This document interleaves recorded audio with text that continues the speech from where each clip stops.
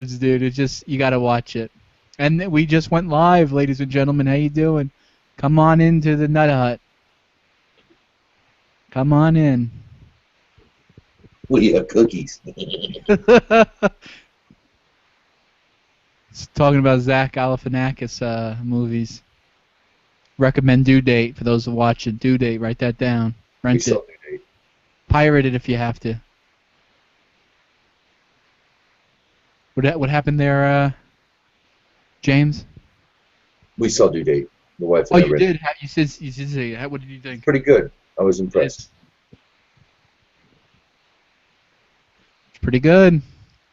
What about speaking of? I know people like Silent Bob. What about anyone seen what's it called? Zach and Mary make a porno or something like that? Something similar. I have not. Haven't seen it. Jay and Silent Bob. Well, Jay is in it, but Silent Bob directs it, I think. No kidding. Yeah. I know Jay was having a hard time there for a while. Yeah, we would. Grant was just talking about that, or was that Idol? Was that Sky Daddy that was talking about that? It might have been Sky Daddy. What happened? What did you go on a Skydle Smash? You went to get something cold to drink? Yes. Okay. You gotta let us know, man. You can't leave us hanging. We might think you got raptured or something, you know? They raptured me and they spit me back out. Hey, we're doing the Hangout here. We don't want to be repeating ourselves. Yeah. Hey, what, Prescott? Say that again? No, I'm not falling for that. Those are my lines. We're sitting on a fence. Pete fell off. Now who's left? Repeat. Pete and Repeat were sitting on a fence. Pete fell off. Now who's left? Howdy. Hello.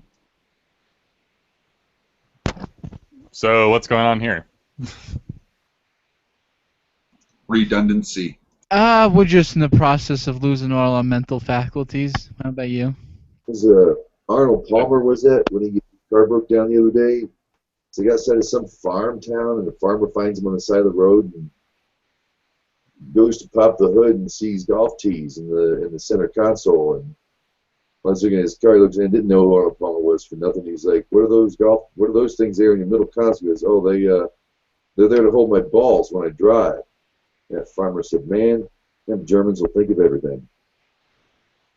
I have no idea what's going on. Idol Smasher just told a joke. I see. Then I react with humor. Oh, that's what that was. Okay, sorry.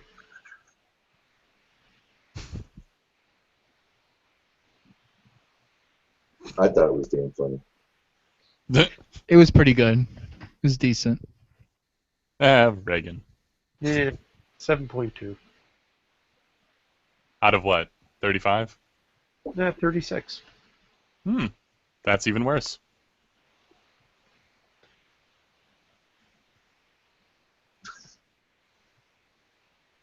Here's a Carlinism, a George Carlin quote. "A meltdown sounds like fun, like some kind of cheese sandwich." This has been a George Carlin short take. Thank you. Oh, say that again? A meltdown sounds like fun, like some kind of cheese sandwich. George Carlin, all right. I got it. Wait, what was it called? Meltdown. Meltdown. I just wanted to see if I could get you to repeat it again. Reuven, I need some new GIFs. You like my GIF, Reuven?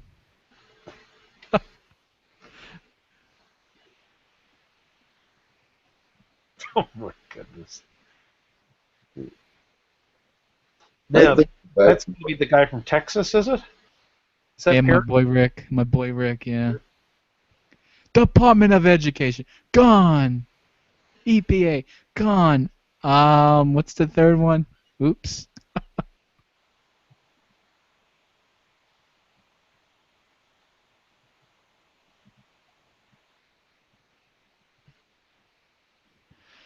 The Jews did what?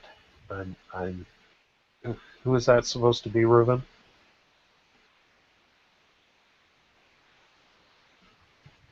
Soccer player. Some soccer guy. Is there any topic going on? What's going on? What happened? What's up? Well, go ahead. I was going to ask, is there like some sort of topic for tonight, or we're just going to sit here with our thumbs up our ass? Well, after the stellar performance last night in Reuven's Hangout, I guess this here's like either going to be repeat performance or we'll learn from that mistake. Yeah, that guy DJ, that guy's a fucking nut fucking case, huh? Who's that? Skyzar, the English fucker. Oh, last night? Was that last night, or? That was him. Was Sty in the room? Did he come in after I left? No, I guess he was here. No, he was not. No, it must have been before. Yeah, yeah. Isn't a sty a pimple you get on your eye? Yeah. Yeah. Well, if that's the one that I listened to, download and listen to. You're just bum fucking American bullshit. Yeah, that's what you are. We fucking in England, we learn fucking better American history than you fucking assholes do. That's all you do. Just F this, F that, and it's just like, oh wow. Oh yeah, Grant knows. Grant was like trying to, Yeah, I lost it on that one. He's trying to reason with the guy, and there's no reasoning with him whatsoever. It's just I tried to reason with him too. God, why do we do that? Just fucking drink your firewater, you fucking Irish bastard. At least for a while, I don't know if it was because I blew a gasket or what was going on, but at least after that, it was, pretty reasonable. I actually went back and watched that Hangout because I left for 45 minutes. I didn't hear you blow up, Grant, or was that another day? When did you blow up?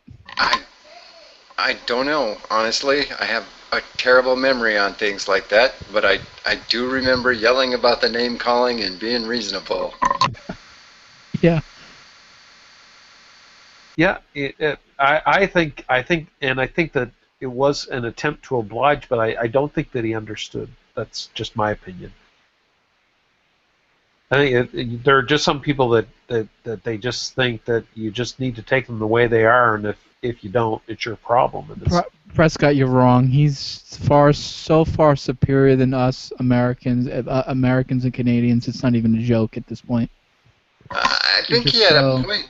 He was trying to communicate, but I don't think he was communicating it effectively. He turned into a bigot when I saw him. I would expect a nice guy, but I tried reasoning with him, and dude just went off. He was a bigot. He was just saying shit to piss me off as an American. I told him I lived in the Red People's Land, which is Choctaw for Oklahoma, and after a while he's like, "Go back to your fucking dirty reservations and drink your firewater, you fucking Indian." I'm white, dude. I'm like red white. Wow. Yeah, but he didn't know any different, so he just assumed that I had my avatar up. Yeah, that was when I lost it. I was like, I'm not even Indian, and I'm pissed off. There's no call for that kind of talk.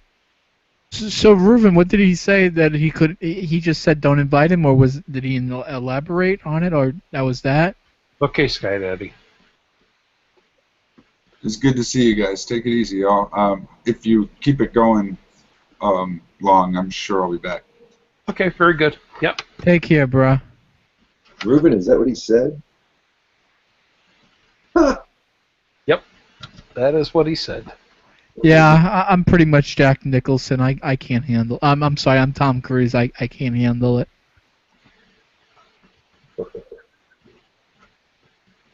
He was just mad, and he's got.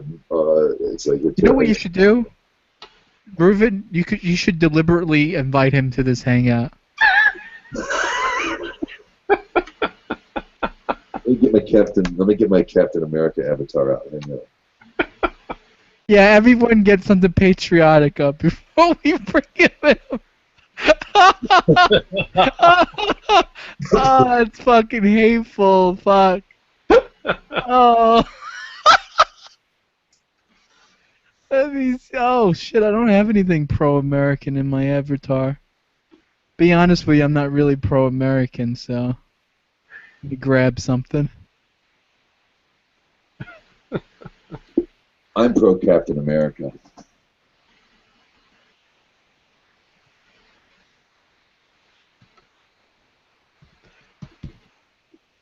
Let's see what I can find here.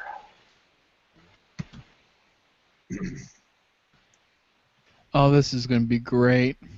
I hope he fucking comes in. I apologize, I didn't mean to curse. My bad. You're just practicing. You're just warming up. Oh, it doesn't work. The picture doesn't work. Damn.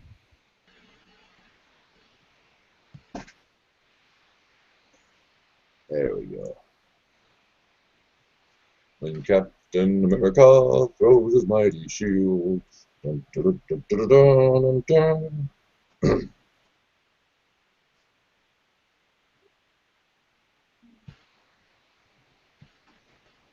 How come I don't? Oh, there we go. I see Reuven's. I don't see Idol Smashers though. How come? Well, I just changed it. Do I need to change something? You have your Manicam on? There it is. Can you see it now? Jack Diddley Dick, man. Really? Or is it just me? Anyone else see it? Click on my thingamabob. Here, I'll be right back. Hang on. Come back in here. Yeah, make sure your camera is set up though. On the settings on the Google browser. Because remember, you switch browsers. You gotta. Yeah, there you are. I see you. I don't see no firewater though. No firewater tonight. I gotta work 9 hours. What is firewater anyway? Is that a real thing? Whiskey. What the Indian would call alcohol. What the Indian would call what? Alcohol. Alcohol. Okay. Hang on.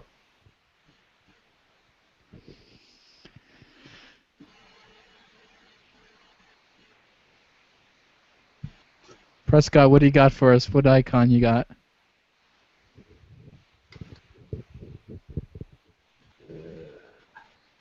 I guess you can just sing "Oh Canada" for us, I guess.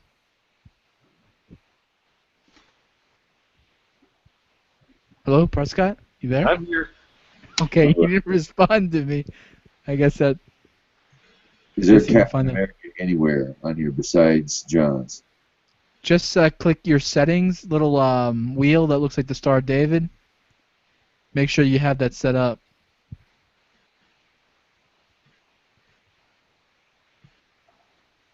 Yeah.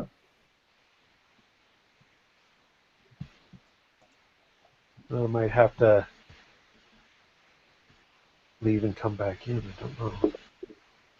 That's fine, man. It's not that big of a deal. I think one good American Eagle and a... See, mine shows up when I click on my avatar. It shows up in the center as Captain America. Huh. That's odd. Oh, I see. You changed it on your Google page. Is there a way to do it here? You got to use Manicam. Oh. It's not that big of a deal. Well, I actually changed it in my Google profile, which is where they. Yeah, it takes a few minutes or an hour or so before things change. Oh, is that right? Huh. Yeah. Maybe it'll show up once. It's funny that Prescott has an American picture of the stars and stripes on your profile. Well, I just put it there. Let's see, Prescott. I didn't see yours. You gotta go. You gotta go to his profile.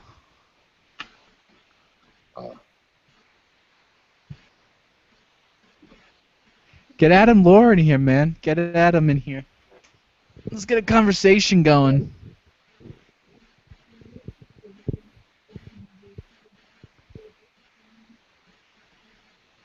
All right, y'all. It's time. Oh, you're leaving on us? Yeah, the wife and I actually had a movie ready, and yeah, no problem. It's time. So wife comes first. I'll see if I can stop in later on. Take care, bruh. Thanks, man. Take care, James.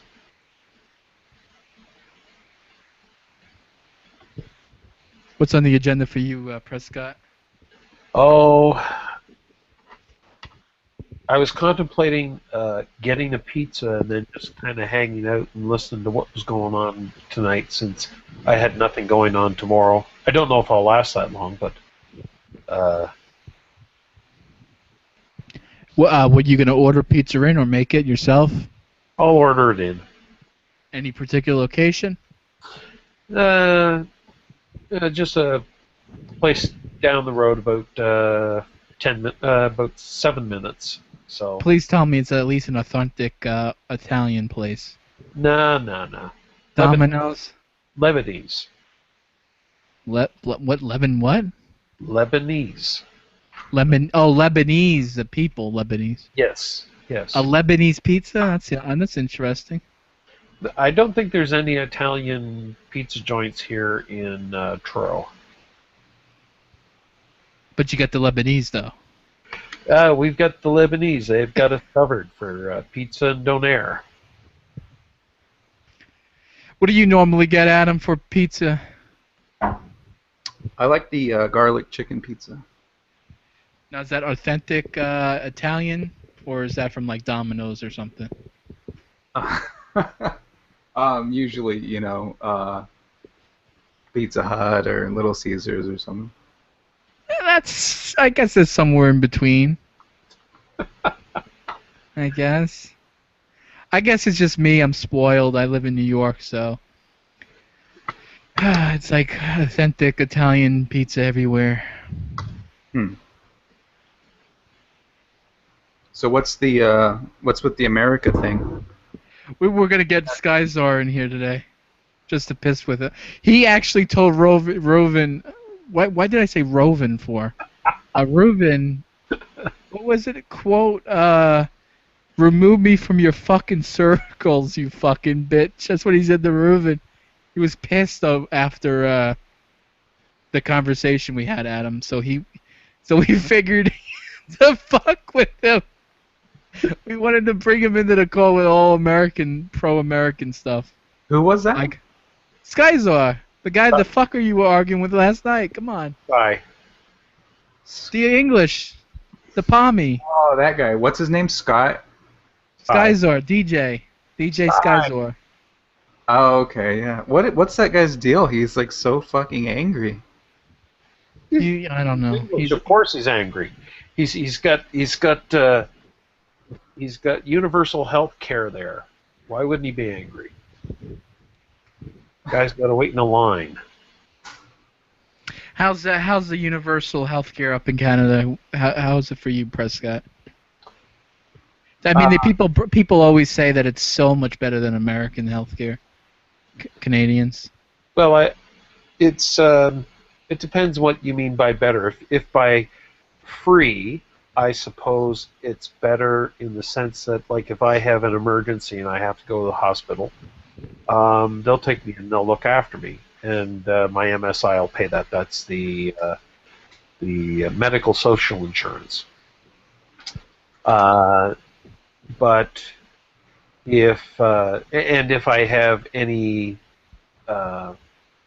if the ambulance takes me and they'll look after me, and if the doctor has a procedure that he thinks that I should have, and they send me to a specialist, then that stuff's all covered, and so that it does sound pretty good, and I understand that. But for many years, and it's not so bad now, but for many years, and I think that computers have helped us a lot.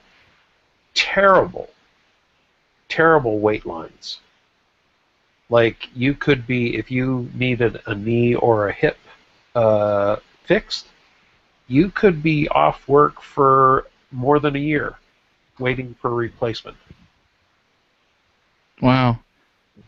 Now, how's the unemployment insurance, though? I'm sure Canada gives you free money for not working, too, right? That's a win-win, right? You wait, and then you get paid for waiting. well, there. No? Yeah, that's how to run an economy. You don't seem to. I mean, in one sense, you seem okay about it, but in another sense, you kind of doesn't really tickle your fancy the way you like it. Well, I think it's a little misleading because emergency stuff is covered. So what about implementing a fast line for people who want to pay extra? Maybe have like a fee you pay to like bump you up in front of the line or something. No? Are you asking if we have that, or are you asking? I mean, you say the white lines are really horrible, atrocious. You said. Well, it is, and there is no. I mean, it's just about. Okay, here's how it works. Or is it just a lack of doctors? No, it's not lack of doctors, not lack of nurses. It's any time that you create any kind of agency that is connected to the government in any way, that the natural course is for it to seek to grow larger. It's true, yeah. And you don't grow larger by becoming more efficient. You actually become less efficient in order to grow larger. And so it doesn't matter whether it's welfare or none of these organizations are none of these agencies are designed to try and move themselves towards obsolescence, I think is the way to put it. And so that means that if you want to grow your organization larger, that means you become less efficient. It means you turn into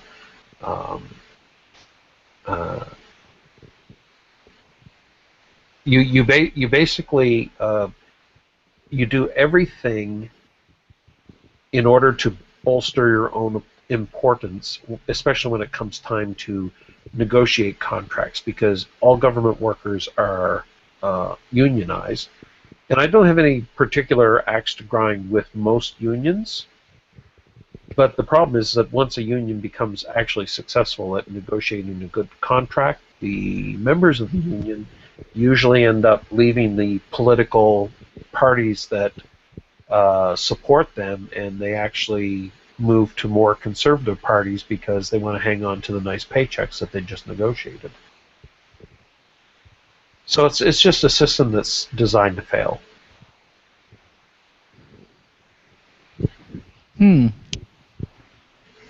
So all the medical care personnel are government workers and unions? Yep. Huh. That's interesting. And so they've actually had, in some places, they've had to pass legislation to force a certain level of nursing and doctors to go back to work if there was ever any kind of a threat of strike or anything like that. So and the unions, of course, they're upset because they don't think that you should be allowed to do that, to force people to work, even if it's just people are they're just as greedy and self-centered and want the money just as much as anybody else does. It's not like there's some kind of altruism in the people that actually take those jobs. They take those jobs for the money. And I don't blame them. I don't have a problem with that. I just have a problem with, when they are doing their little public campaigns up here to try and get the support of the people for the fight, like fighting with the government over money, that they end up putting out these public service announcements or these ads on the TV and they try to make it sound like we really care about your family. We really want to help your family. That's why we're here. BS. That's not why they're there. They're there for the money. I know a friend who's a registered nurse, and they get guaranteed, like as with a lot of jobs and with a lot of union jobs, they negotiate in so many sick days per month, and they actually have quite a lot more than I was surprised at how many of those, like 6 sick days a month or something like that, which seems to me to be rather high. I could be wrong. I haven't missed a day of work for sickness since I had my stroke, well, 2.5 years ago. And before that, I never had any sick days in more than 12 years. But I'm also self-employed. If I don't work, then I don't get paid. And I suppose if I was getting paid for taking time off, I might take time off just to, just get some free time. But this friend of mine, the deal is that you basically take your day off, and so they have to bring in another nurse that they have to pay 2.5 times the rate to replace this nurse that took time off with pay. And it's actually, that's how they organize it. The nurses actually organize this so that on their days off, like they take their mandatory, or these are not mandatory days off, these are days off that they can take for sick leave. And what they do is they actually call in sick, even when they're not sick, and someone else has to go in and replace them at 2.5 times the wage. And then they wonder why it costs so much for, nurses and stuff. I could understand a day. I understand time and a half, but two times and a half. That just seems milking it a little bit. Well, they don't think so. No, I'm sure they. I'm sure they're perfectly fine. I'm sure if it was 3.5, I'm sure they'd be okay with that too, huh? Oh yeah, they would. They would. In fact, they would actually think that would be closer to fair. So, I don't honestly, it's not a job for a lot of people, and I understand that. And it's not like they don't get paid. It's not like they are paid poorly. They make good money as is, without the 2.5 times. 2.5 times is crazy. It's like I think it's like $720 for a shift at 2.5 times. That's that's one day, working one day. Oh man, I think I chose the wrong profession in the wrong country. Well, what profession did you choose? I don't even know.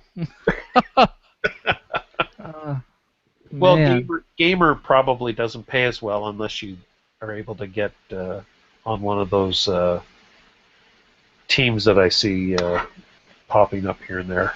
Anyway. The sweet job would be a unionized grocery store cashier.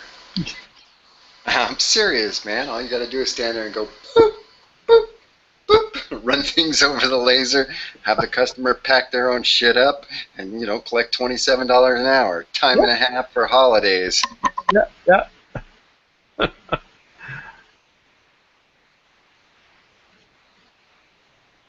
I've never been a big fan of unions. I don't mind unions for the most part, except when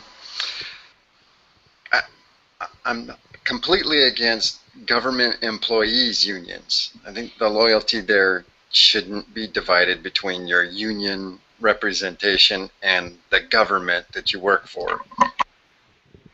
You're on the taxpayer's dime. On my side, I mean, I'm even more radical. I think the government employee.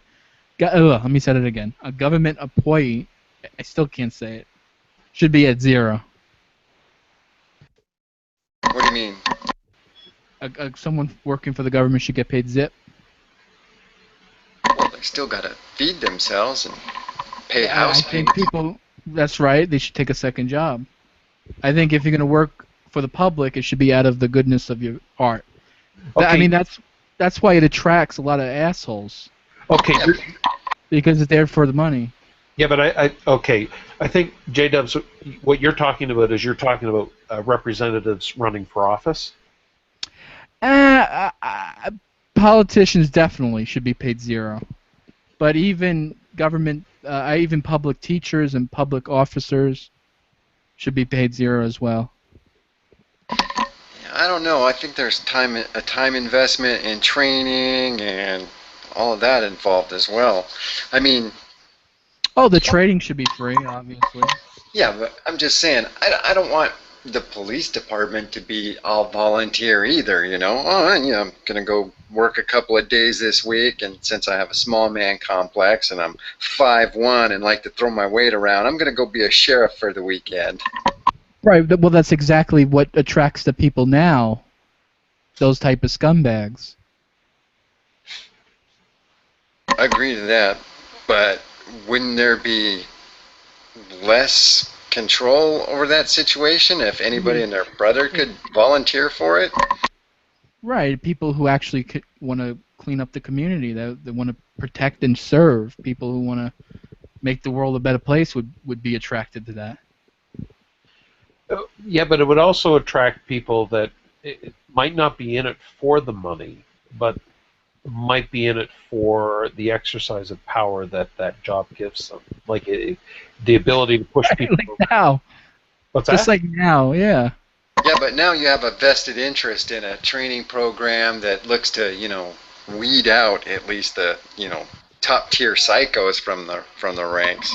Right. I was reading a news article that said the Supreme Court decided that that the government can put limits on your IQ if they want to, on how, like, basically if they don't want to hire someone with a high IQ, they can deny a person as being a cop. And I mean that's kind of silly, don't you think? I heard it described to me like this, and I don't know if it's accurate or not, but for the most part, the police department are not there to protect you or service the community. They're there to enforce the law. And it's kind of black and white in the way that they're supposed to enforce the law, and it doesn't leave a lot of room for independent thinking, from what I understand. I don't know if that's true or not.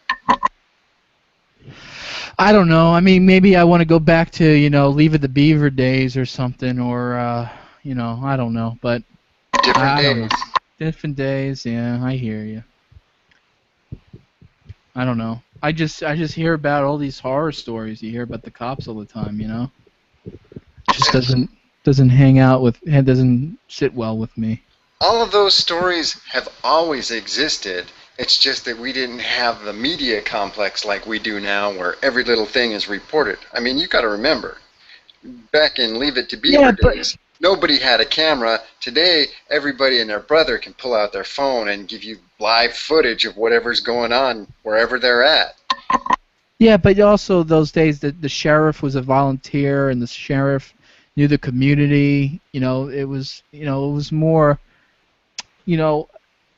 interactive. It was more close knit in a way, and sort of in a lot of different ways. It wasn't this over militarized, shoot first, ask questions later type of deal.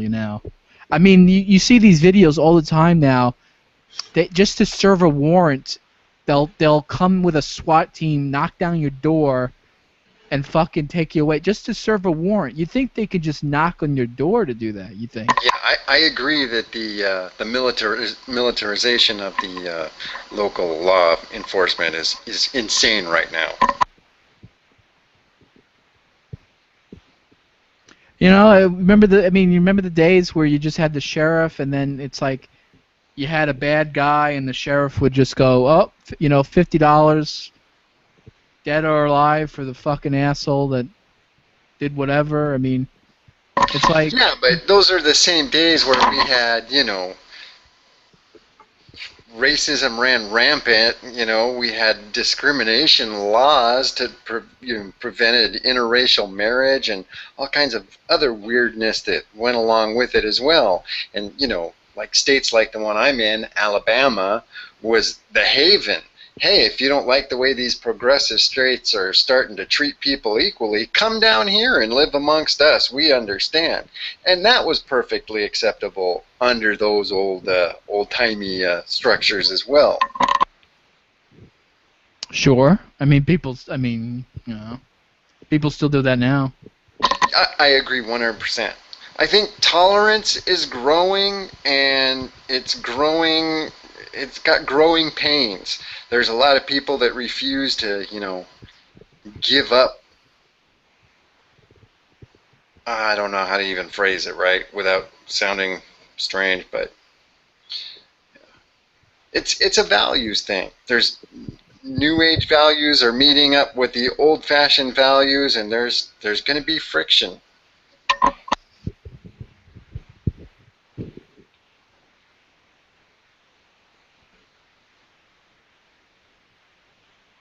I haven't had coffee, so I'm not going to be very coherent in my phrasing tonight. Yeah, I'm not articulating my point of view either very well. I hear it coming out of my mouth, and I'm like, what the hell am I saying? Yeah, I have the opposite. I got this whole argument in my head, but somehow I can't get it out. Had days like that. I hear you. Adam and his fucking steaks. Adam says he's gonna grill some steaks. He's either Junson or he's grilling steak. Talking about food. I should go get some pizza. On a little sidetrack before I forget, because my memory does just skip around quite a bit. I don't know if somebody posted it on my Google Plus today, or if I was listening to Sam Harris or listening to somebody else, but it was kind of interesting. They were talking about, the crazy person that's out on the street that's talking to himself out loud and just saying weird crap and answering back to the weird crap and everything else. So we label him as crazy, yet we ourselves have the same basic conversations that he has. It's just we internalize it. And I never really thought about it in that light before. I mean, because you do. You sit there and you think about things you could have said or should have said or gonna say. You're bouncing your checkbook. You're writing off a list of things that you got to do as soon as you're, and you're carrying that conversation on in your head while you're wandering around just going about your business. Yeah, but these guys are not actually talking about balancing their checkbook or putting money in the bank when they're going on like that, are they? I don't know. I've never tuned into one. I think I completely glazed over. Who are we talking about? Psychopaths? People who are out there like talking to themselves out loud in the street, wandering around, and that we would label as crazy. And I was saying that we have the same conversations internally ourselves. We just don't have it out loud in public. Mm. And Prescott says, well, we don't have the same kind of conversation, but I never tuned into the conversation that the crazy people have to pay attention. Yeah. No. Usually when somebody has a mental disease like that they're talking to themselves when they're on the street, it's usually kind of repeating stuff and kind of and often incoherent. So it is similar that they are just. It seems that the difference can be just what they're like, the fact that they're actually saying out loud, but it's actually more it's more problematic than that. That usually it's that they're talking about somebody that they might have even knew 25 years earlier. Stuck in a loop. I'm sorry. That's why I don't talk to myself in the streets. I just come on to Hangout and do it here. Yeah, there's in the different towns that I travel into, every town has their special people, and they're the people that can't work simply because they're just not able to function normally. You can't put them in a work situation without a lot of supervision. And when they when you do talk to them, like typically what you will find often with, and I found this with several people in different towns, and they will repeat stories over and over and over again, tell you the same story, and you could see them every day for a month in a row, and at least every other day you will. With one guy, I will hear the story about how he almost got arrested in. No, not about the. Oh, jeez. Jeez. Okay, I see where you're going with that. But this one guy, he's always telling the story about how he was almost arrested in Montreal for a bank robbery because the guy that robbed the bank looks like him. So he tells that story over and over and over again, and I'm here thinking to myself, it's like, does he even realize that he's doing this, or is this just kind of his safety conversation with a stranger or with someone on the street? Because it's too difficult to talk about kind of real things that are going on because he's not processing that stuff the same way. But there's that, and the story about his uncle who used to play in the NHL back when they didn't really get paid anything, and he was a real scrapper on the ice kind of thing. So, but always the same stories over and over again. So that is kind of the difference. Like if I was doing that, then I would probably be a little concerned. Well, if you were doing that, you wouldn't be concerned. You wouldn't realize you were doing that. Exactly. Yeah, you're right. You're right. I'm not even going to read what's in the chat because then the people in the live stream will hear it, and I'm not. That's why it's in the chat.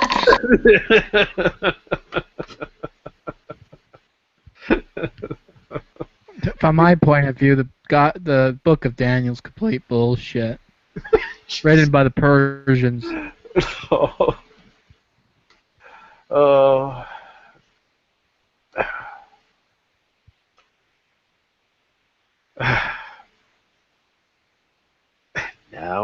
No. It's a fabrication. I can usually do the accent better than that, but I can't tonight. Where'd Peter go? We forgive you. Here. Not talking to us, Peter? Here. What's going on? Not much. Oh.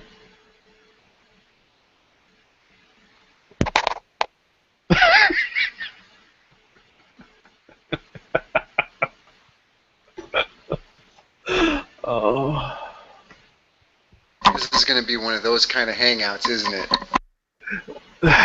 Well, if anybody's listening, what they have to do is they have to come in to read what's in the chat. But how can you tell who's listening or how many people are listening?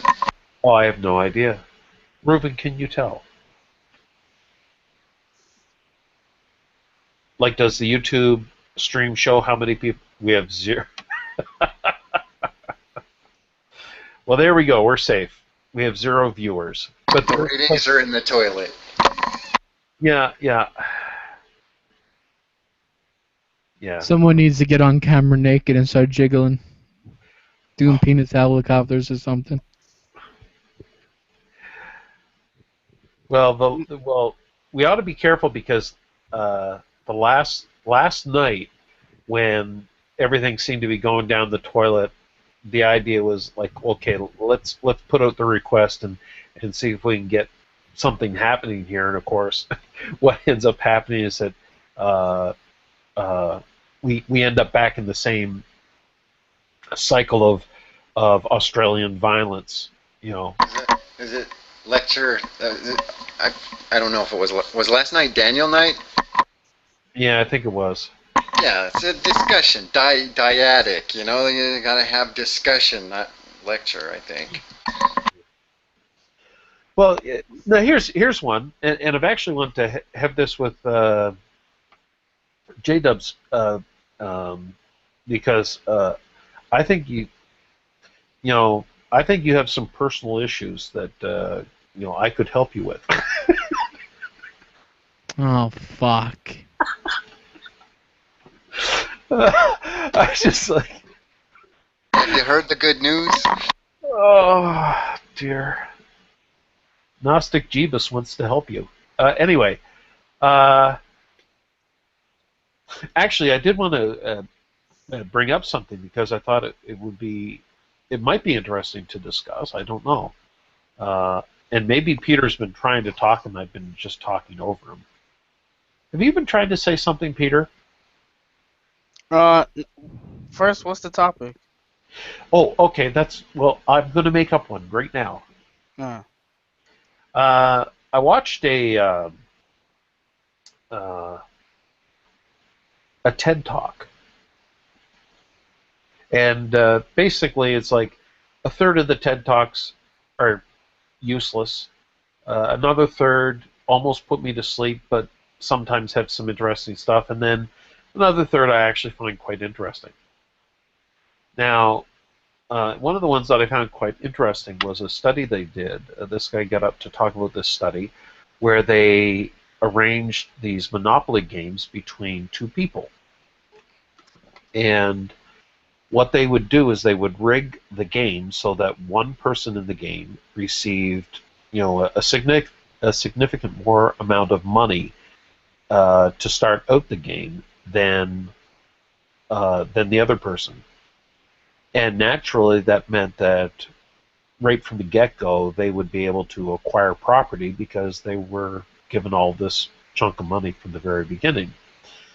And what they noticed was that as the gameplay proceeded, that the person who was winning the game tended to exhibit certain kinds of attitudes towards their opponent. Like they were kind of making light of the fact that the other person wasn't doing well, and they were behaving as though somehow the reason why they were winning was because of their was because of their skill and not because they were given this big chunk of money at the very beginning. Anybody familiar with this study at all? No.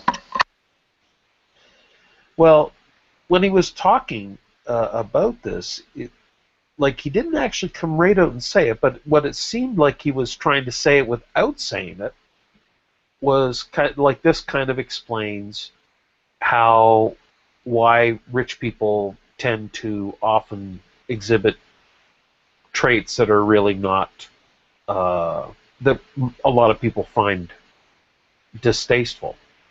Second and third generation wealth. Well, I've earned every dollar that I've had. I came to this town with only $45 million, and now I own all of this. Yeah, exactly. And, they will park in places where they're not supposed to park with their BMWs, and nobody will give them a ticket because they're special people.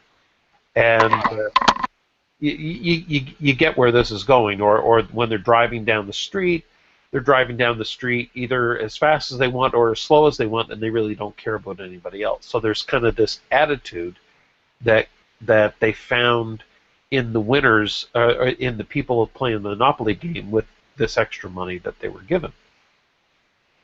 And that was kind of where he left the whole talk off. And I was thinking to myself, well, he missed the most important point of what I thought was demonstrated in the study. Because it's not like the winners that they chose because they were rich people. They arbitrarily made them rich by giving them money. And if they had given the money to the person who ended up being the loser, but if they actually got the money and then the person that got the money didn't get the money, in other words, they reversed the roles, the same result would have happened. Certainly. I can see that. So it's not a case of where the rich person is an asshole because he's rich. Because if we were rich, we'd be assholes too. Come on, dude. When you were a kid, did you buy into the media complex at all and think, one day I'm going to make it big, or I'll be a movie star, or a rock star, or a famous surgeon or something, and I'm going to have a solid gold toilet and a cabin in the mountains and whatever else it was. But it was kind of implied that you were going to be a dick when you had all that crap.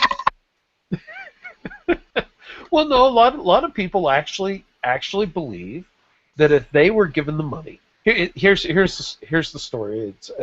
It was a joke, but I think there's some truth to it. It's kind of like the guy shows up at his buddy's place. He picked up a couple of desserts down at the pastry shop, and he comes in, and one of the desserts is larger than the other, and he keeps the large one for himself.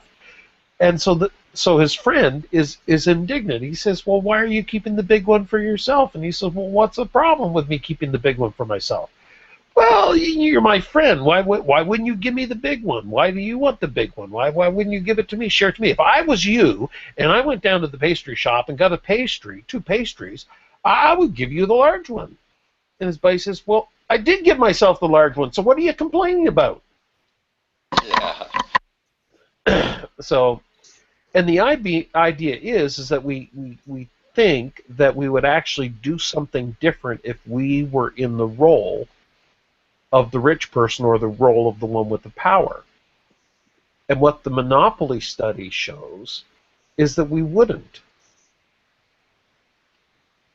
I wonder if there are exceptions to the rule. I mean, there's got to be the guy that goes, "Hey, you know what? There's a mistake here. I've got way more money than I'm supposed to start out with." Well, no, they did explain to them in the study that one person was going to start off with more money, but they didn't tell them why they were doing it or what they were anticipating or if they were anticipating anything as a consequence. They just said, "We're giving you this amount of money, and we're giving this amount of money to the other guy," and they begin playing the game. And despite the fact the guy who got more money knows that he got more money and knows that that's the reason why he's winning, he nonetheless begins to exhibit a behavior as though somehow he was responsible for his own success. Sure. And it doesn't matter who you give the money to, that's how they behave. So, and that to me is part of why, like part of the problem that I have with a lot of the politicking that goes on, because it's really bad here in Canada as well. Part of the problem with a lot of the politicking is that it's using I understand a lot of people like to use this term, but it really applies, I think. It's using class warfare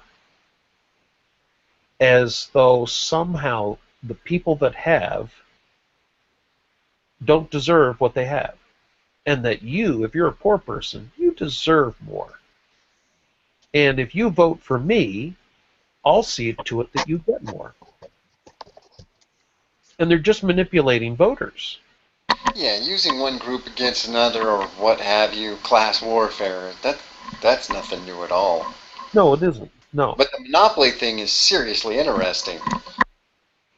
Oh yeah, well, as I say, like to me that just it's to me it seems to contradict a lot of people's thinking about why rich people are the way they are, and that we would never be that way, or that somehow we're different than they are, when in fact we aren't really different than they are at all. Like it's just a matter of who got the money, develops this way of looking at things, the way of looking at people who have less than they do. Hey, Heavy. Hey, y'all. And that if the person without got the money, he would be the one who was the asshole. And then that's what I see so often with people who have a problem with people with a lot of money, is that they seem to be under the impression that if they had the power, that things would somehow be different. And I think that study indicates to me that they really wouldn't. I could be wrong, but I doubt it. I'm that arrogant that I think I'm right about this. Yeah, I think you're onto something there.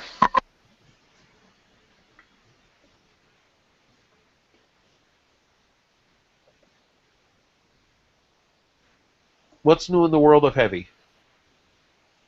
Oh, I just got out of a post Hangout that was pretty cool about the presuppositional stuff and all. It was good. Global Atheist had a big thing earlier. I got in on the post Hangout. It was good. Presuppositionalism, pretty exciting, is it? Well, it got into a lot of other stuff too, though. It was pretty cool. It really was. Of course, I came in on the ass end of it, like I'm doing here. Yeah. Thanks. I was talking. Well, I just thought I'd pop in and see what was going on.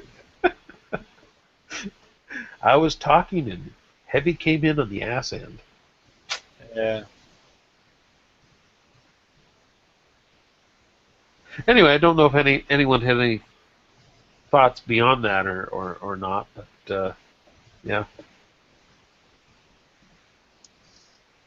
Yeah. And in that part, it's a game. But what happens if you were actually rich in like real life, like without the game?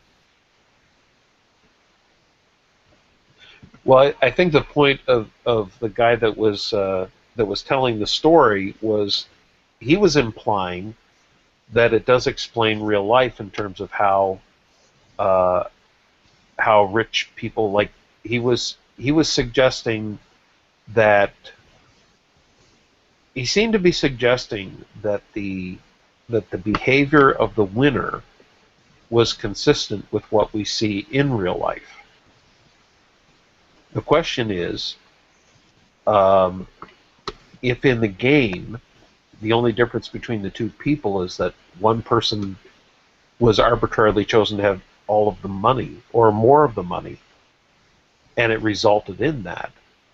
In real life, if we're saying that that's how the winner behaves, is it also reasonable to think that the loser does the same thing? And I think that there's lots of examples of that very thing, I guess is what I'm saying.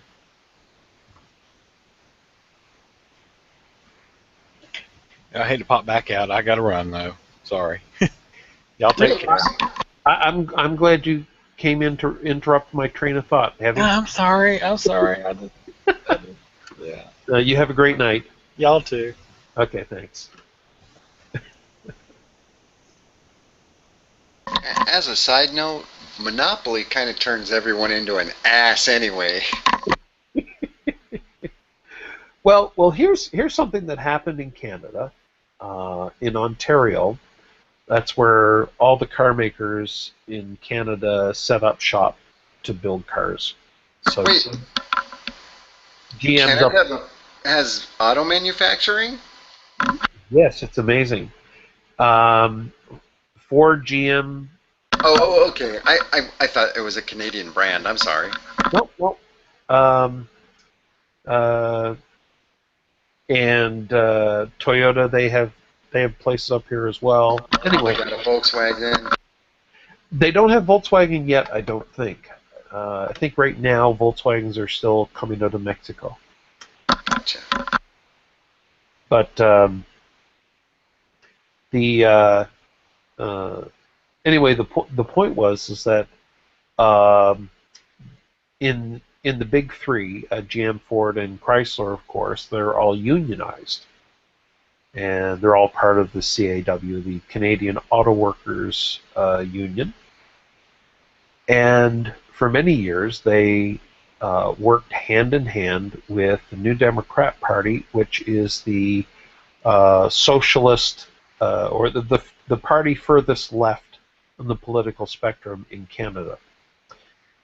And so they always worked very hard to get, I think you're right, yes, the NDP would be the same as the Young Turks. And so they always worked heavily with the unions to expand the power of the unions. The unions worked hard to get NDP members elected to power. And for years it was a great arrangement. And the last couple of elections provincially have been very upsetting for the New Democrat Party because with all of the money, like with the wonderful salaries that the workers were getting, they realized that that they really didn't like the policies of the NDP when it came to taxation. And so they stopped supporting, the membership stopped supporting the NDP in voting. And they started supporting more right-of-center political parties who were promising to reduce taxes. So, you have this kind of social-centered idea, or this socialist idea of wanting to promote things like the unions, which can play a good role. At one time, I think they did, but in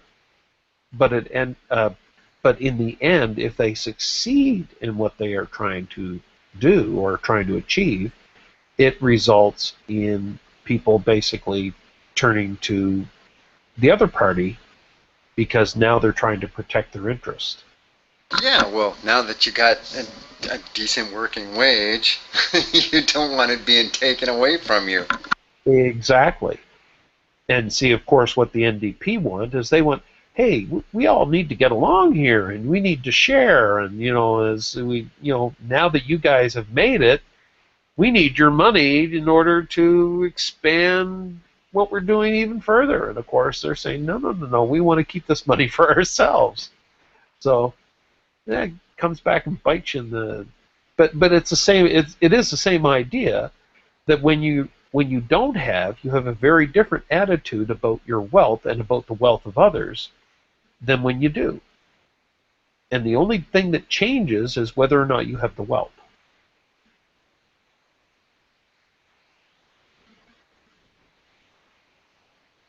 That's why I'm always suspicious of when people are trying to promise things to poor people. I'm really suspicious of what their intentions are because the end game just doesn't make sense to me. Obviously, they have no intention of really helping them. Because if they did, they know that what would happen is they'd eventually lose their support.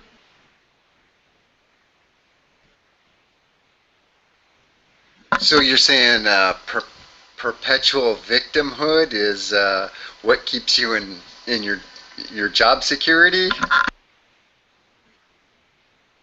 I mean, because I know there's a lot of lifelong politicians in districts that, they've been making promises for decades and haven't fulfilled those promises and yet still keep getting elected into office in some of the poorest areas in the country, and just dismal.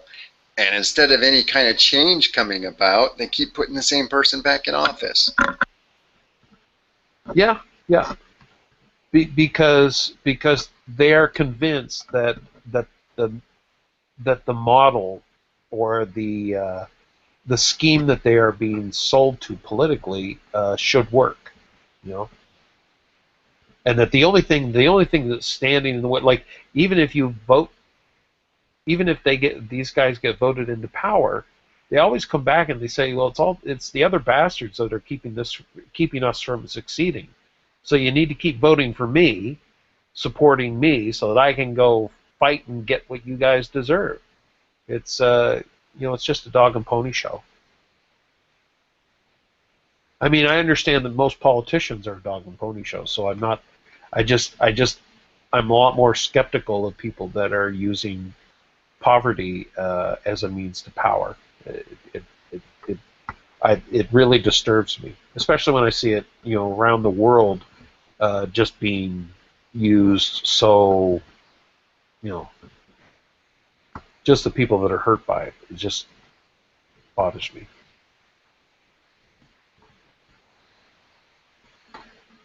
I mean, here, if you're a poor person, you still get. I'll speak for Canada. I can't speak for the U.S., so I won't.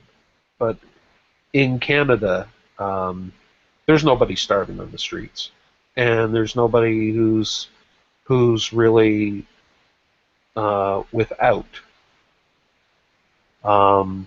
In Canada, even if you are like some of the guys that I meet on the street that really do have some severe mental issues, the Canadian Mental Health Association will step in if they receive a report from the welfare office that a person has gone and spent their money foolishly on something and didn't pay their rent the way they were supposed to.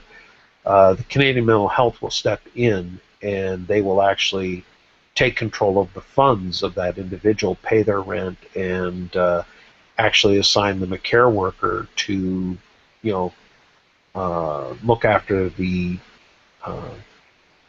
getting groceries and taking them shopping and helping to manage their money.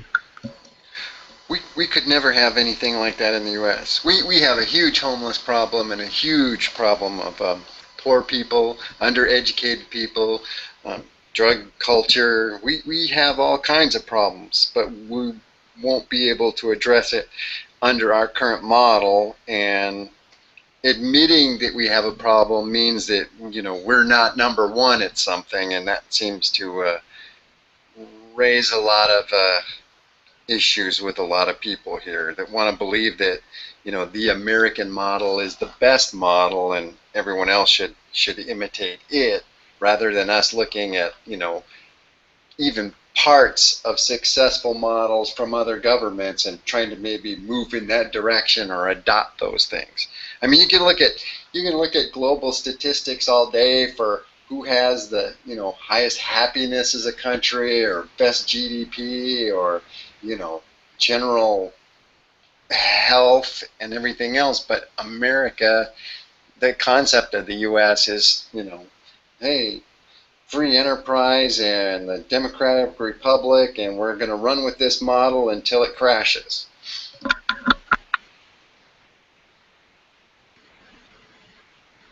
That's the sense I get on it. Yeah. Yeah, it could be. I'm not in the U.S. to say one way or the other. Any other Americans in the room have any thoughts on that? I think I disagree. I think that America is people in America think that America is the best because America is the best. We're the best country, and not only in the world, the best country that has ever existed in the history of mankind. I think people think that because they can see the facts, and it's true. So how do you respond to the idea that there's a homeless problem that's being ignored in part because people don't want to acknowledge the problems because they do have this grand idea of in their minds that the U.S. is the best and doesn't have these problems. I think it has more to do with the fact that we don't. I mean, because we think that taxing the wealthy 2 more percentage points is more painful than actually helping the. I know I'm going to go on this again, Prescott. I know you hate this, and I know you're going to bring up the monopoly thing. To be honest, I don't give a fuck about how much personal they have. They can have all the money in the world. Have as much businesses, sell as much things as you want. I just think if you get ahead of the game, I think you should help those who are lagging behind. That's all. I think that you should chip in a couple of dollars, and then we wouldn't even have a problem. But, that's pain. That's pain and suffering. There's people out there that need billions of dollars in personal wealth. Yeah, I know they wouldn't be. I know how. I mean, God forbid Jay Leno couldn't buy another car. I mean, he has 200. I mean, he has already 300 cars. He needs 301. I mean, God forbid, right? So much pain. It would be so painful for him if he couldn't buy that 301 car. I know. Oh, such a tragedy, yeah. No, I'm with you on that. Oh, God forbid he couldn't buy that second yacht and that third home. Hey, oh. I used to be the guy that was out there standing up for the trickle-down economics model too. Yeah. Cut the rich people more slack, and some of that wealth will trickle down. Now I look back on those days and what was I thinking? Yeah, me too. I was like that too. And I've been down in the dumps, man. I've been stepped on. I've been stepped over. And I had this mindset that I was going to be one of those people stepping over people. One of those assholes from the monopoly. I thought that. Yeah, that's the cycle. That's the cycle every American goes through. And had you succeeded, you would have been well on your way to being an asshole. Wouldn't be talking to any of you lowlives. I'd rather be rich and depressed than poor and depressed. That's for sure. You've accepted the fact that you're going to be depressed. You just would rather be rich. There you go. Yeah.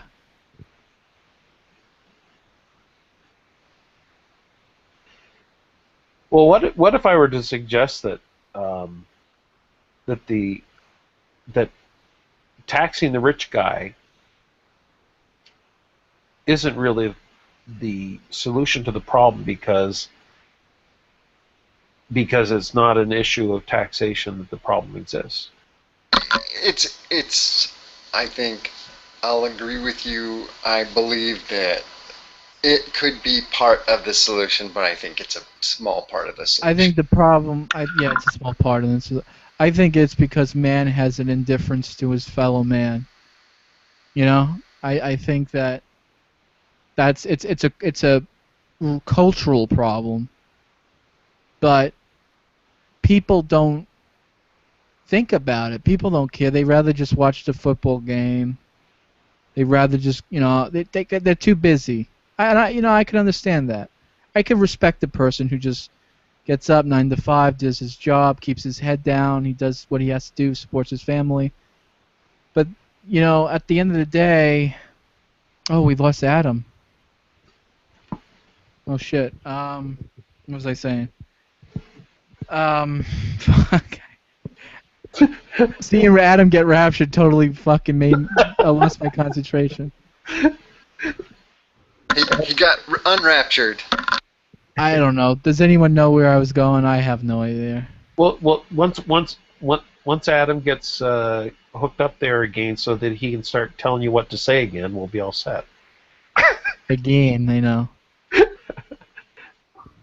I don't know. And I'm just teasing because I obviously it's like okay. People don't feel it though. Paying taxes at the end of the year, it's not something people think about. I've never talked to someone who worked worked a job and they're like, God damn, the fucking government takes too much money from my paycheck. You know, oh, this fucking broke me this month. You know. Oh, I mean, really? are there? Huh? I said that shit every week. It seems like a lot of people I know say that all the time. You need to be talking to people that actually have jobs, J-Dubs. Well, I mean, my stepfather works 12 hours a day, and he only makes $500 a week. And his, you know, the taxes are high, I guess. Yeah, they are. But we don't think of it as breaking us, though. What's breaking us is the fucking the business, the fucking Shylock boss that he has doesn't want to pay more money. And so that's why we need government. We need government to come in and say, no, you got to pay your workers a living wage. You can't suck the profits out of your workers and get away with it. That's what's breaking the workers. How you doing, Brother John? Hey, John. Hey, John. Hi, all. There again, though, I'm going to agree with you on that as well, but I'm also going to state that's one of those things where we start to look around the world and they say, hey, some countries are saying you got to have a decent living wage for people that put in a decent, work. You got to support them at all levels of society, or society is going to have this, huge gap in it. And we're America. We're number one. We can overlook that. I definitely think the government needs to step in a lot. I think there should be regulations on businesses who sends their jobs to China and overseas to other countries. I think they should be heavily penalized for doing that. I agree. And if it has to come to the point where we have to pass a law that says in order to sell something in America, it has to be made here. I mean, if it has to get to that point, I would even support that. I mean, it's like it's getting ridiculous. It really is. It's cheaper to make it in China and ship it over back and forth because it's so much than to just make it here. Well, it's and ridiculous. a lot of that is unionization on our end too. Well, NAFTA and all these different trade agreements that we have with countries. We let China get away with a lot of shit because we owe them money, so they get to walk all over us, and it's just so silly. And no one doesn't want to care. No one cares because it's just business as usual. While someone has to people are pulling their hair out because they don't know how to make the mortgage payment. They don't know how they're gonna get their kid through school. Okay. But we have to worry about whether or not, Jay Leno gets his 301st car this week. But see, that's the problem that I have. This has nothing to do with Jay Leno, and it has nothing to do with how many cars he has in his garage. And it has nothing to do with Walmart. Like we have Walmart here in Canada, and I listen to the people get on the radio and complain about how when Walmart comes to a community, all the mom and pop shops close down, and all you got is all this cheap labor and blah blah blah. And it's like, okay, let's say for the sake of argument that you are correct, that Walmart is bad for coming into a town and closing down all these mom and pop shops in exchange for these low-paying jobs at Walmart. The only way that Walmart can do this or can succeed is if people are choosing to buy there instead of paying the higher price at the mom and pop shop. It's not Walmart's fault. Yeah, it is Walmart's fault. It is. No, they it's get not. they buy the cheap Chinese shit for $1, while the mom and pop shop can't compete with that. They sell better things for 3, 4, 5 times the price. But it's about people not 3 or 4 times the price, but even if it's a matter of a few dollars, people are choosing to go to Walmart to save a couple of dollars on a toaster rather than buying it at the shop down the street. And that's not Walmart choosing to do that. That is the customer choosing to do that. Henry Ford had a perfect quote. He said that he wants to pay his workers enough money so they can buy the cars that they make. Walmart doesn't do that. Yes, they do. People can buy toasters at Walmart if they want to when they're working there. They have to be on welfare. Yeah, down here in the U.S., most Walmart workers are also on welfare, and they tend to use their welfare check in Walmart. So not only are their jobs being subsidized by the American taxpayer, we're also helping subsidize Walmart, who already has huge profits. I believe up there in Canada, Walmart's unionized, isn't it? I don't think so. Oh, well, down here it's atrocious, and they don't pay a living wage down here. No, I get that, but my point goes back to the fact that while we're busy criticizing a company like Walmart for its practices, the very poor people that we claim are being hurt the most by this kind of practice are the people who are going into Walmart and supporting it. They can't. They have a gun to their head, Prescott. They can't do anything else. Yeah, I understand what you're saying, but I have to go with John on that as well. They can't afford to shop anywhere. A lot of people in the poor areas, depressed areas, whatnot, saving $2 here and $1 there and 40 cents here, and walking out from shopping with, $8 more in your budget. So what you're saying then is if we close down Walmart. No, not close it down. We're not saying close it down. I'm saying pay the workers more. That Walmart's making enough profits for them to get more yachts. It doesn't matter. Give the workers more money. Is the solution? What you're complaining about is they just need to raise the wage. Yes. Yeah. Go from whatever the minimum wage here in the United States. What is it? $5.75 or something? It varies state by state. I think it's like $8 here. I mean, if you just raise it to something twice as much, it'd be fine. It wouldn't be a problem. But you also have to fix the monetary policy as well, because the inflation would just skyrocket again, and then you have to raise it again. So it's like a 2 for 2, Yeah, dude. If you're on welfare and you have a full-time job, there's a broken model there. I think, Reuven, it should be a federal. It should be federal. Should go up as well. Well, that's good. I mean, if Como is lobbying for that, that's good. I don't know. I think I have this wacky idea that depending on, I also have an idea. I don't know I don't know what you guys think, but I think depending on what job you have, it should be a different minimum wage. Like there should be like brackets. I don't know if anyone has an opinion on that. Have that. Huh? A lot of places do have that. It's like you have to work for so long, and you have a minimum wage for 3 months, and then it'll change after 3 months, or depending on how many hours you work.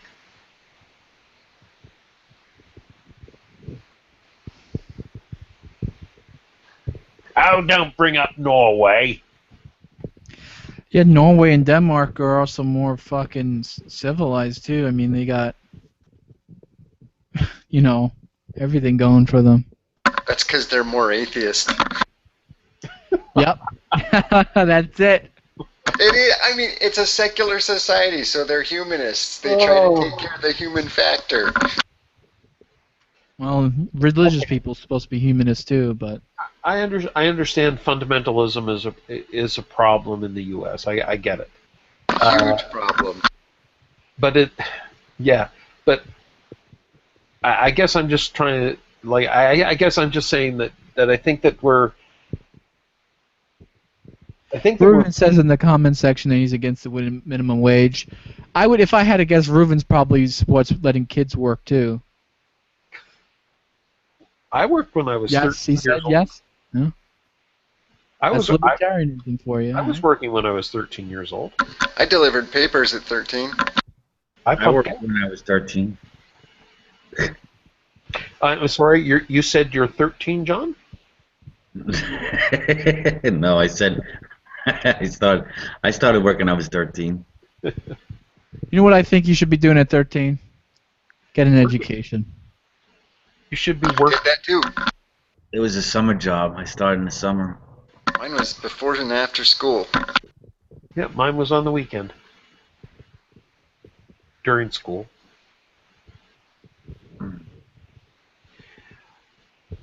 Anyway, one of the things that I can't speak for Denmark, but with Norway, of course, one of the things that makes a lot of the policies that they have in place possible is because of the mineral resource, or like the oil and the gas that is so big over there is all government controlled. The government gets all the revenue from it. Yeah, they spent it the right way. True, but the price of those commodities is something that is created in a free market. Like if you had that kind of social network in every country, then the advantage that they get to enjoy, I think, would disappear.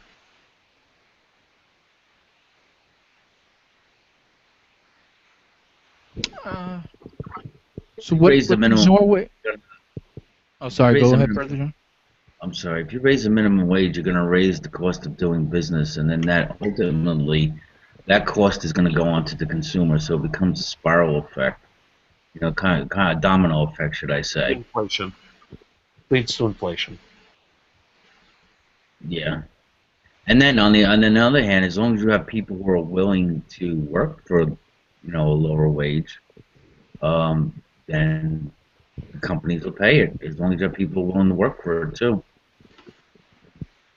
And if you do raise the wage, I guarantee you that everybody and their dog who is hiring people will find ways to either reduce their workforce or to give less hours so that they don't have to meet the wage requirements that are being imposed. Yeah, a lot of that was going on here, I guess, with the transition to our new health care. It's trying to get everybody fewer hours so they didn't qualify as full-time employees. Yeah, and this is what I say. Like, it's back to the Monopoly game. The person who's given the chunk of money at the beginning of the game acts like an asshole, but it's not because he is. It's because that's what money does. And if you give it to a poor person, the same thing happens. And so it's really about, like, there's really not. It's not like a rich person doesn't care about the poor person any more than a poor person would care about a poor person if he became rich. He just thinks when he's poor that he would, but when he becomes rich, he doesn't. And the only people that are doing, like, the people that are the politicians and acting like they care about the poor people, they don't. Because if they actually did, and they actually did something to actually help the poor person not become poor, the poor person wouldn't support him anymore.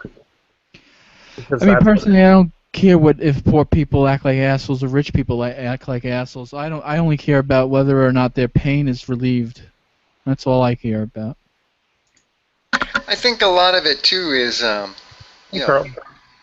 hello. The rich people don't really come into contact that much with the poor people. I mean, you don't. You can help it.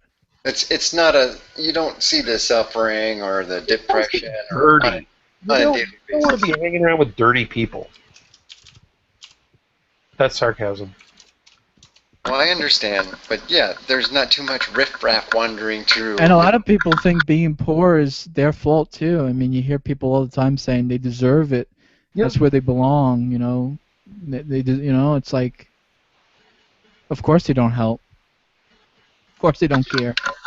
Yeah, and a lot of people don't realize how easy it is to be poor. I mean, I know farmers that own acres of apples, but they don't determine how much their apple sells for. They got to pay the warehouser, they got to pay the guy who does the trucking, they got to pay the pickers and everything else, and whatever's left over at the end becomes their profits, you know. And sometimes it's barely enough to pay for everybody else who took a chunk out, you know.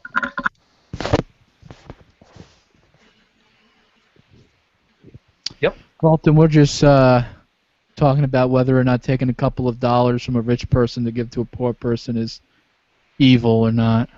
Oh, Robin Hood? Yeah, that sort of deal.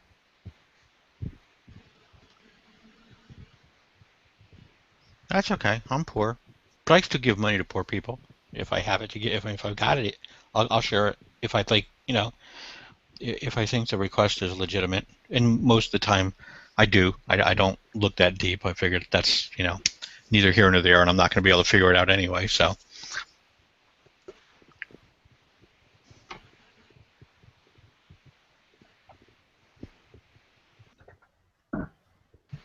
I'll touch upon that the union thing too, because I was part of a union, and I seen the problem with it. It's a double-edged sword.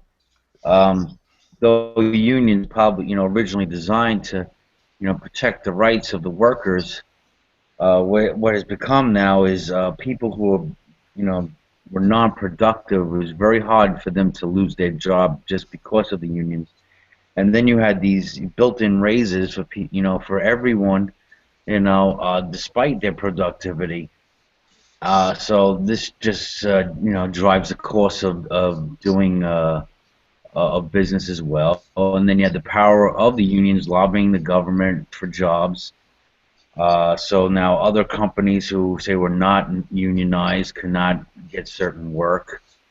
So that became an issue as well. Well, I was when I was younger, I was to work somewhere. I was part of a union, and the only problem I had with it was, you know, that, you know, A, it was mandatory, right? But B, there was a broad spectrum of pay grades, right? So there were people in the union who were making very, very good money, and then there were people in the union who were making, you know, minimum wage, hourly, you know, or a little bit above hourly wage. And then what would happen is there would be a disagreement, and ultimately the union would call a strike, right? Well, and sort of, well, because, you know, we can't get, you know, $3 an hour raise or $2 an hour raise, and they only want to give us 50 cents. But it affects all the people that are there working at minimum wage already. They don't care. They don't give a rat's ass. They just need a job to pay their school bill. Now all of a sudden they're out on the street because they've got a strike. Yeah. And so that was, you know, and it's one thing if you're out for a week, you know, it's nice vacation. It's another thing if you're out of work for 6 months. Yep. Yeah. So you can come back and get a 50-cent raise. Ooh, thanks. Well, that's right, because I mean, most of the raises that they fight for, they end up being out on the street, you know, on strike for a period of time that it would take them 2 years to get that money back. Yeah, absolutely. Crazy. Yeah, absolutely. I remember my dad when I was a kid growing up. He was on strike 1 year, and I want to say they were out for a year and a half, almost 2 years. Wow. Yeah. Yeah. And it's like, you know, at that point, you're so far gone, you're never going to recoup that money. So every day you stay out just makes it worse. You know, even if you didn't get anything, at least you go back and get a paycheck. Yeah. Yeah. So, I don't know. Here in Nova Scotia, yeah, in Canada, the one part of the province is Cape Breton, and I actually have a place up there. And for many years, Cisco Steel, or Sydney Steel, which was a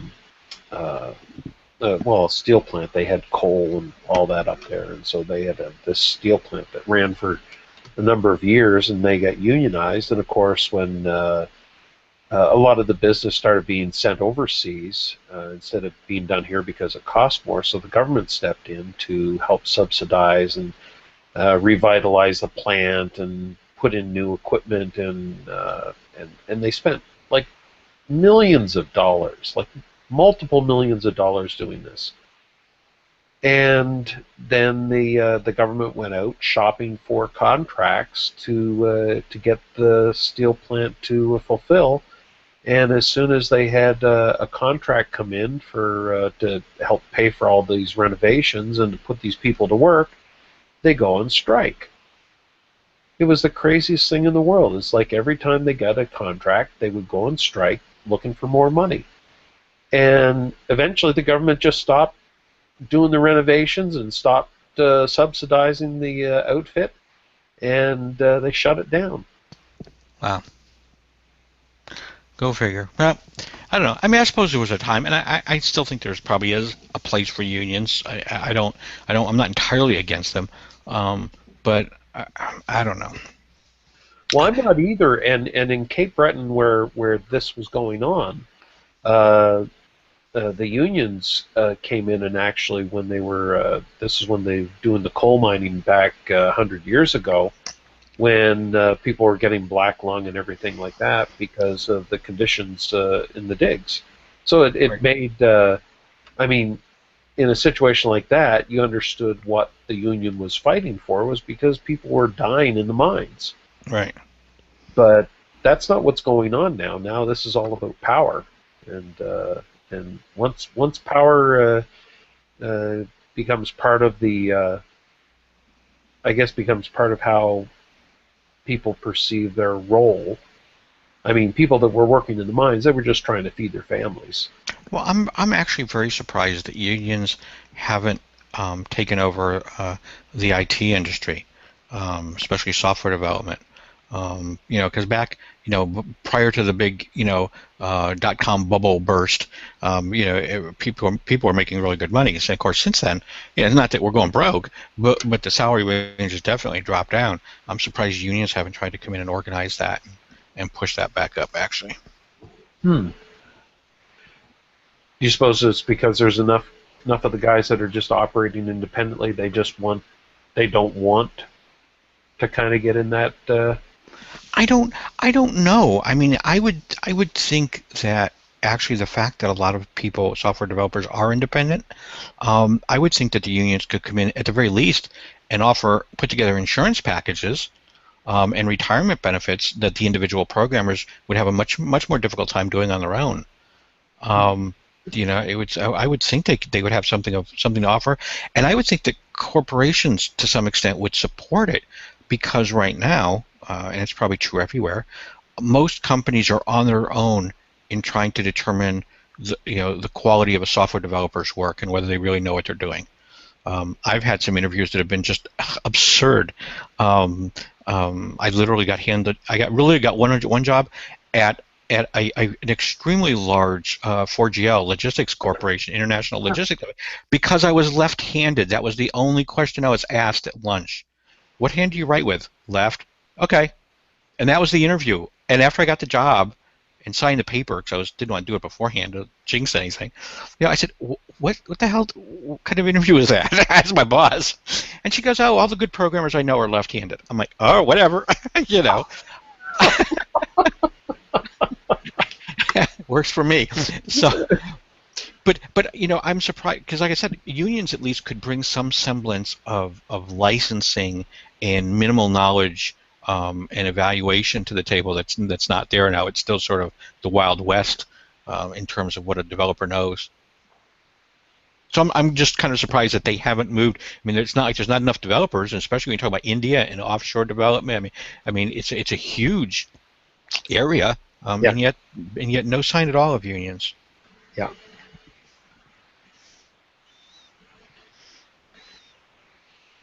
Yeah, I was with an organization. We were looking for someone to develop a Joomla website for us. Mm-hmm. And so we ended up hiring someone, I think, in India. Yep. And because, I mean, they could do it like for 10% of the price that the guys here were asking. Yep. It was crazy. I've got a client right now. As a matter of fact, they need a developer because they've got to make changes to their website, and I think their website is, I think it's Cold Fusion. I could be wrong. It might be Java or PHP, but neither one of those are my skill set. And so while they're working with me on the desktop applications, they need to find somebody else, But this is part of the problem. They're like, well, Carl, do you know anybody? I'm like, well, not really. And so they're just out there fishing, and they might get lucky, and they might really get burned bad too. Yeah. They've been burned before, so yeah.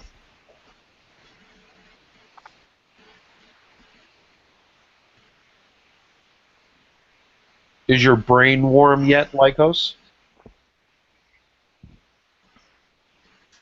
What? Okay, go back to bed. That answers it. Who was it that had a house in Cape Breton? I have a house in Cape Breton. Oh, no, I was just looking at the web. I'm looking at the Pilot Whale Bed and Breakfast on Bazille Road in Cheticamp. I don't know if that's exactly Okay, yeah. how close that is. Yeah, it actually looks nice. I get some nice pictures. They're kind of looking at the island, and we got Telegraph House here, and type in Cabot Trail, and yep, I actually saw that somewhere. I saw Cabot Trail. Where was that? Hang on. Plan your trip, getting here. Cape. What's here? The island. Oh, here we go. The island Cabot Trail. Okay, accommodations. The pronunciation of some of these names are going to be. Is it Chilita Country Lodge? And then we got Sea Parrot Ocean View Manor, Shea Edmund Vacation Home, By the Four Best Beaches. Yeah, tourism is 90% of the business up on that end of the island. Castle Rock Inn, that looks nice. A little remote. Chimney Corner Coastal Cottages. I think in English there'd be. Oh gosh. Well, that's pretty. Sea Parrot Ocean View Manor. It's kind of a sky blue, two-story, bunch of gables, roof. Yeah, I lived up in Maine before we came down here, and then we were in Vermont before that. So, but I've never made it to Nova Scotia. Yeah. No, it wouldn't have been at all. We were pretty close. Yeah. I'm sure we shared many snowstorms.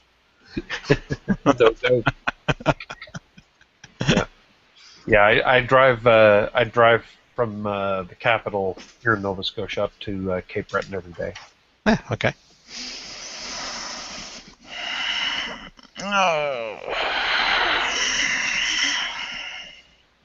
Oh my gosh, it's midnight. I didn't even notice that. Oh, not quite.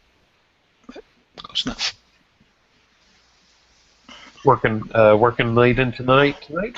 Or are you just, well, yeah, I've been struggling all day with a problem, and it's still not quite there, but it's closer.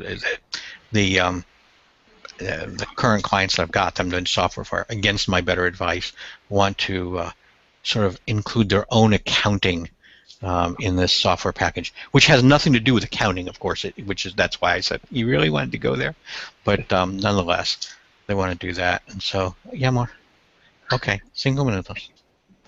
But the problem is that in the services industry, some of the Arizona in particular has decided to do things different from everybody else in the universe in terms of sales tax. So what they've done in Arizona is they've now they're having different sales tax rates for different types of services, and then to compound that, they've put sort of this percentage or a soft cap in there. So in other words, if the sales tax is, let's say, 4.5%, now what they're adding to that is they're saying, well, it's 4.5% of 72% of the dollar, of the invoice value. So they want to fractionize the actual income that you're getting. So that throws a whole wonderful ball of mud in here. But anyway, that's kind of been banging around with that all day. Have they not seen America's math scores? Well, they don't care if you get it wrong. They'll just come collect more later.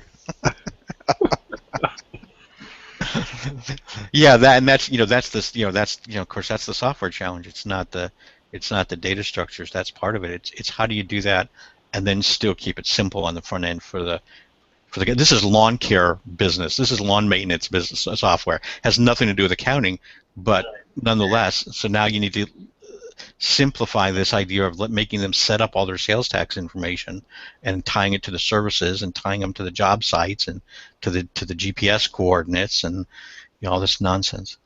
Yeah. So, and I totally expect. I said, I said there are services that do this already, right? You send them a street address, they'll give you they'll give you the GPS coordinates for you and send you back the tax rate for that, for that GPS coordinate. I said, done deal. I don't have to worry about it. No, I don't want to do that. Okay. So, anyway, that's my Saturday. That, and I tried to make improvements to my second bluebird house that I'm trying to learn how to build, and that's not going. The birds aren't happy with me. That's not going well either.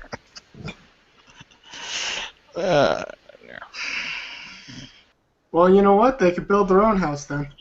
That's what I'm telling them. That's what I'm saying. He'd take the one on builder. Somebody got a. Where are you, Dark? It's becoming a regular thing for him. Oh, I'm sorry. Could you hear? It was my radio coming over there. You got a CB radio there? Yeah. Yeah. It's okay. No, that's actually a police scanner. Oh, okay. Doing some late night superhero in there, Dark? He just wants the heads up when they're coming for him. Late night superhero. I was getting nervous there. I thought it was my voice I was hearing echoing on the police scanner. So I'm looking for the microphone. For you. That's real bad news if you're in the back seat, right? Yeah, exactly. Oh man. Yeah, I just forgot about muting my mic. Spaced it out. Sitting here eating a little something before I decide to get too chatty. No problem. Now, what are you eating? I have made a homemade pizza, basically. I used Indian naan bread as a crust, and it's vegetarian. I made my own sauce, just out of just tomato sauce that's got no salt added, and added some garlic powder and some pesto. Yeah. And then I have a bunch of chopped up onion and green bell pepper, and have some sliced olives, and covered it all with a mix of mozzarella and provolone cheese. Sounds delicious. Yeah, it's pretty decent. I make these all the time, and actually I feel like they're better than a lot of times pizzas you buy out. So I'm pretty happy with these, and they're probably not nearly as high in calories. Yeah, you're probably right. They're probably a lot healthier. Now, I'm going to bow out, guys. My wife tells me I got to go. It's time to go to bed, so I don't want to upset her. So I'm out of here. Good night. Thanks for the chat, all. Y'all have a good night. Okay, take care. Get to bed, Carlton. Get to bed. Thanks. I didn't know whether I should mention that or not. Thank you, John. God, it reminds me when I was a school kid and my mother telling me I have to go to bed.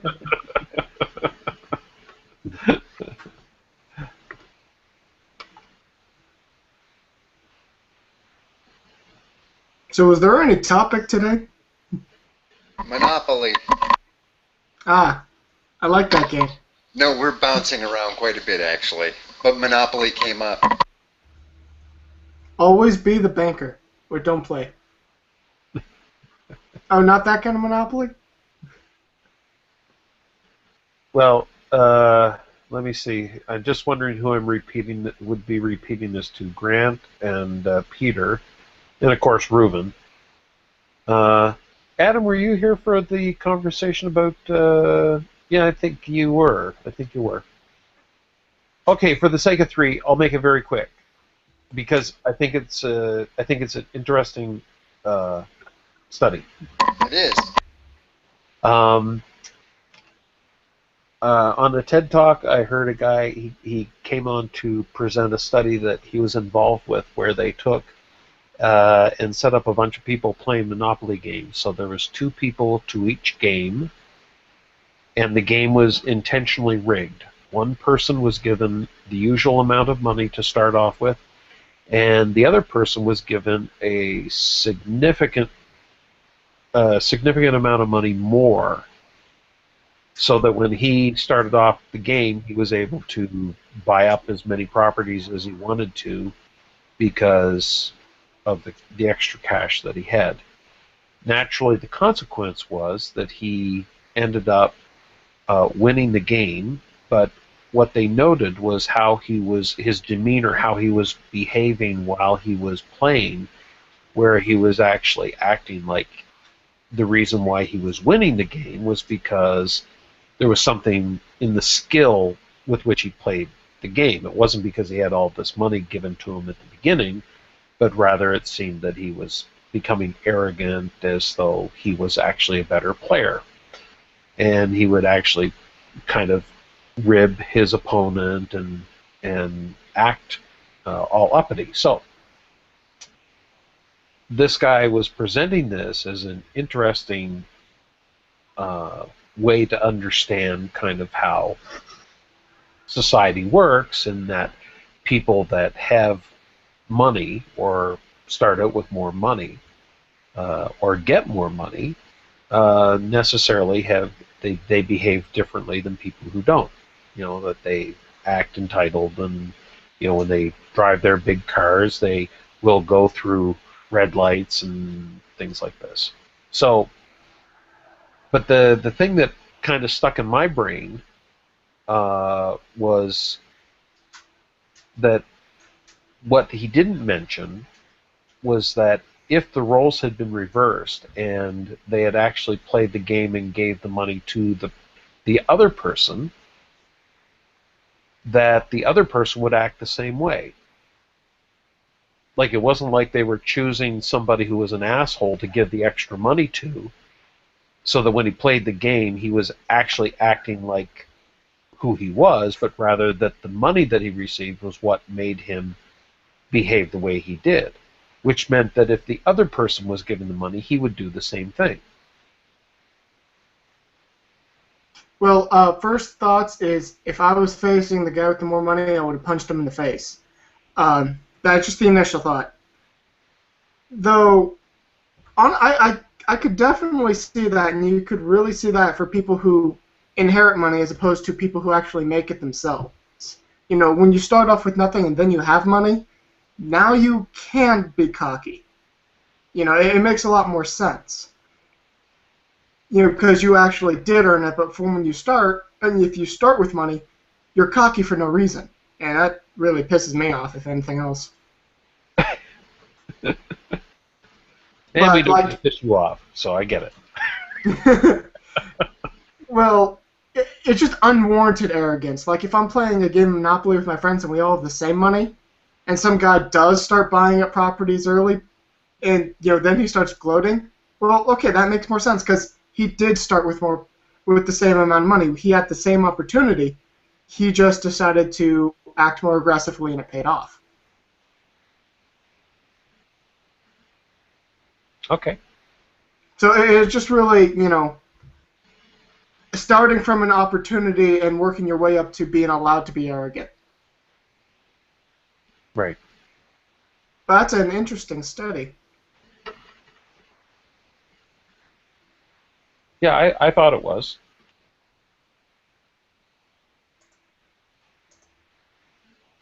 Because it just, to me, it challenges some of the ideas that people have that, like, if a person's rich and they're acting like a jerk, the idea is that, well, maybe they're just a jerk anyway. But it seems that acquiring the wealth actually seems to affect how people treat other people. But back to my premise is that if you actually gave the money to the other person, the same thing happens again. Like, it's like there's really no difference between the poor person and the rich person apart from the money that seems to affect how they behave. So. Well, yeah, no, that makes perfect sense. Yeah. I it's kind of hard for me to really understand that because I've never really seen that happen with my friends. But then again, we've always started with the same amount of money. But I do see that in real life. People who, their parents are rich and now they're rich, so they act like they're all, like they were the ones who got the money when they didn't. Yeah. But I guess I was also thinking of that I didn't mention before, but there was an article here a little while ago. Sting said that he wasn't going to leave any of his inheritance to his kids. Yeah. Good for him. I remember hearing about that. Who wasn't leaving any money to their kids? Sting. I'm sorry. The wrestler.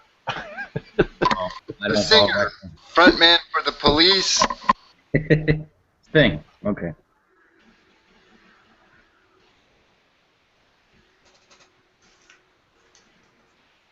Yeah, I don't know how many kids he has, but I know he has a lot of money. Tons. Doesn't he own like soccer teams? I mean, he's invested his money wisely as well. Yeah. Oh, I didn't see the video, so I didn't realize who it was that we had in the room. Sorry about that. I'm going to say it wrong. It's not Ian. Oh, shit. It is Ian. You're so close.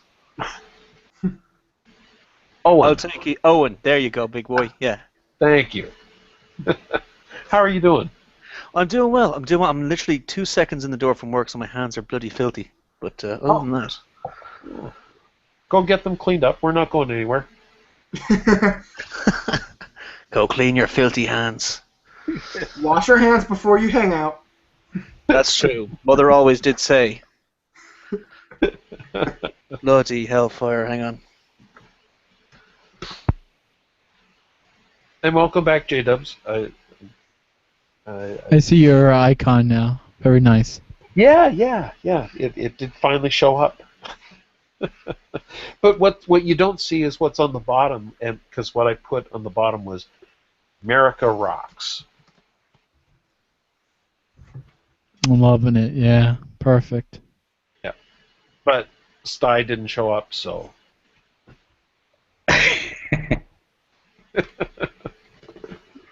Kind of makes me want to get in one of those little carts at Walmart, the electric ones with the machine gun, just start shooting in the air, going America.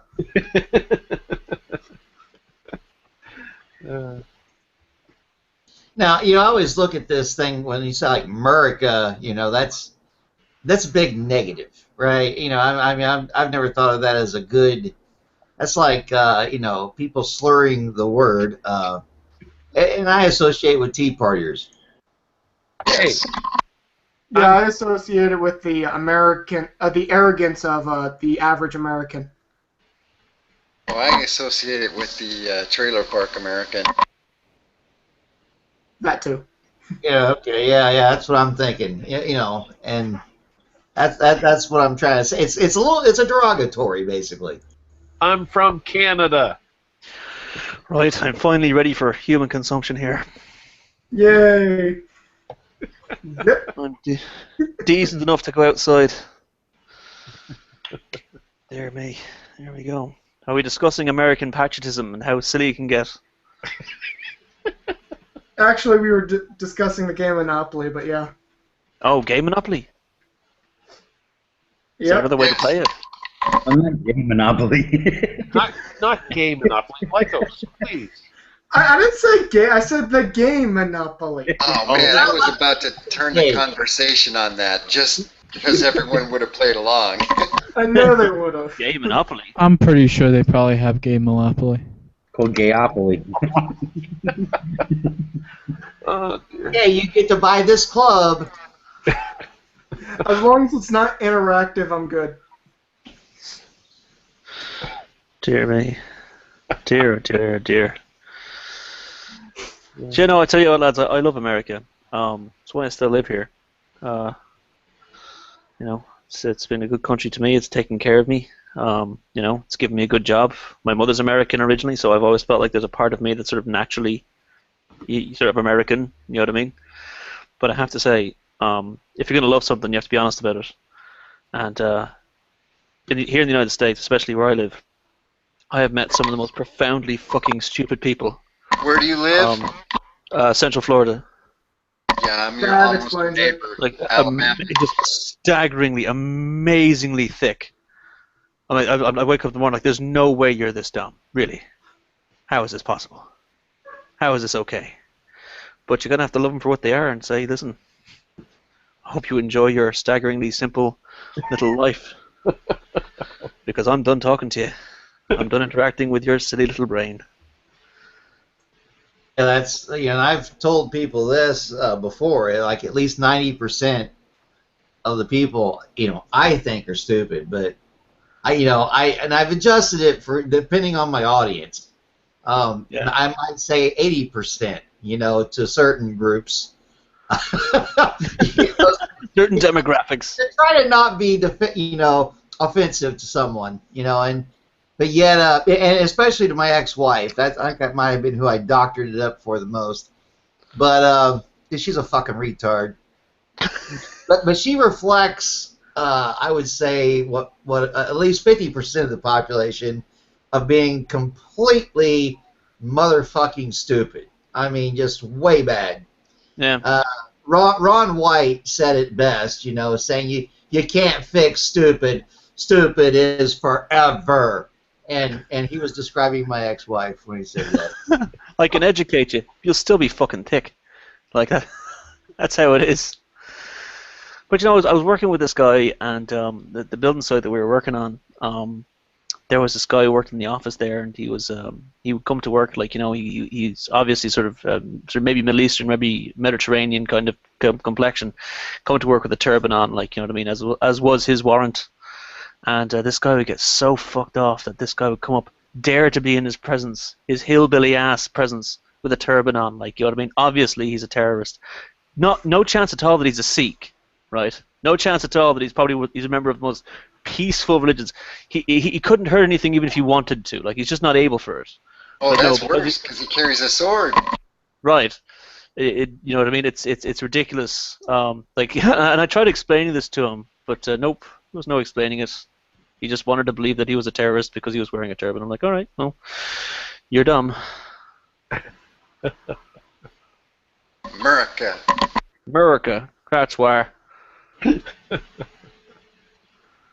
Florida, you get a real mix of folks. You're going to get some staunch conservatives, and you've got probably some somewhat left-wing individuals. I mean, it's a real mixture of things because the old people are there, a lot of them, retirement years. So, those folks are typically Republican conservatives, and, they, as far as they're concerned, Leave It to Beaver was the best times of all. We got to get back to Leave It to Beaver. Let's get back to Reagan. Fuck it. All the way back to Reagan. It's, quite honest with you, like, I mean, one thing I did learn since coming to not just America, but Central Florida in particular, is exactly how much Spanish rap actually exists. I had no idea. And I had no idea how loud a subwoofer in a car can be. That's something I was educated in very quickly. But we have in Canada. For all my whinging and crying, I love it here.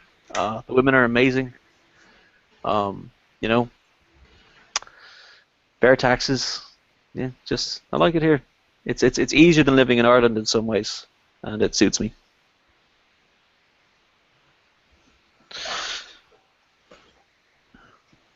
Yeah, if you ever get confused down there in Florida because of the mix between thickness and intellectual, you come over here to your neighbors in Alabama where you're wall-to-wall thick.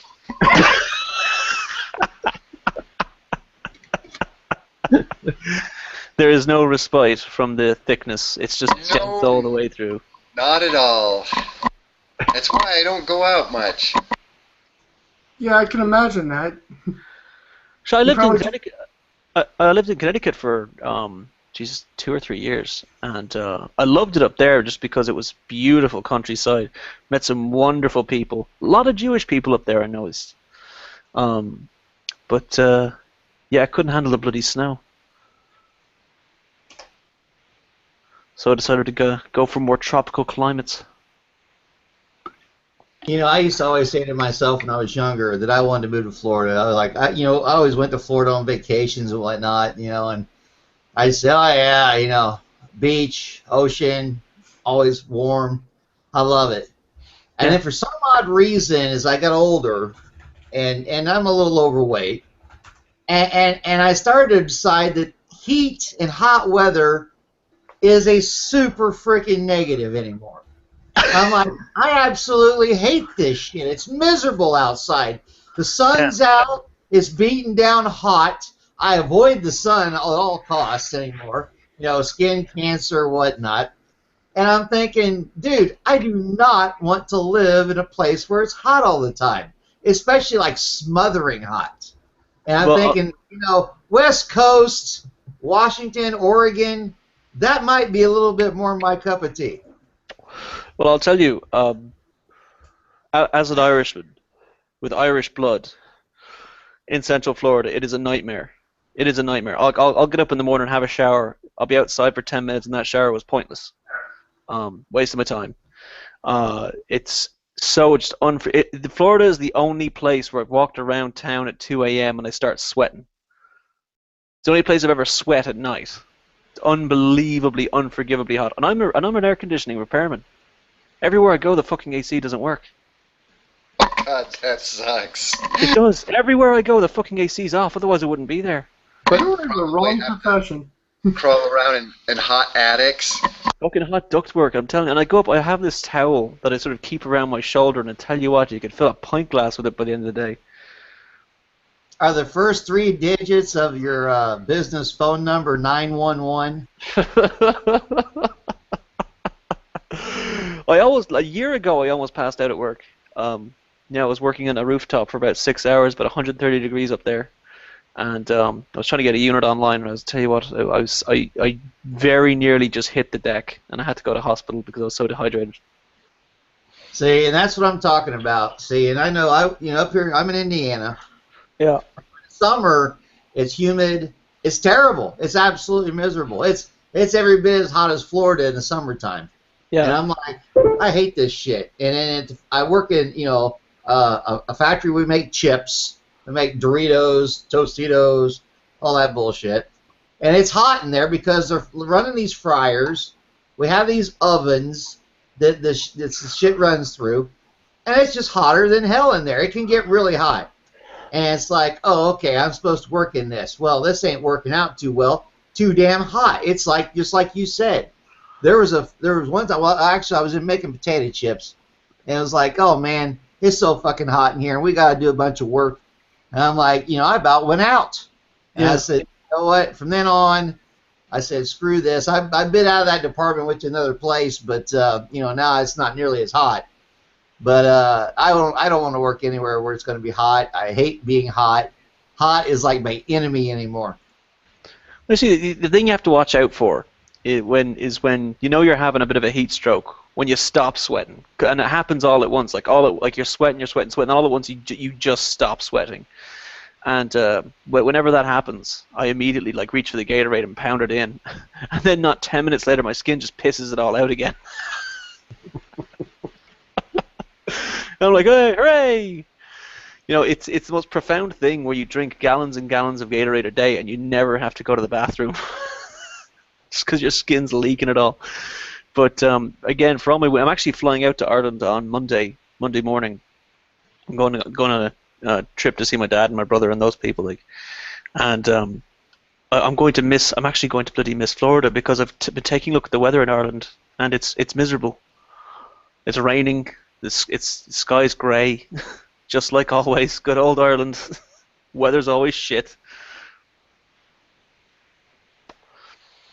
I don't know. I think you'd be appreciating that weather after the story you just told. But one of the things I notice about sweating, when you sweat a lot, I think this, and correct me if I'm wrong, the biggest place that you sweat is between your frickin' legs. Oh, stop that. Right there in the groin area. So here I am with a soaked pair of fucking underwear. You know, that and it starts rolling up or something, growing up your ass. And that's so bad. That is so fucking bad. It's like I was taking an extra pair of underwear to work just so I can go change halfway through the night. Yeah. I tell you what I do, boss man. My little secret. I tell you what, halfway through the day, I work at night. Like I work from 3 to 11:30. And usually round between between 5 and 6 o'clock, I start to feel like my underwear is just ridiculous. Like, I mean, you could drown a toddler in there with the fucking sweat. I tell you what I do to prevent any discomfort. I hit it with the baby powder. Bang bang, lovely, sorted for the day. Huh? Baby powder. You know, that always makes me feel like a woman. You know, like I've smelt it before, and I've always, I've been married a couple of times. Last wife. No shame. Why don't you try this baby powder? And I'd say, why don't you, dude? That is for fucking girls. Don't care. No shame in my game. No shame in my game. Couldn't give a fuck. It's better. At least you're comfortable. You know. That's right. I tell you what. I'd be happier. You fucking. If I look or smell like a woman, I'd give a shite. I'm working comfortable and I'm getting my job done with a sweaty pair of bollocks on me. Fuck that. The last thing you need is swamp ass. Yep. You try to work a job. You try to get a job done, and your balls are going crazy. No way. I have work to do. It just doesn't look right if the client's there. Yeah. Yeah, well, it's frequently important to hit the men's room. I really don't put a client like. that on the roof. Yeah, hang on real quick. Boom, boom. Do you have some baby powder by chance? I wouldn't mind using a little. Might keep some in my toolbox. Absolutely do. Okay, there you go. Keep it in the toolbox. I've actually reverted to just simply using the antiperspirant. Like I use like Mitchum antiperspirant, and that works. I mean, that will prevent sweating. And it's like, hey, if it's good enough for the pits, it's good enough for the groin. It's good enough for the old nerds. You need to watch out with the antiperspirant because they do put aluminum in there, and it can, over time, cause health issues. I'll only use it when it's summer. You know, when it's excessively hot outside. That leaves, pretty much. In Indiana, I don't have to worry about it a lot. I mean, we're talking 3 months out of the year. Pretty much. That's about it. In Florida, I think there are exactly 2 seasons. Summer and January. Those would be your options. Well, at least in California, we have heat and not so hot. Hot as fuck, and then less so. Yep.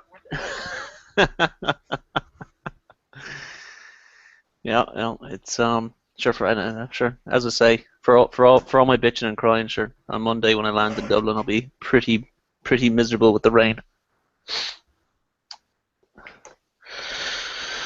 Dear me.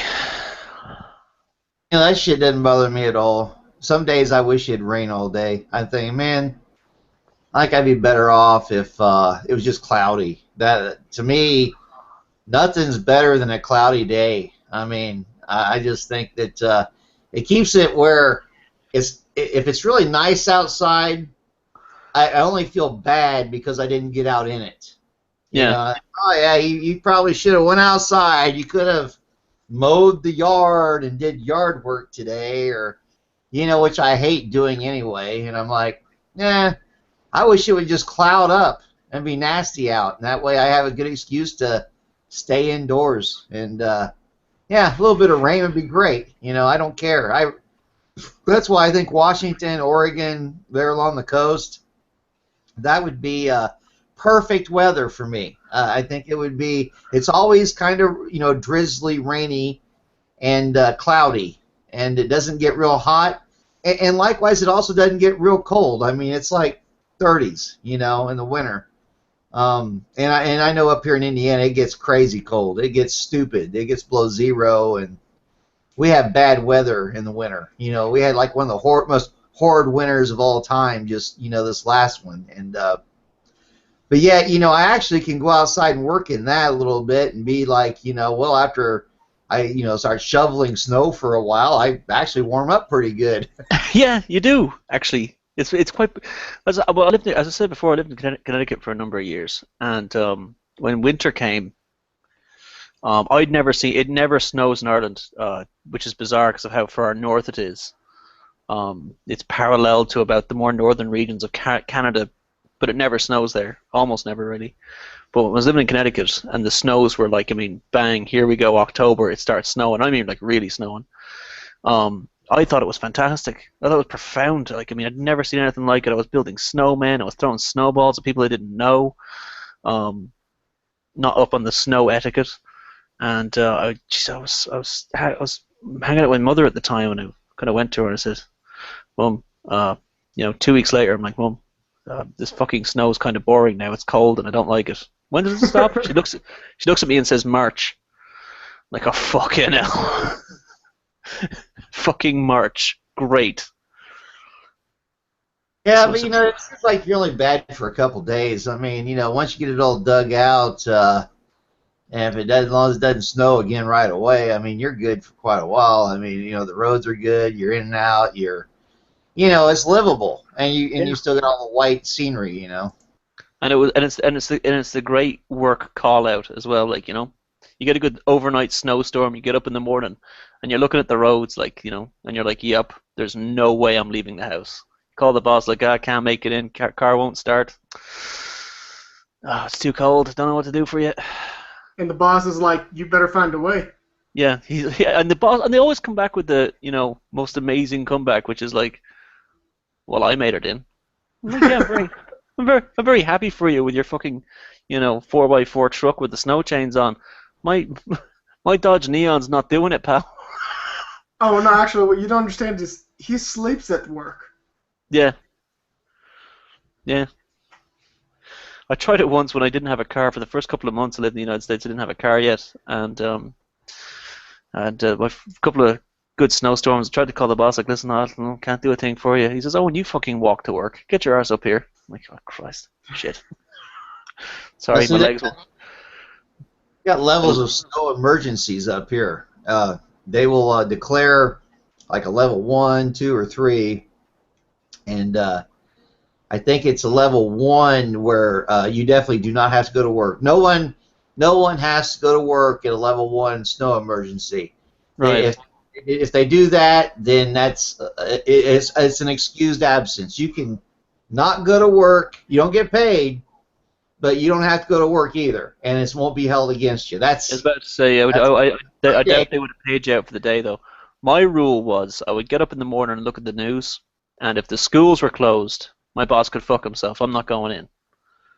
If the kids aren't going to school, old Owen's not going to work. Right on. I mean, that's a good deal, really, because I know I've still had to go to work up here when the kids aren't going to school, but it's getting real close to where I'm not going to have to go to work. I mean, that means it's really, really close. At any minute, the mayor could decide that, hey, this is going level 1, because we need everybody off the roads so we can clear the roads. Yeah. And I'm thinking, sweet, please, call it. Yeah. Yeah, you're looking, you turn on the news, you're like, come on. Yes, they're closed. All right, calling the boss. Not even getting dressed today. Be sure to grab, when you hear there's going to be a big snowstorm, you grab plenty of booze on your way home that day, and then when you wake up and they do declare the snow emergency, you've got booze. You don't have to go anywhere. You're just going to stay home and drink all day. What I always find profoundly amazing is that these people, because no one wants to go anywhere on a very bad snowy day, obviously, right? And most of your restaurants will close because they know they're not getting any business because no one's going to fucking go anywhere near them. But the Chinese food places have the most audacity. They say, fuck you, snow, we're doing business today. And you see these guys, these Chinese food delivery men, driving, like they're the only people on the roads, and they're the only, because they make a killing, like, because everyone knows they're the only people who are still open. So Yeah, I had Chinese Christmas dinner before. That's cool. Because they don't celebrate Christmas, right, and yeah.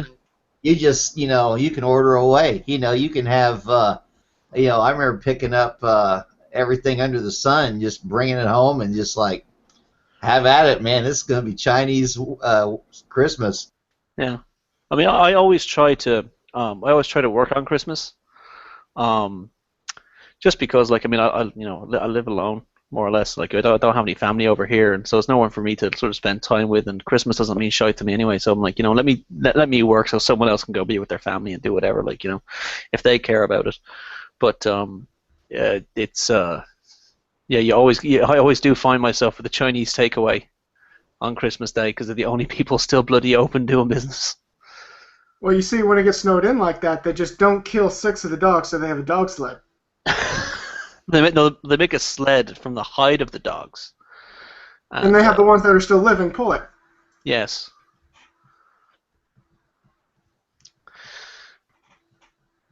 No, Right. I skipped the conversation. Conversation murder. I actually have to go. Christopher Mouty is demanding my presence, so I'll bid No. you. Yeah, I know, Mouty sucks. I'll bid you all adieu and a good evening. It was a pleasure talking to you. Always a pleasure, boys. All the best. Bye-bye. All right, nice meeting you and talking to you. Have a good night.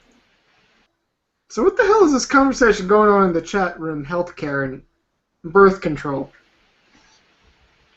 It's about the Hobby Lobby decision that went before the Supreme Court, I think. Yeah, it's where the Supreme Court decided that if the business has a religious belief that allows it to, that doesn't believe to do certain things, then they do not have to do those things. And in this case, it was they could basically circumvent the providing contraception to employees. They only circumvented payment. Okay, yeah, well, okay. They only circumvented payment. You're right. I mean, that they don't get it for free. I mean, yeah, they're not saying you can't have it, period. It's not restricted, but they're just not going to pay for it. Okay. Actually, the insurance carrier pays for it. It's just Hobby Lobby is not entitled to copay on it. They'll still get everything that they had before. The only difference is Hobby Lobby isn't taking any part in the payment. Yeah, it was a little misleading because a lot of it was used just to make political hay, I think. It was a fight between the insurance company versus Hobby Lobby on who pays was what it came down to. Yeah. But this is like open a can of worms. I mean, this is like, suddenly I think now we can start extrapolating that decision and using it for other things, like other belief systems, other, I mean, so far I've not heard of any. But like, should a Muslim business owner be able to force their employees to wear hijab? Yeah, something. Yeah, exactly. I mean, this is where the the definition of the right to religion, however you celebrate it or use it or whatever. Well, now it can be pushed by a corporation that you work for, and that has a kind of a dangerous precedent. Well, I'm in Canada, so I only hear this occasionally on the network news outlets. My understanding is that the insurance the deal when Obamacare was put together, in order to address the concerns that people had over infringing on people's religious rights, the insurance company agreed that if there was a problem with an employer paying for any treatment, that the insurance would cover it. This then so the action against Hobby Lobby was to try and undo that, I think, is how this is being played out. Do I have that wrong? I don't know. I just I think it's bullshit, personally, with this whole telling people. I mean, I don't know. I just don't think people should be paying for other people's side activities. Let's just call it that.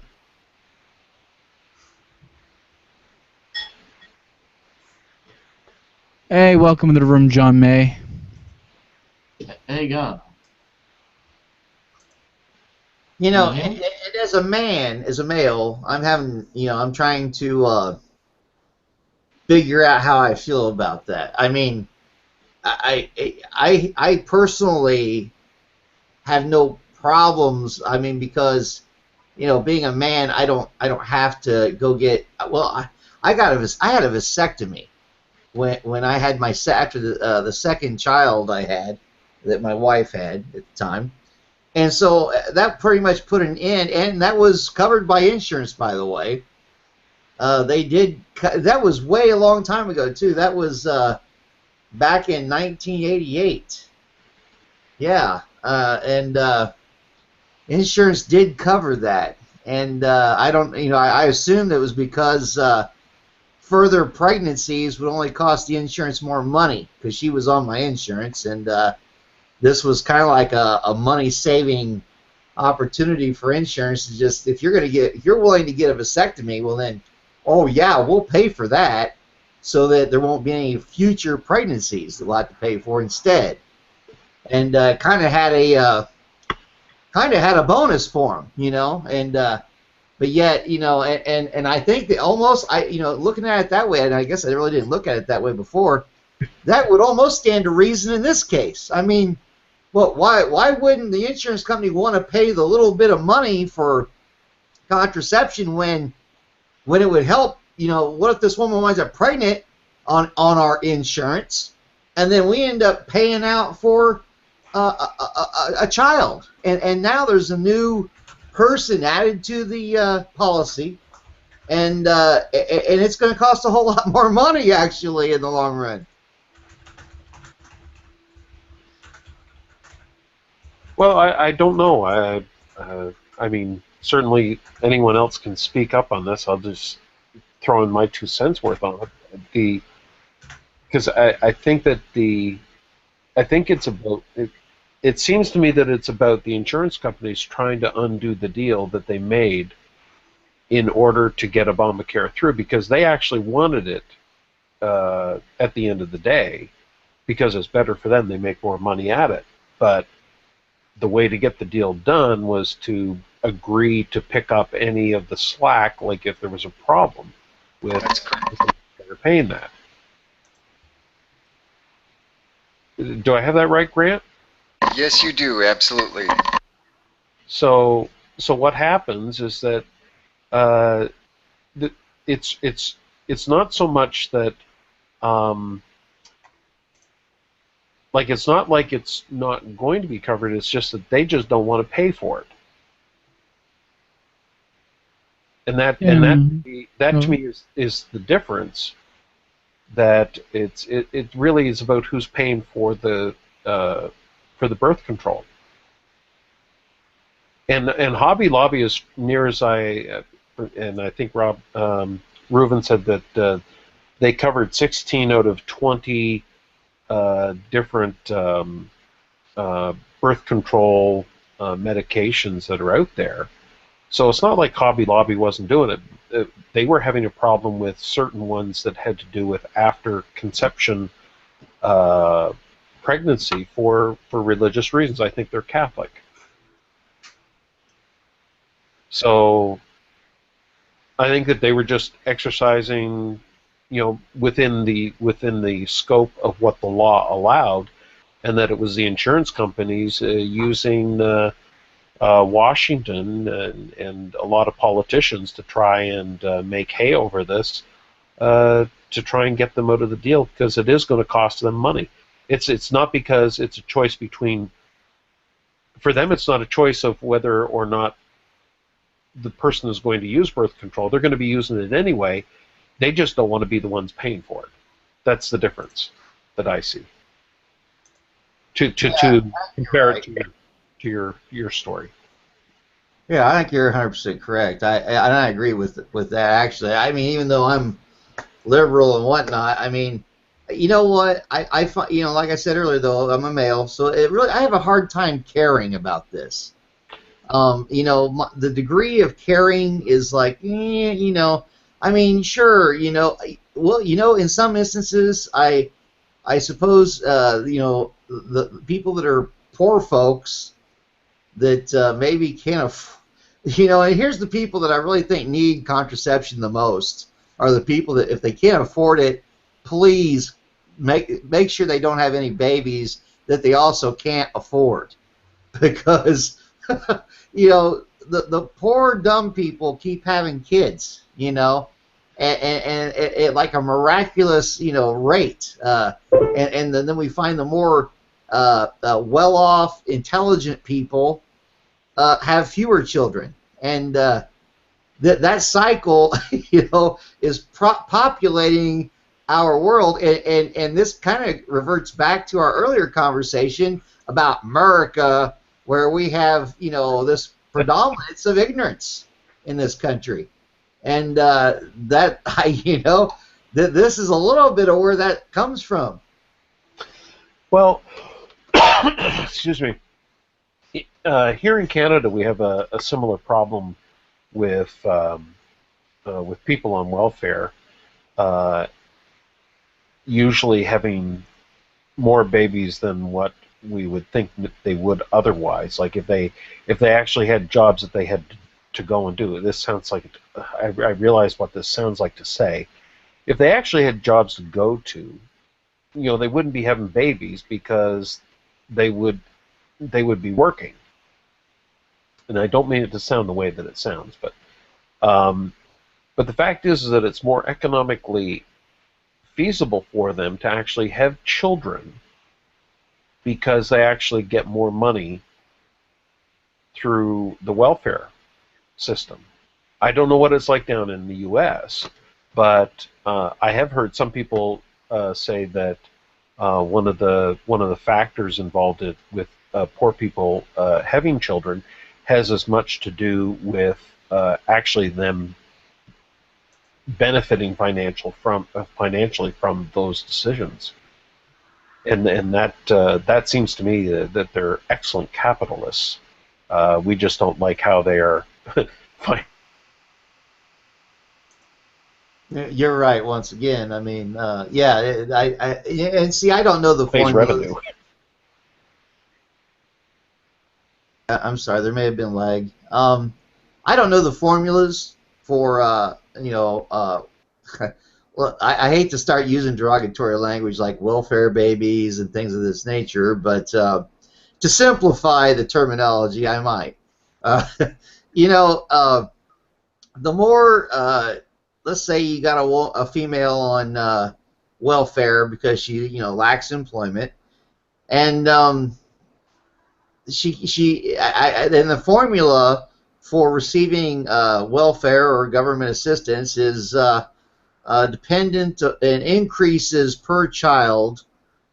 Then, therefore, I guess that's like built-in incentives to have more children. And I've heard, I don't know for a fact because I haven't investigated this, and I really know absolutely no one personally that's ever done this, but I've heard the stories go that it is possible in the United States that people, the more children they have, the more government assistance they get, and that would be you know, counterproductive. I'm thinking that's something that probably needs to be addressed. I'm guessing.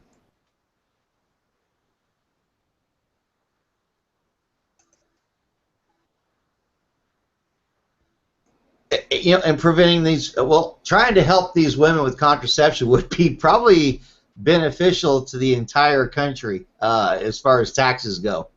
I can see I can see a relationship.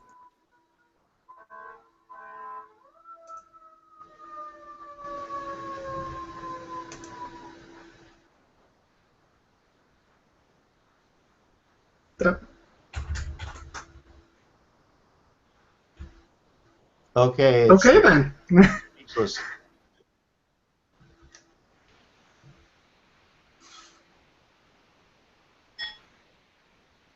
Okay, we can always change the subject if we find another subject.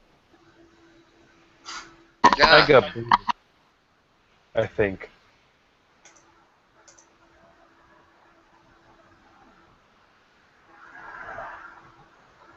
What about this American war machine? I mean, I keep running into, I've been in some discussions lately that I say, hey, we spend all this damn money on defense, like the next 5 countries combined don't spend. I mean, we spend what they spend all combined. And I'm like, and I was just telling a guy this yesterday at work. He's a big conservative Republican, and he starts giving me some crap about this is a chess game. Let's just whittle ourselves down. And he starts saying that Obama's spineless, has no backbone. He's a poor leader.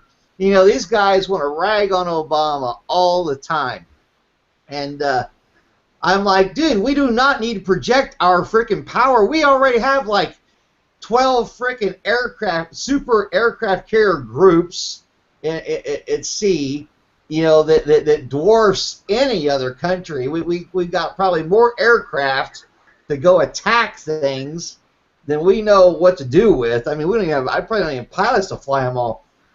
It's a crazy, massive war machine we have. And larger than anyone else's.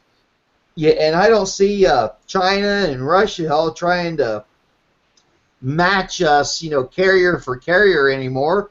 They've only got like a handful between the two of them. I mean, something is screwed up about this whole mentality about projecting a power. We do have a huge Navy. Yeah, the Navy of the United States is unbelievably huge. If you look at the navies of the world, which I have, the United States Navy is bar none the most massive armada on the planet. And what it does is they're able to park basically a military air force on your doorstep all over the world. That's their what they call, I know one of the generals called it, he says, this is so many acres of sovereign American land or something, Yeah. Yeah, that pretty much says it all, doesn't it? Yes, it does.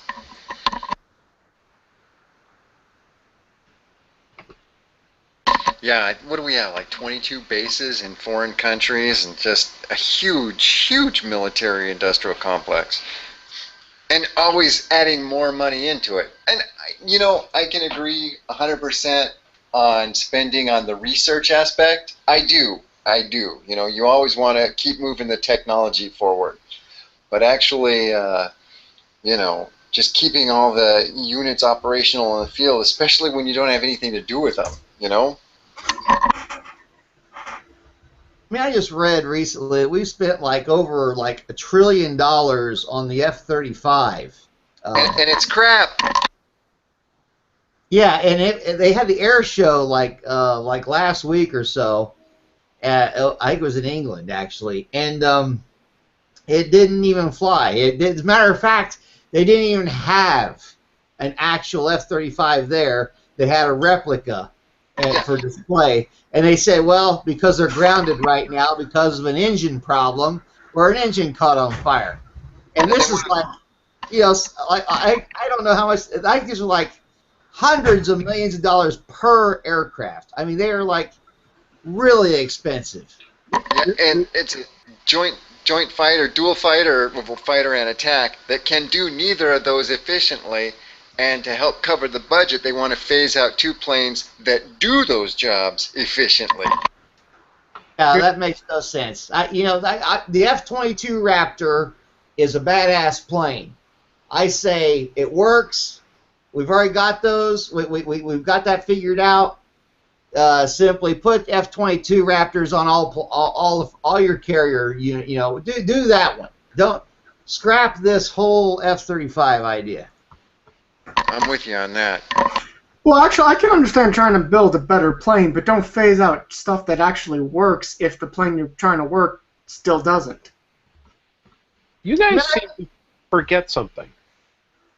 Somebody stands to make a lot of money off of this. Oh, undoubtedly. One of the people that rated the F-35 said, well, if it's such a failure, why are they manufacturing it? Well, it's a way for the government to give money to Northrop. Yeah.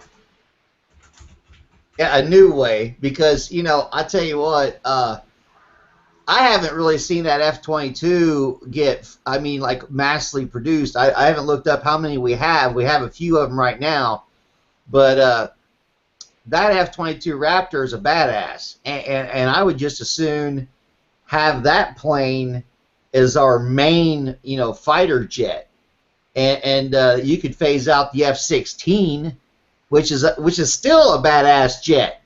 I mean, that's still a good plane, but yet I'd say the F-22 Raptor is a lot better plane, and I would just go with the Raptor and forget the 35. I mean, maybe have a few of those F-35s around for, yeah, those are pretty cool, pretty neat. Maybe we could do special mission with that.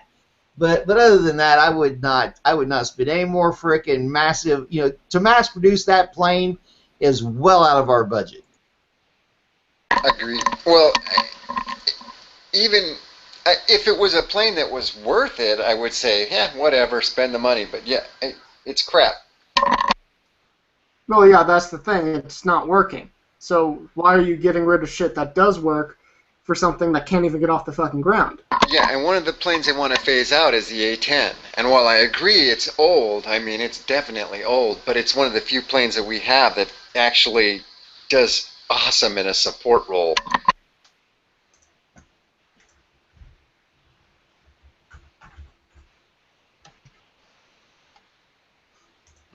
When I was in the Marine Corps, actually, just as a reference point, I worked on the F-18s.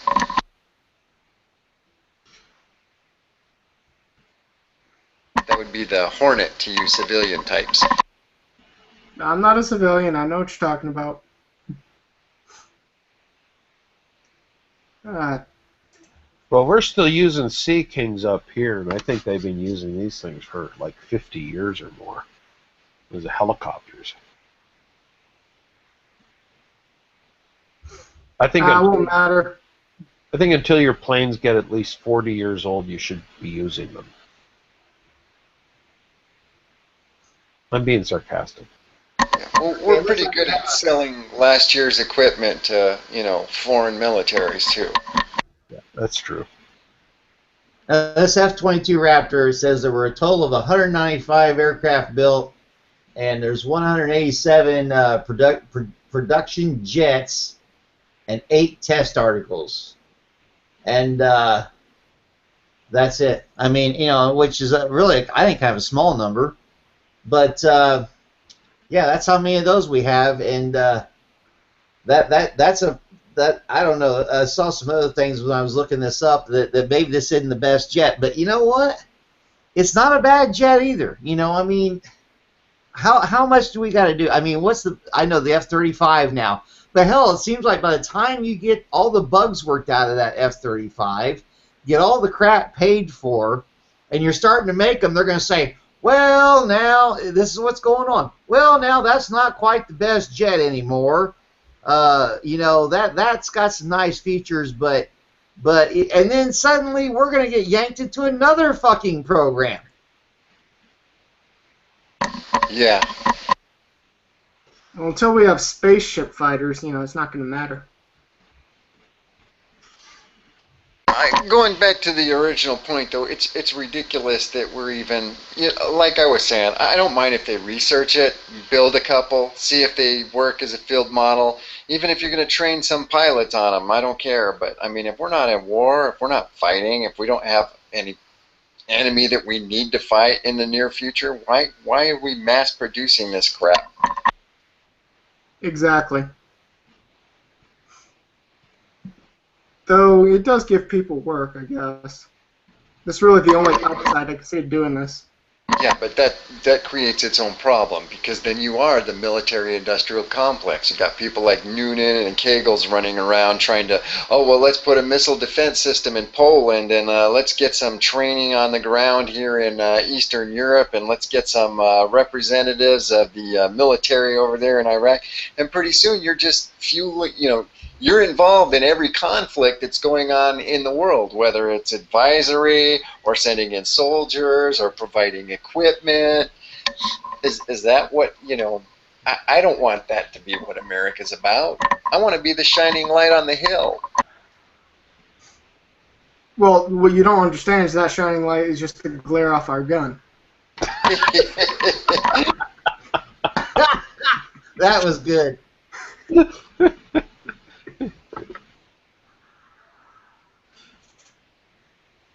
What do they call that? Muzzle flare or something like that? Muzzle flash, yeah. Yeah.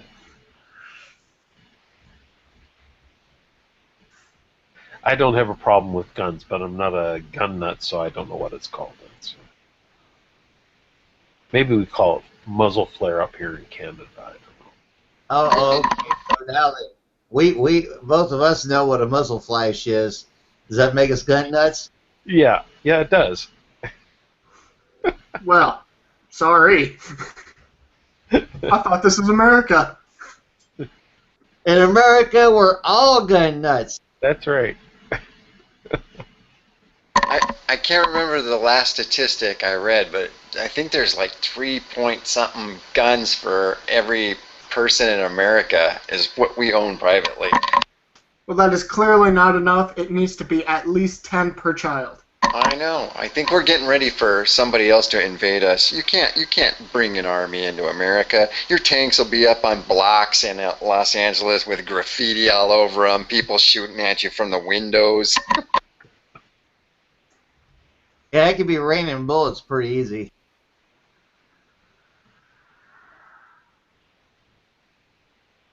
Try to hold up a hospital to get supplies, and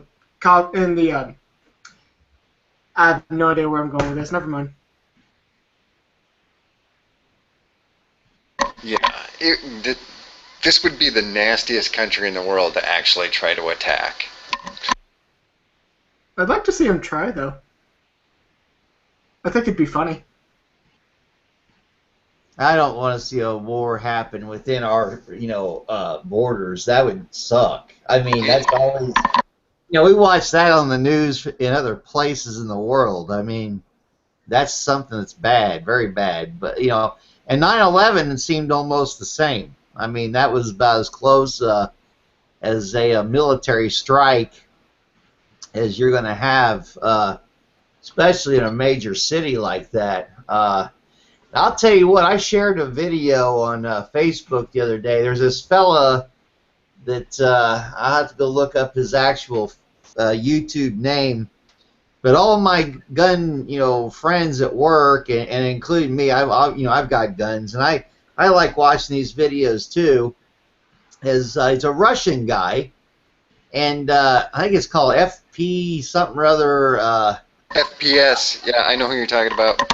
The guy is a fucking badass. He's got so many military weapons and fully auto. He's wearing a shirt that says "professional." I'm a professional Russian, and he is fucking off the hook. He can get any access to any military weapon. It seems like you'll see him fire law rockets, and he's got like a minigun. He's got any kind of freaking firearm that you can imagine. Any kind of machine gun, some explosive devices. Now, I saw on his channel the other day something that really I thought, boy, this is the ultimate.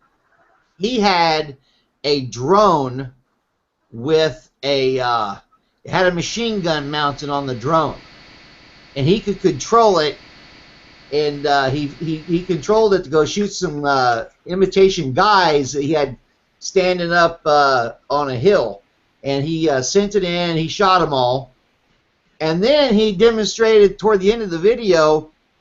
He said, "Oh, it's, by the way, it's got a self-detonating payload inside of it, so that you can destroy the thing."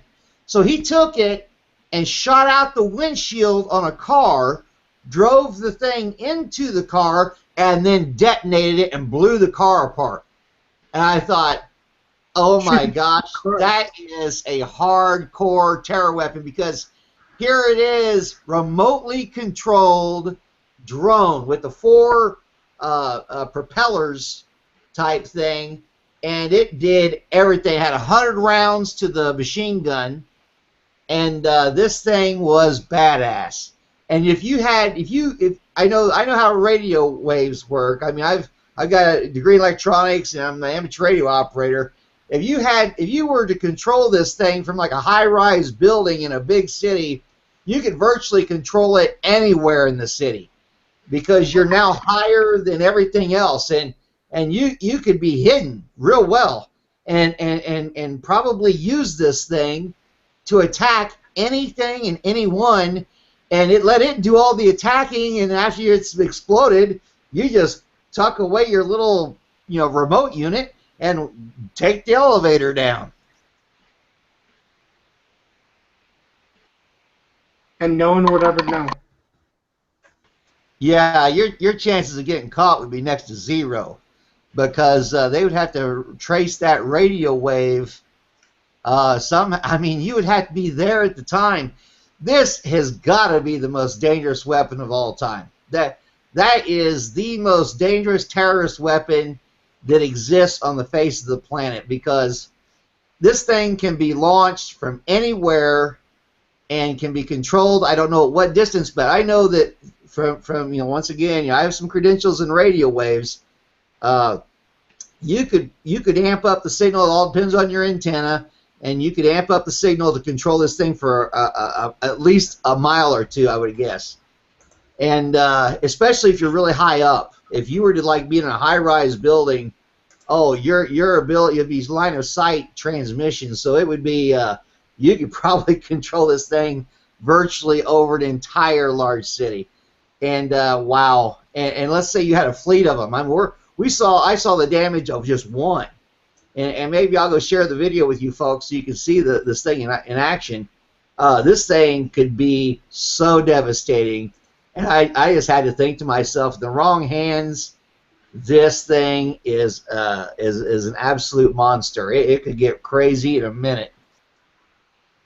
Is this why Obama is seems to be in such a rush to drone everybody to death, because he just has to eliminate all of his enemies before they get the technology?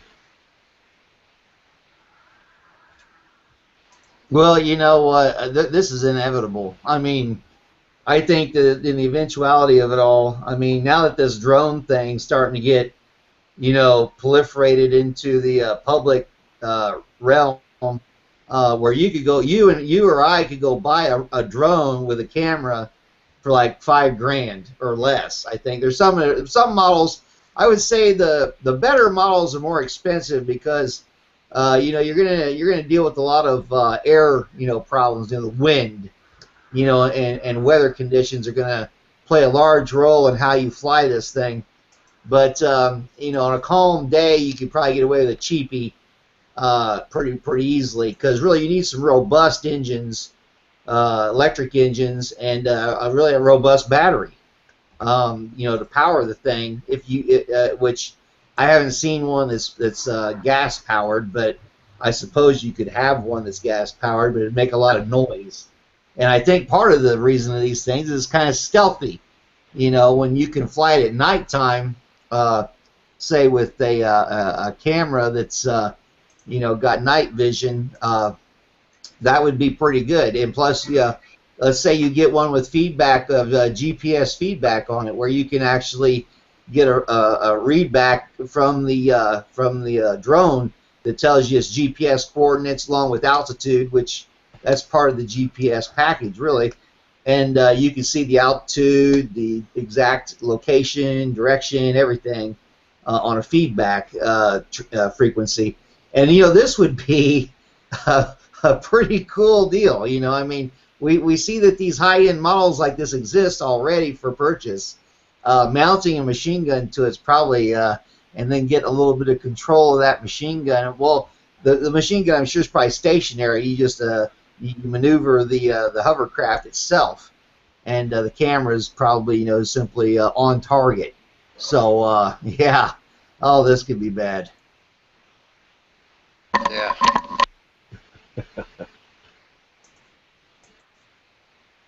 Well, I guess that's really the thing. How do you know really where to go, where you can't go with technology? Because the technology will be built, if not by us, then by somebody else or by some kid in his garage. So how do you really stop this or regulate it?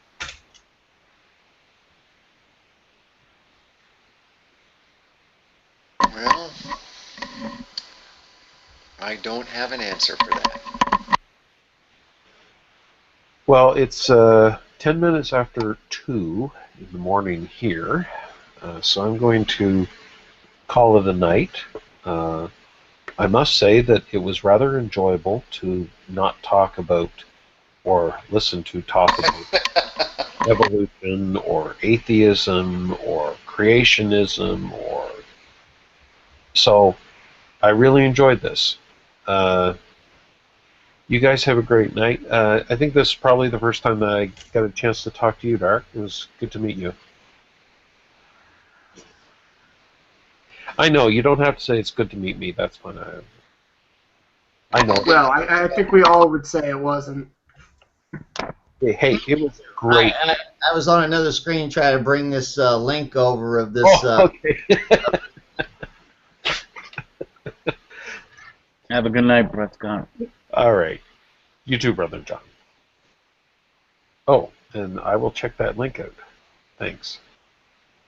If the chat room slows down enough that I can click on the thing. Hello, my friends. It is F.S. Russia again. I've got... That guy is awesome. He's hilarious. I like him, but he is got some serious firepower. I don't know how he gets it. I don't even know where he's at. But wherever it is, they're letting him get away with a lot of freaking massive firepower. Unbelievable.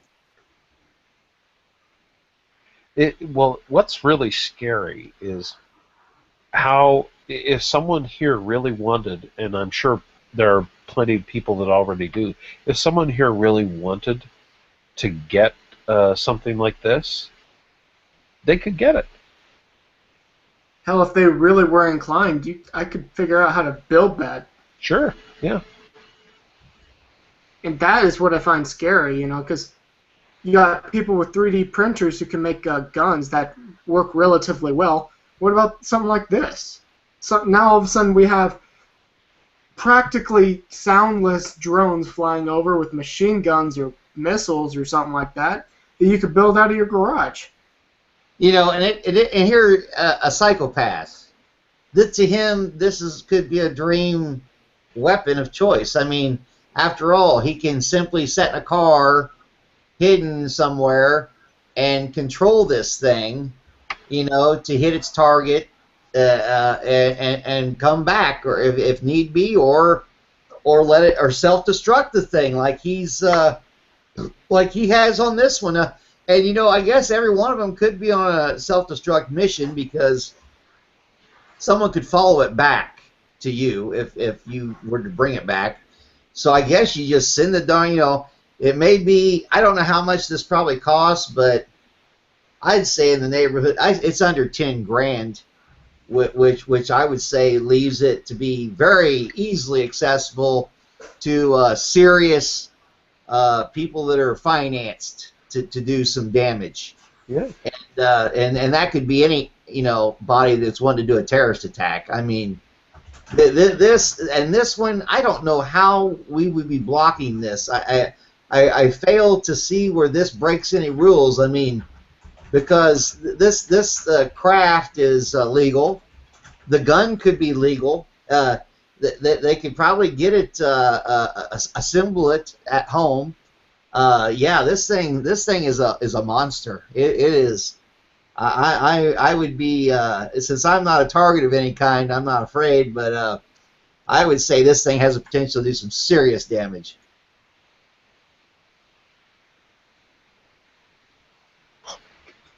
Yeah, it's just, something like that, it makes me kind of laugh inside when people say, oh, we have a gun problem. I think guns are the least of our problem. It's the mental state, because normal people aren't going to buy this, but one day someone will. See, and he's showing it here. He's got a, this is daytime, which, you would be able to see this thing. Put night vision camera on it and do it at night, and oh my fuck, that's crazy. Because then that thing could sneak up on anybody out of the blue, and boom, boom, boom, boom, boom, take out all kinds of people at an event. Let's say a sporting event, and let's say any kind of that's got lots of people there. This could get ugly in a hurry. Now I'm watching this. I don't know if you guys watched this yet or not. I mean, he's going to shoot these dummies on a hillside that he's got set up. Oh, he's going to show you how accurate this thing is. I'm watching without sound. The accuracy of this thing, the way he can fly this, is just unbelievable. And of course he just has to I mean, when the gun shoots it, he has to reposition the drone in order to shoot again. But I mean, he's quite proud of that. It doesn't look like he's having a problem position. No. Are you sure this guy's in Russia and not somewhere like in Arizona or Nevada or somewhere? No, I don't know where he is. I said I do not have any idea where he's at. I mean, obviously there's hills, and he's got a little lake out there where he's at. I've only noticed those identifying characteristics, but what he does at the end with the car is amazing.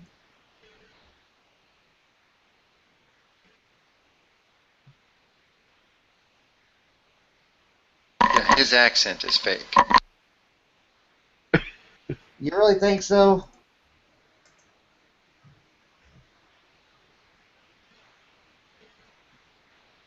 I mean, this guy literally throws away, I'd say, at least between $5 and $10 grand per video in sometimes in ammunition and in things he destroys. I mean, I just try to add up the cost of the videos, and he is somehow independently wealthy or well financed.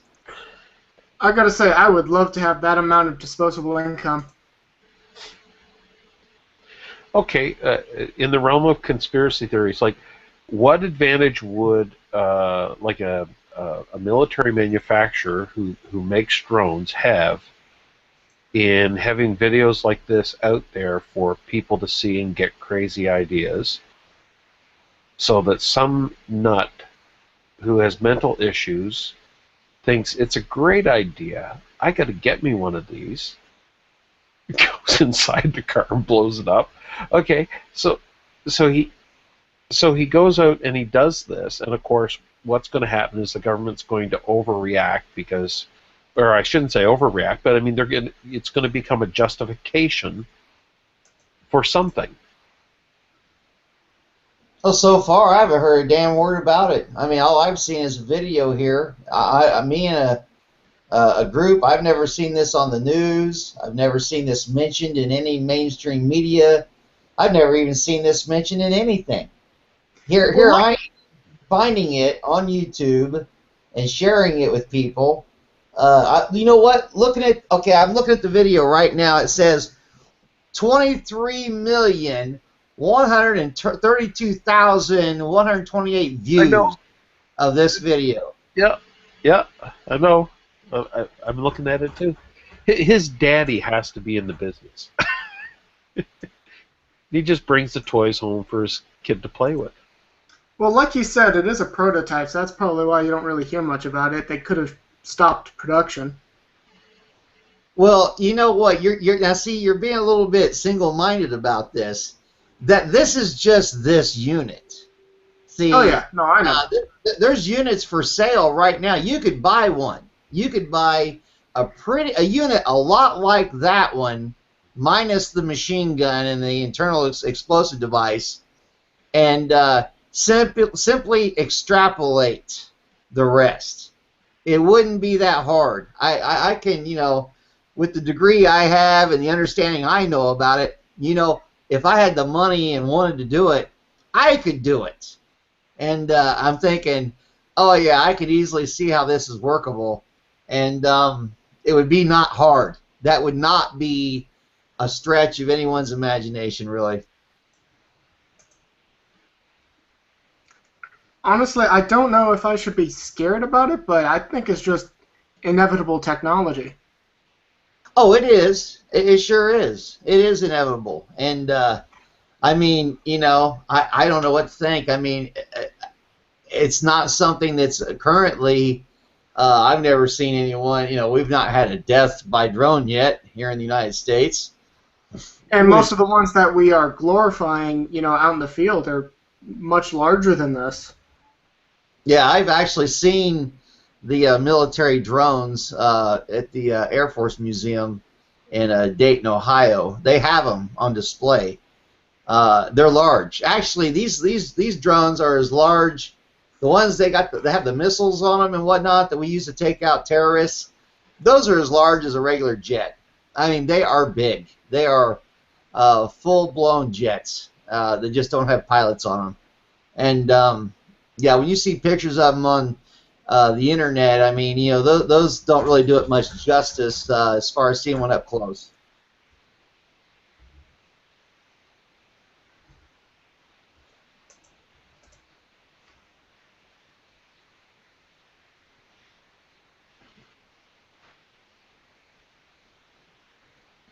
There are days when I feel really stupid.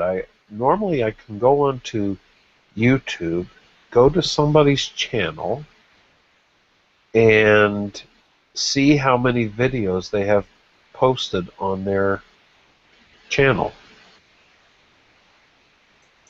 Oh, okay. 101 videos this guy has posted.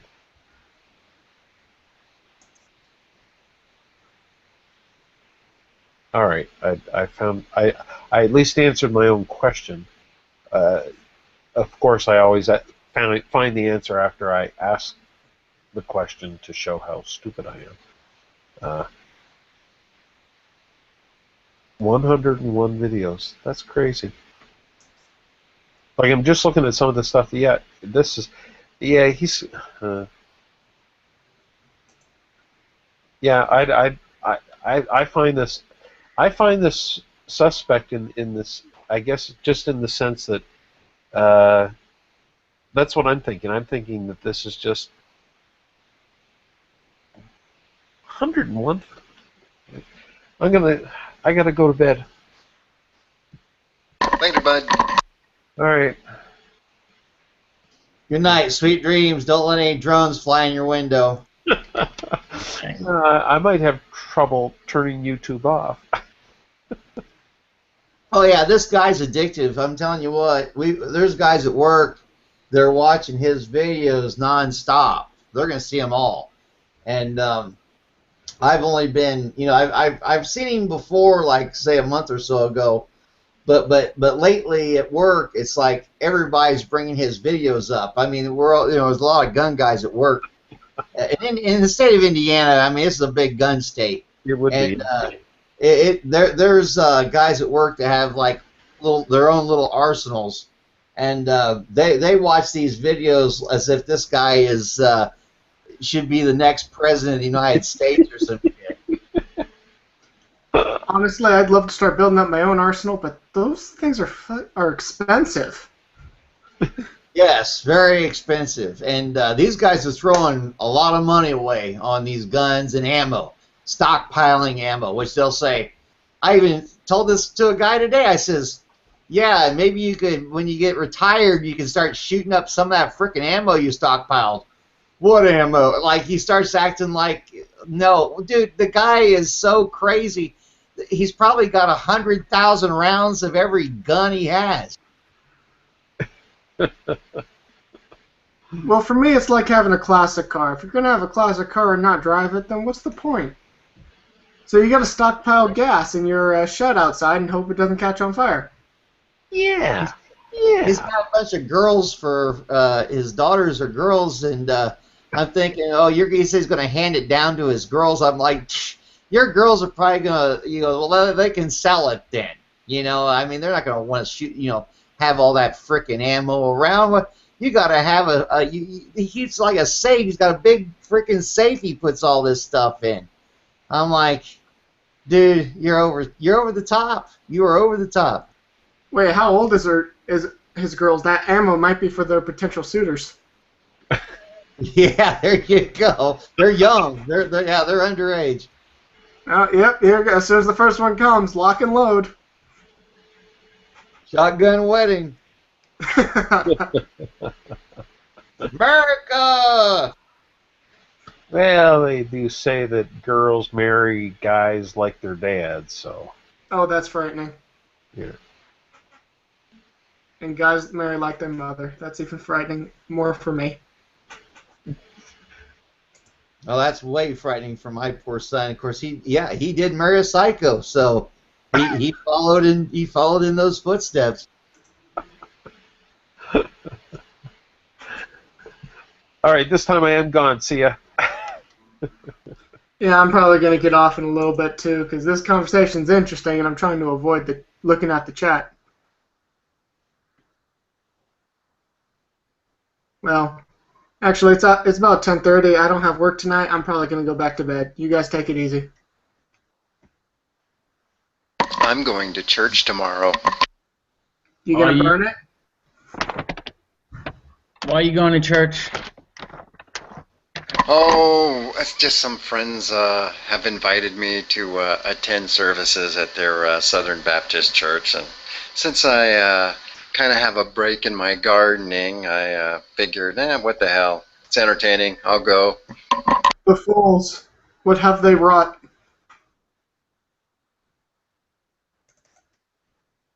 Church is interesting in Alabama.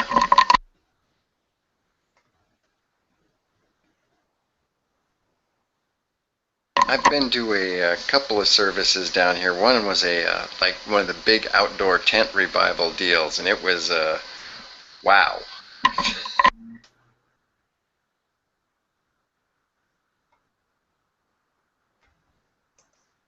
Alright, well, I'm seriously going to get off. See you guys. You have a good one.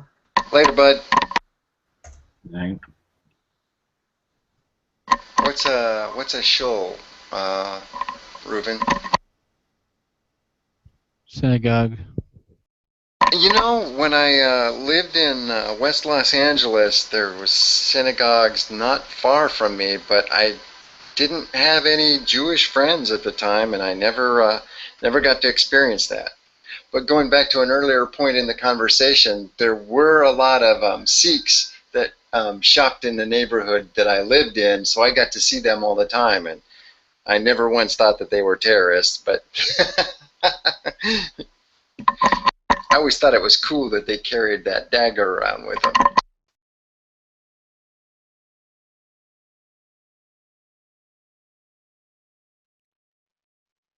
Yeah, so to answer your question, Reuven, no, I've never been to a Jewish church.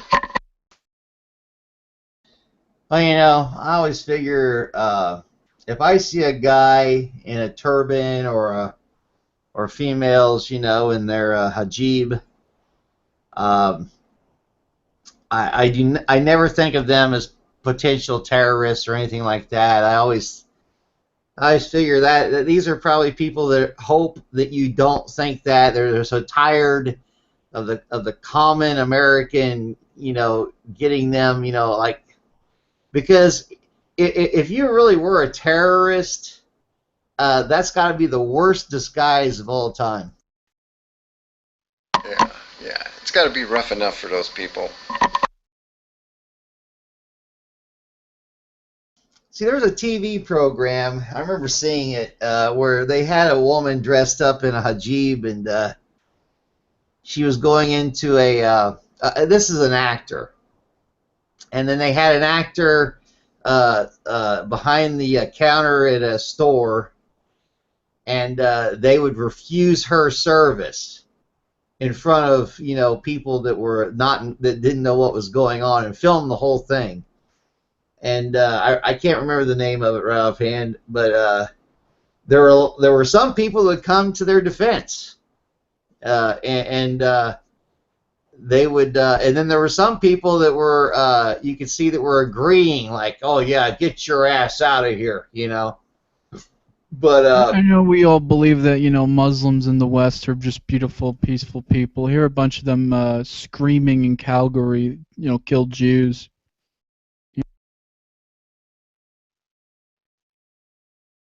Right.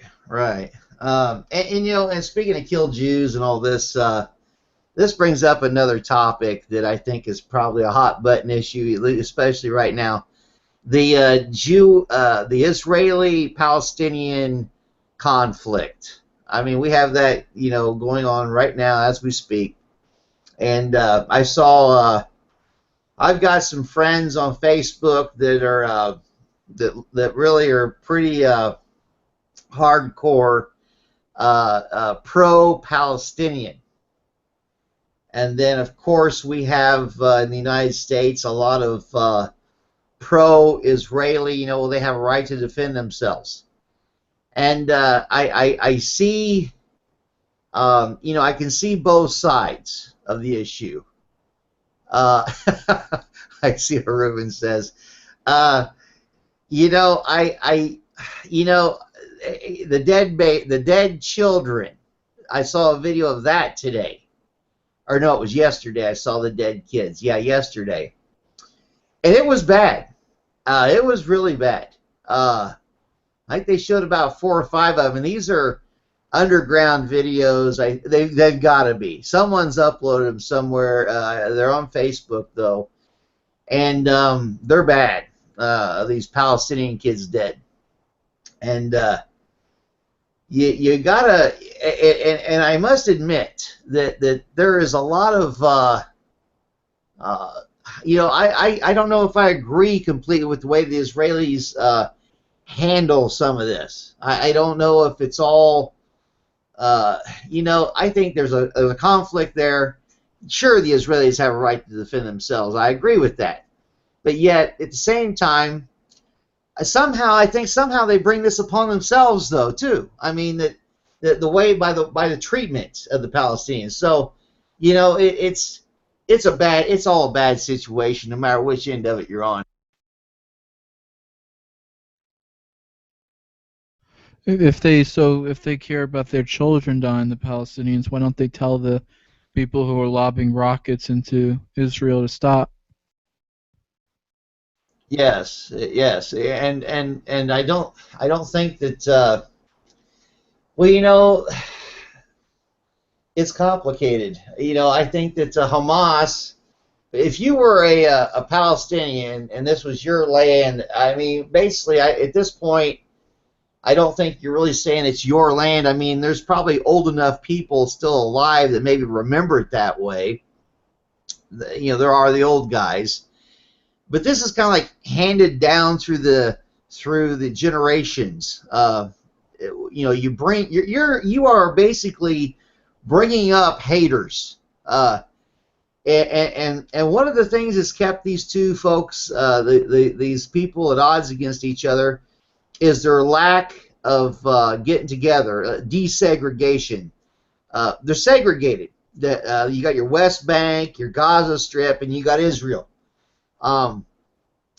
see, this is the truth. I think this is the truth.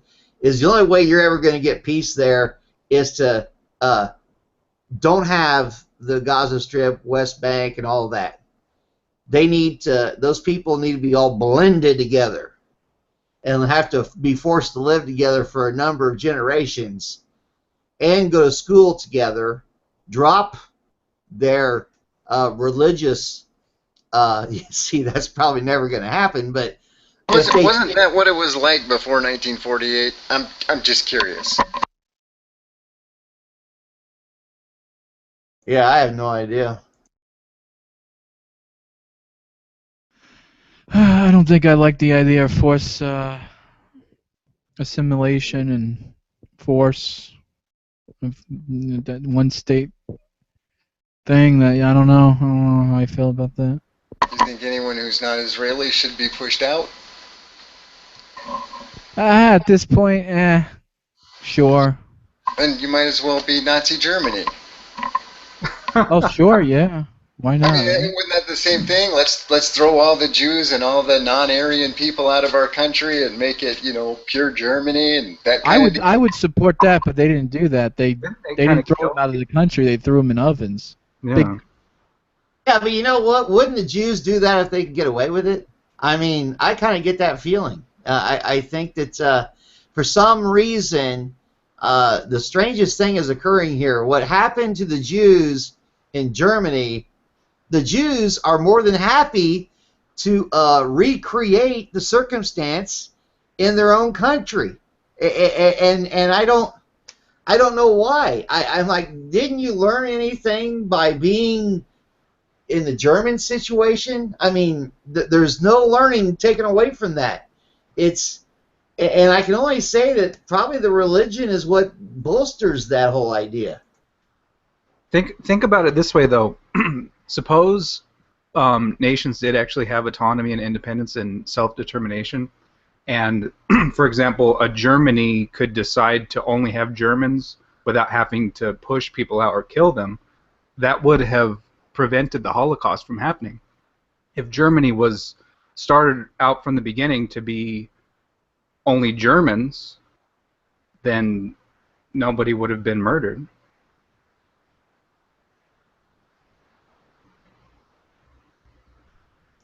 Okay, I take it Reuven's saying they're just having babies. The Palestinian population's increased 100% since 1970. Well, they're having kids, but for some reason I just don't know how much. I mean, every time I see a conflict, there's a lot of killing off the population. These are small areas, this Gaza and West Bank.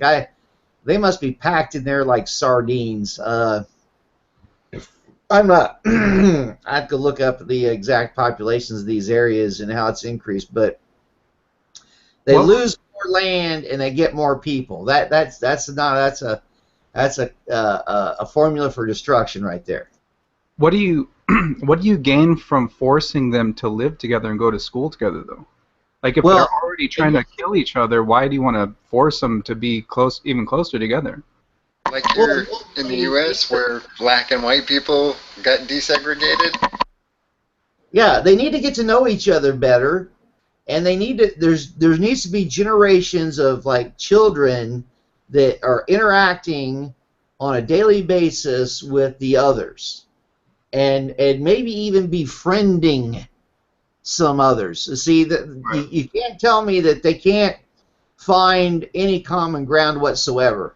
I think that if they could take away these barriers, and this is true for any civilization of people that are at odds against each other, I think that if you were to bring up generation after generation with them intermingled, becoming friends, initially it's going to be hard. I mean, the initial phase is always, maybe the first 2 generations are going to be horrid. I mean, there's going to be fights, there's going to be bullies, there's going to be, killings, there's going to be a lot of crap. But I think over a period of time, you're going to start to see that fade away as the ties become better. And they're never going to get better if you got a segregated land. It's Why do you- separate schools, separate beliefs, separate everything. Well, they're probably gonna teach each other to hate each other forever. Yeah, but why? So you're saying if you put them together, they're probably gonna kill each other. Right now, they're separate, so they're not they're killing each other when they go and attack each other, right? To me, it seems a lot better to let people who want to be separate from other people to be separate. That way, the people that they want to kill are not next door to them. Yeah. Okay. Well, and speaking to Reuben's point, okay. It'd Then be like putting a rapist in contact with his rape victim, Adam? well, that's extreme. I don't know about all that. I mean, you're acting like these aren't people that have a normal existence. Like these are all just a bunch of freaking hating murderers. I mean, that's not the truth about the entire population. That was pretty much verbatim. Come on. It's not.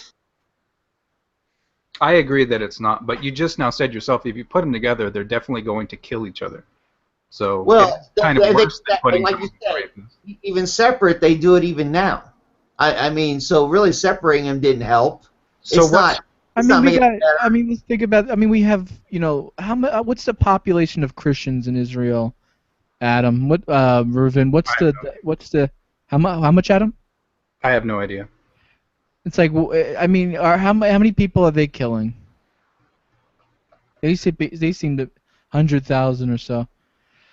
Is that like around the population of Muslims, Reuven?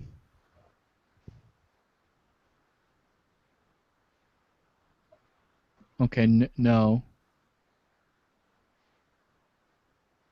But what's the population? Are they? Because we can isolate it. We can find out what groups are the problem, right? Logically, rationally. Look, all I'm stating is previous to 1948, everybody got along over there. Yeah, well, 1948 it was empty. I don't know. I think pretty much there was still a pretty populated area. Haven't they been fighting for like thousands of years? What area are we talking about specifically?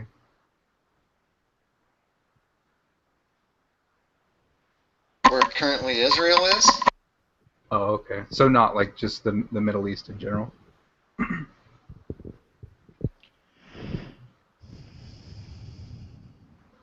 I'm doing the research that you were talking about right now. I know he's going to do some, and he's bringing up his numbers, but I think Reuven's a biased Jewish source, actually. Yeah, I don't trust the Jews either. I'm with you on that one.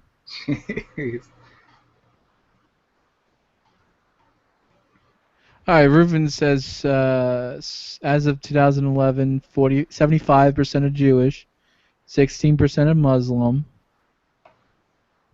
2% is Christian, Druze is 1.7, and then 4% unremaining. All right, so it seems to me there's only one group of people in this particular country that seems to be the problem. I don't hear about Druze. Are there Druze that like blow up buildings, Reuven? What about atheists? They serve in the IDF. Okay.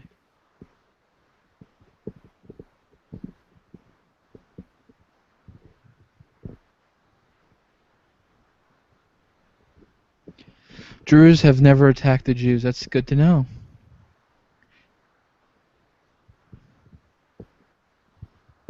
See, I think it's different than like the United States, where you can just, we have this idea of a melting pot and diversity and all this thing all in one place, and we think of that as a good thing here. Whereas in a lot of other nations, they actually have a heritage and a culture and a way of life that they want to preserve. Like they want to stay the type of people that they are, So I think forcing them to mix together, for neither of them want to mix together, that's not going to solve the problem.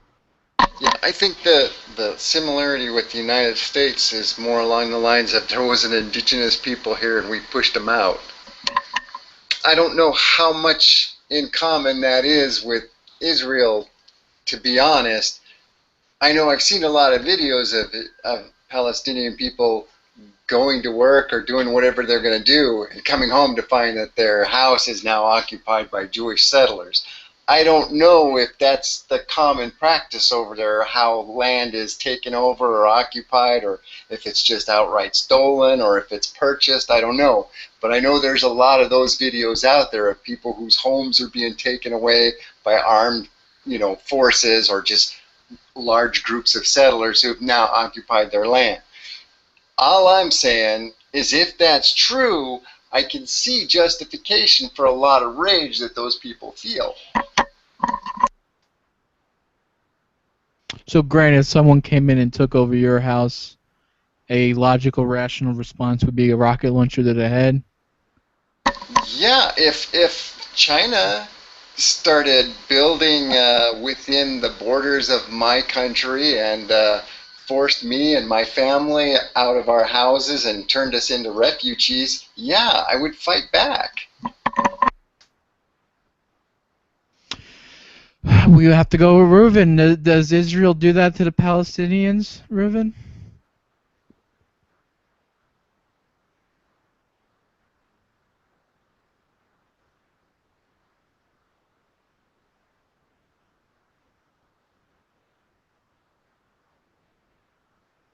Reuven needs a mic. He has a I mic. think he doesn't want to talk. I've been figuring that's the thing, he's not going to want to talk. Yeah, he wants to be anonymous. He might have a really high squeaky voice.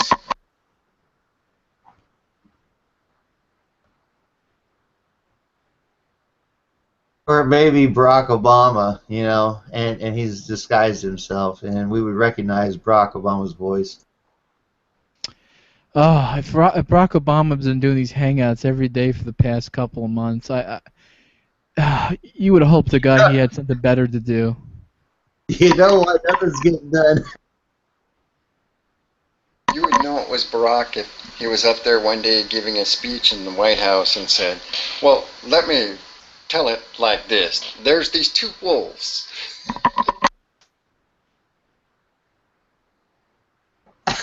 Yeah, the two Cherokee wolves, which, it's a good analogy. It's not bad. Which one you feed, that's I can see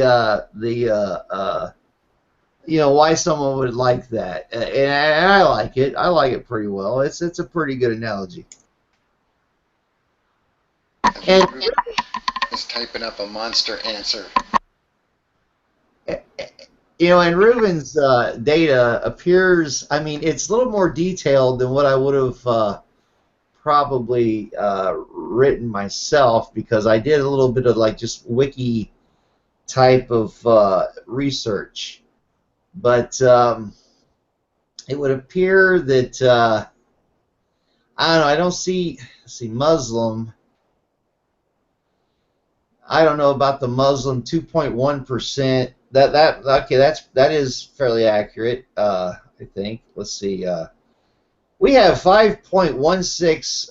No, wait a minute. I take that back. We have only 1.69 million Muslims living in Israel, which then we have Gaza contains 1.8 million, but West Bank has 2.7 million. I don't know if you want to consider that in Israel. I don't think it is. I think that's separate from Israel. So then we have 6.18 million Jews at 75.4%, just like Reuven has in his numbers. I show Gaza 1.8 million and West Bank at 2.7 million. Which West Bank versus Gaza is good Muslim versus bad Muslim. and they're treated as such, I think. I don't know. I got that from Wikipedia, dude. That's where the numbers came from. It sounds I don't know. You think that's wrong? Where'd you get your numbers at?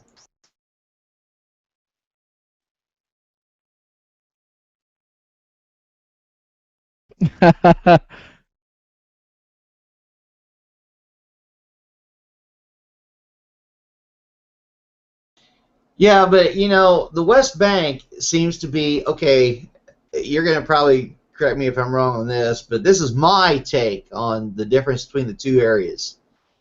The West Bank has more affluent Muslims that have maybe decent jobs, that make more money, and they elected the Abbas fella to represent them versus Hamas. They didn't go with Hamas. They went with Abbas, or kind of like some kind of a unified Palestinian Front guy, which I know it's got an official name, but I'm just calling it that because I don't know what it's called. And the Gaza Strip folks are poor. They don't have as much money, but they're ready to scrap for a fight. And they took on the Hamas folks. And okay, Fatah, and now see, this is where we see the blending. But see, whenever we get a situation like we have right now, where there's a fight. Right now, you can't travel from Gaza to the West Bank and back and forth. You can do that when things are cool, but right now, traveling between Gaza and the West Bank is restricted. And I'm sure the West Bank folks are kind of like glad that they don't have to entertain a bunch of Gaza folks this weekend because, they're going to be pretty needy and they're going to hang out for a while, I don't know. I see Reuven's map there. You got that nice pink place called Jordan. Maybe stick him there.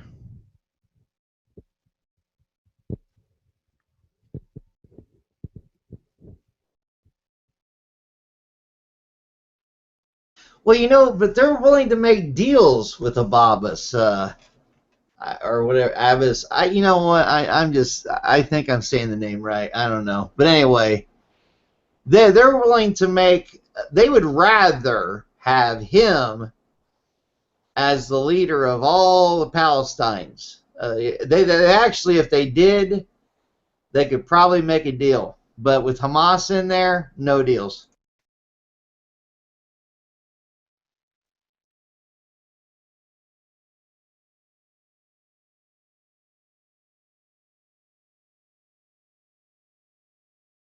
I don't know. See, Reuven knows more about this. He's a little more tied to the situation than I am. I read into it as much as I find immediately at my disposal, and he's probably getting a subscription of Jerusalem Daily or something.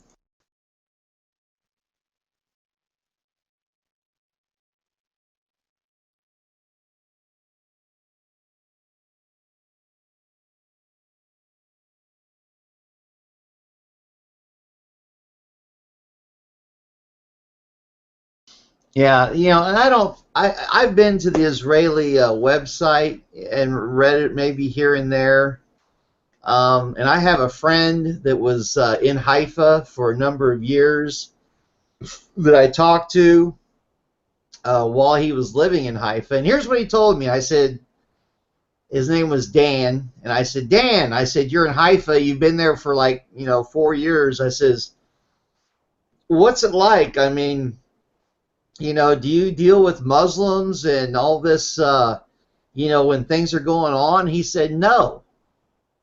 He said, Israel is a very secular country. And he says there's a people that have a lot of different religions here, and no one talks about it. That's what he told me. He said, we really just don't talk about that sort of stuff. In Haifa, we just don't talk about that sort of stuff, and it's never brought up. And we see, Muslims all the time, and it's never, we deal with them every day, and it's like they're a very secular society, is what he said.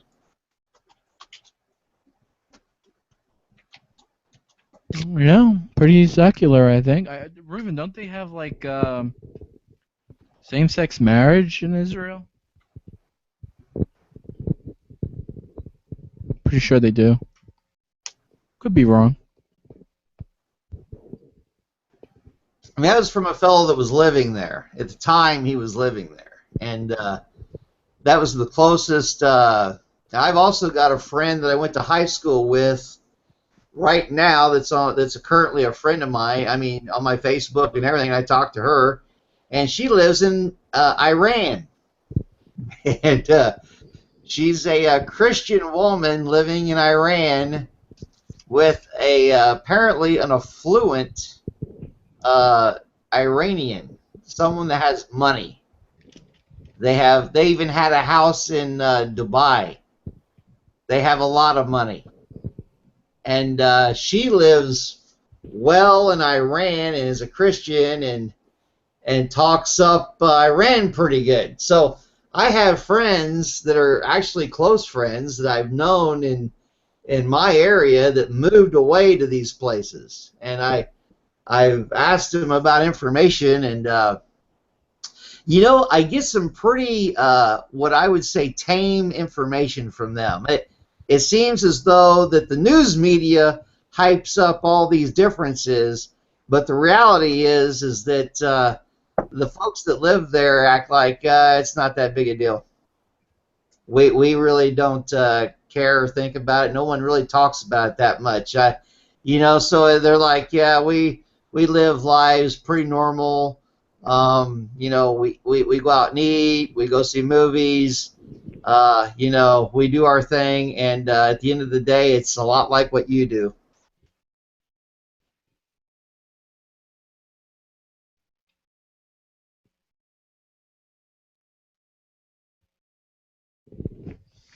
How you doing, James, man? IO Smasher? What's happening?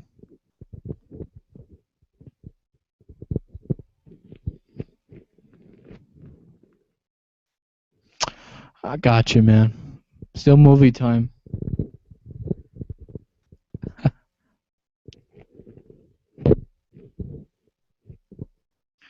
I think Adam went to go June's.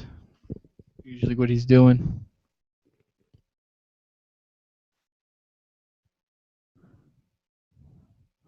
The Way, Way Back. Huh, never heard of that movie before. Let me take a Google look at it.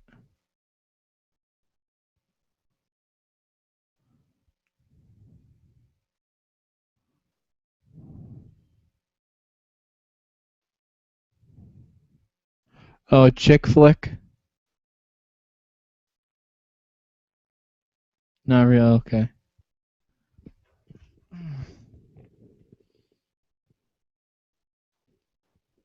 Oh, family adult.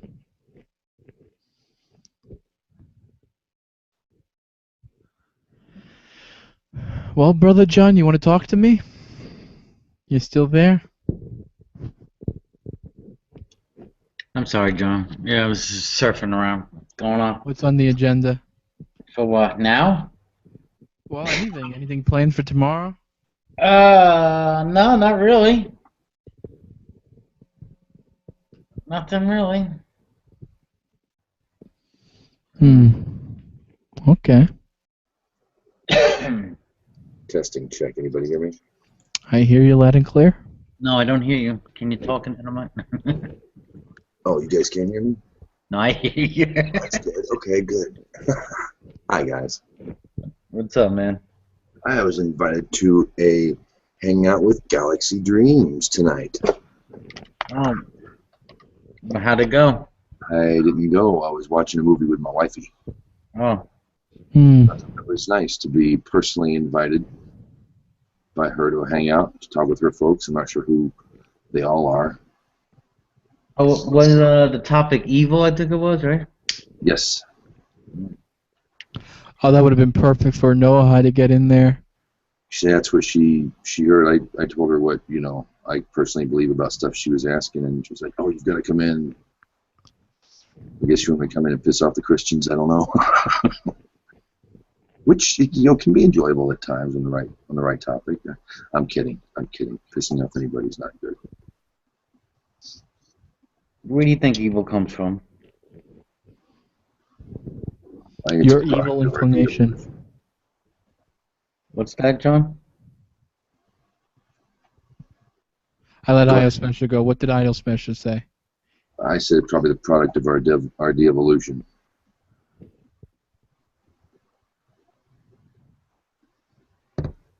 People are devolving. Yep. Where humans are an object of devolution. They are devolution. We don't seem to work with nature naturally. Human nature seems to be a destructive, nasty path. But is it ultimately? I mean, I have no problem of a God being one of good and evil. Do you see it as ultimately evil? I mean, if God created humans and human nature, does it ultimately come from Him, or her, or it? Yeah. All things come from God. It would be we manifest it. Evil is manifest only in men, not in anything else in creation. It seems to only manifest in us, so it's our problem that we have to deal with. Thanks, Lord. You never hear about like a news story of like, polar bears, gathering up, koala bears and genetically exterminating 6 million of them or something because they're, you know what I'm saying? You don't. Oh, we discovered a giant hole in the ground from a Holocaust that took place. Canines. There was a war between poodles and Great Danes. The German shepherds ruled the camp. Yeah. Hey, 90% of all species are extinct. Two people were talking at once. I did not hear any of what both of you said. So, don't you think brain size has something to do with that? Brain size to have to do with what? Genocide and Holocaust?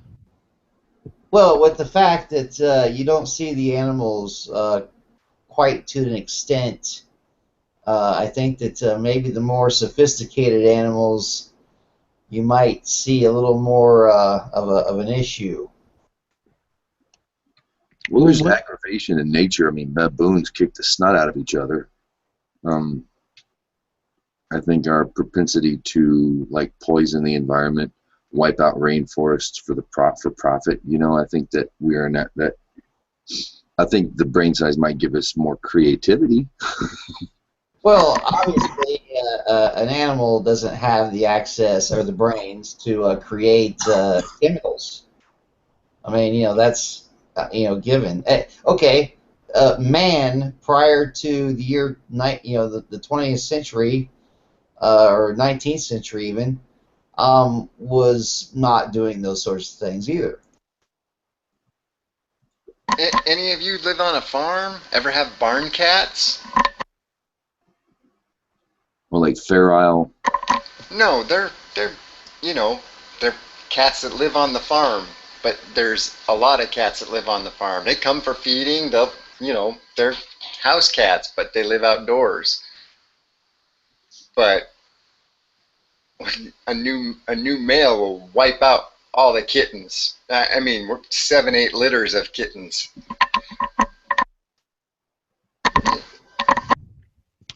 I wouldn't consider it evil, but yeah, that's definitely evil. I never heard of that. I mean, you're saying a male cat take out 7 litters? Male lions do it on the Serengeti for competing prides too. They kill the cubs. A lot of species of animals, the males wipe out other progeny. I mean, if you look at the big picture, even, I mean, what, more than 90%, from what I understand, of all species of animals that were ever on the planet are extinct. I mean, it's not like anybody had any. Well, let's let this group of animals replenish before we hunt them to death for our food. I don't think animals think along those terms, but it doesn't make them evil. Yeah, I agree. I agree. It's like If it was people, it would be evil. Yeah. You know? The animal doesn't really have a choice in doing what it does it? Exactly. It's interesting. Now, I mean, in the same sense, then you have to take that one step further. If we wiped out a species because, well, we needed it for food, then is it evil to kill something to survive? You know, I mean, there's. Not if you do it right. Yeah. Not if you're as merciful as possible on the animal. Yeah, but I'm just saying, merciful or not, we wipe out the species. Oh. Does it make us evil? Because we needed to survive, you know, we needed to eat it. Mm-hmm. Okay, so we're going to say that the annihilation of a species is the classification of what's evil. Well, I'm sure there are animals in the animal kingdom that have wiped out other animal species. We may not know exactly what has wiped out what up to this point. However, I would say that that's probably happened. Yes. And so were these animals evil? And I think that what's evil is usually determined by the society and by a perspective of the people involved in the society. And we don't know, as far as the cats go, let's say cats, there may be cats that consider other cats evil, but we don't know it because we don't understand them. But maybe in their society, they consider another cat that performs certain, does certain things, that's an evil cat. But, once again, I don't think that there's actually anything that really truly exists as a so-called evil in anything other than it's the way you define it. It's the way your society and your perspective define evil. I definitely too. I think there's some universal behaviors that are pretty much across the board, but when you're just getting into defining it, that's gonna be like the rainbow, man. Like a guy that runs around stabbing people in the head. It doesn't take a committee to decide that the guy is sick, you know? I don't know, man. I'm sure there are some places. Yeah, I'm just saying.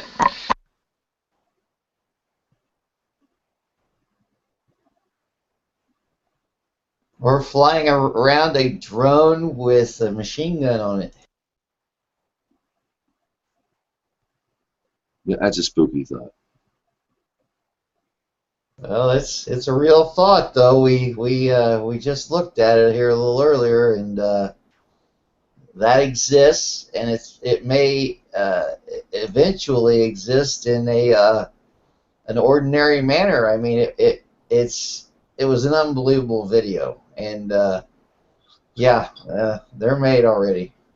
We live not too far from an Air Force base, and we saw one flying over the countryside out back. It was just man. You knew it was I mean, nothing flies like that, but a four prop drone, and it did some crazy stuff out there, fast, moving. It was wild. It was wild to watch it. I want one. Well, there's a saying in the Marine Corps that if you find yourself in a fair fight, then your planning sucked. Yeah, no shit. Maybe I need to get two then. No. I want to. About 5 or 6 of them.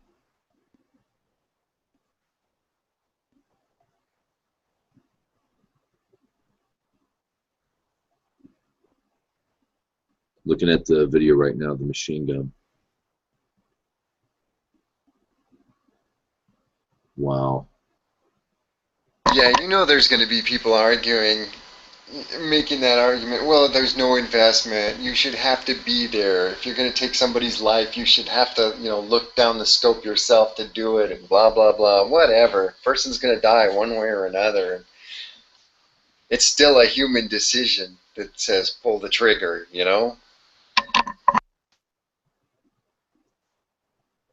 Personally, I think I'd rather see battle fought without, young people going out there putting themselves in that kind of danger all the time.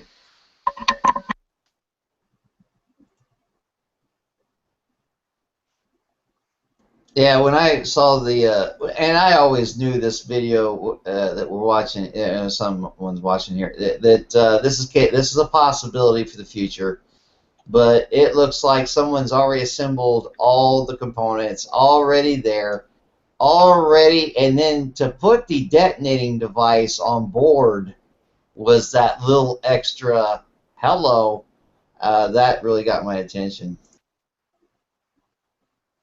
I would fear drones flying over civilian land, most definitely. That's the one thing I would fear, is that they would be flying over us. That just wouldn't seem prudent. That's what this is. I mean, this could eventually be owned by a private individual easily and used to fly over us. I mean, this could be owned by anyone. Fun target practice for me. Well, yeah, if you get a chance to shoot it down, if it's daytime, if it's nighttime, that thing can fly virtually stealth. Quiet too, yeah. It'd be hard to shoot something at night if it's pretty quiet. Let's say even it made a little bit of noise, you might shoot near it or toward it, but you're not going to see it. The thing wouldn't emit any light whatsoever. And if it has night vision on board with the camera, well, that gives it the full advantage.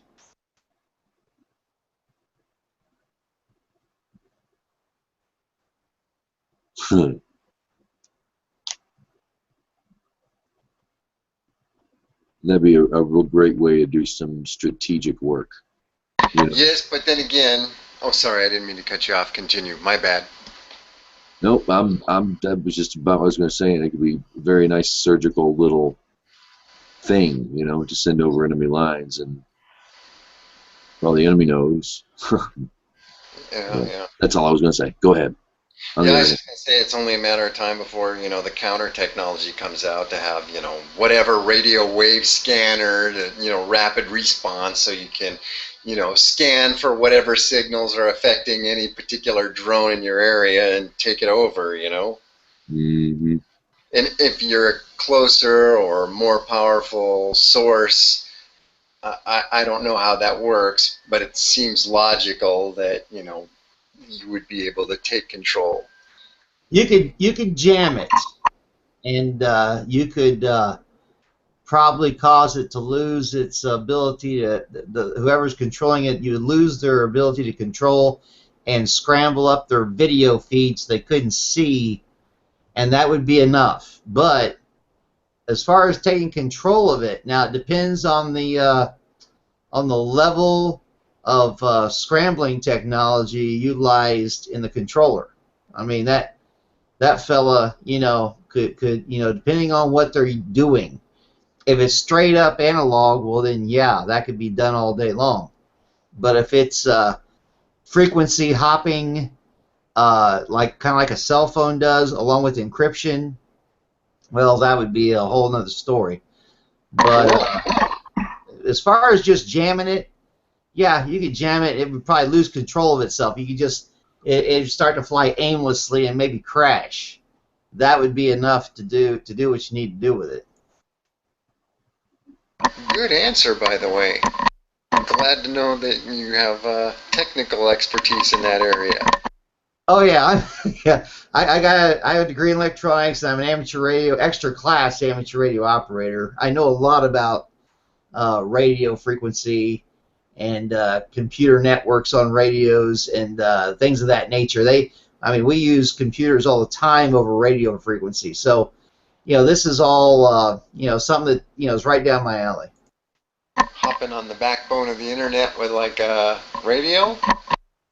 Well, no, actually, believe it or not, a lot of these networks are utilized just to talk between each other, and don't get on the internet. They're actually used to just facilitating communication digitally.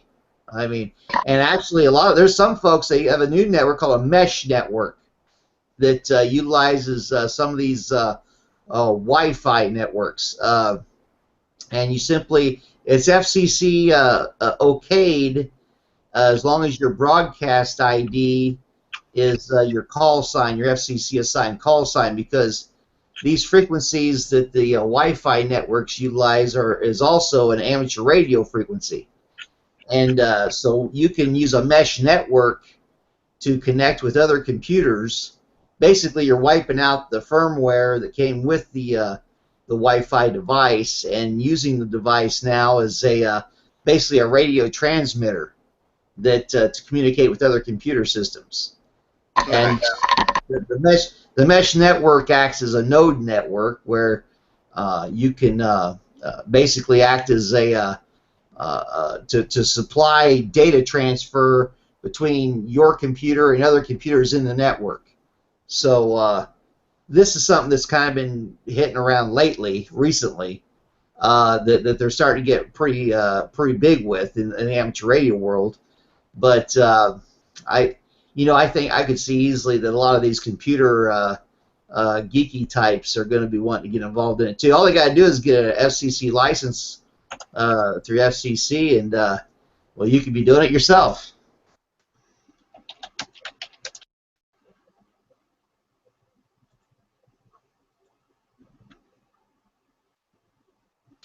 Well, and actually the internet, nothing is wrong with the internet, but the internet is becoming this, controlled. Lately we see, you pay for it for one thing, and more regulation coming. Yeah, and the fact that the big corporations like Comcast, AT&T, they're trying to get the government to let them throttle down, things like Netflix and whatnot, and supply traffic. You basically have to put your bandwidth. Hello. Are you mentioning Batman networks in there anywhere?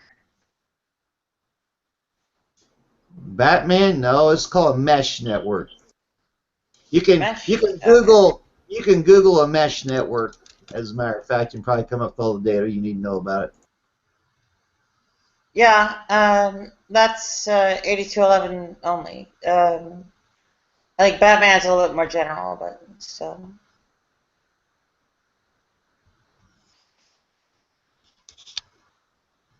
Or otherwise at a higher level of the OSF hierarchy.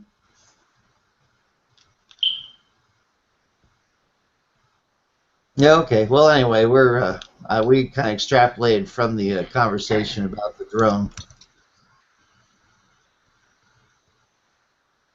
The conversation about what again?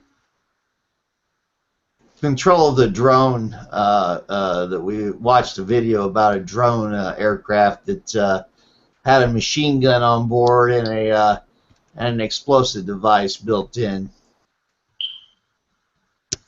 Good call on Batman. I'm reading about that now. Yeah. Better approach to mobile ad hoc networking. Batman.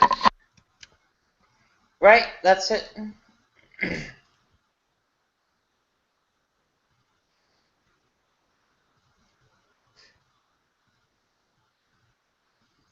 I am not a networking specialist, but I know of it floating around. Yeah, that's all brand new to me. I have no idea. And there's apparently something called Catwoman. Nice. Start keeping that up. The difference in some of these networks, though, is whether or not I don't know what level of FCC licensing would be needed. I mean, to do it legally. I mean, you can always do it illegally, and be, you know, probably safe as far as, you know, no one's going to probably find you. But if you want to do it legally and do it with the FCC approval and have an actual call sign issued to you from the FCC, you'd be an amateur radio operator, and you can put your call sign as the broadcast ID on the node, and you would be completely legal doing this, and you could probably use more power and extended antennas and such things. Are you talking about just starting a radio or a ham radio? Well, this isn't starting one. I mean, this is actually, I said, you know, I'm pertaining it right now to this mesh network. Ah. And I'm looking at Catwoman, coding applied to wireless on mobile ad hoc networks. I want to get into this and figure out how to make Riddler. Absolutely. And Poison Ivy, too. Well, and the thing that I'm afraid could happen with some of these other networks is that you're going to wind up with a virus, and people, you know, toying around with your computer and messing it up. I would say on the FCC, you know, licensed networks where you're actually connected to a licensed individual, I'd say the chances of you running into, say, people just simply trying to create calamity with your system, that would be a better route.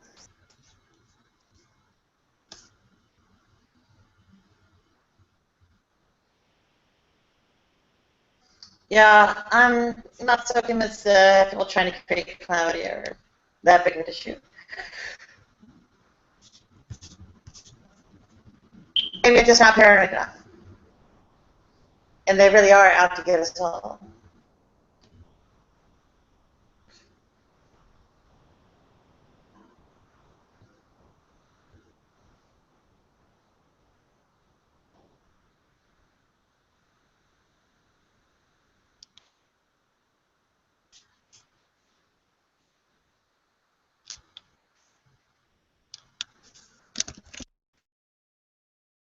Well, I'm assuming that topic has ran its course. What's next?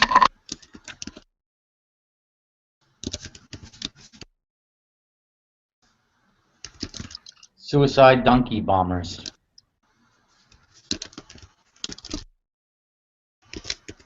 Actually, I was talking and I had my mic off the whole time, and I wondered what. No, you're talking about for us, James? I was thinking, like, for a second there, I thought you went off. You were talking about like advanced base broadcasting, like a low power, no license needed radio station that your like whole neighborhood could pick up, which would be kind of cool.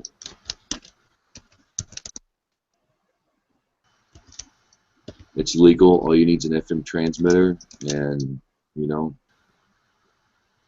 computer, I guess, if you want to do it that way. You could legally have a neighborhood radio station and be yours, as long as you're not overlapping somebody else's on the dial. Is that like a advanced version of Mr. Microphone?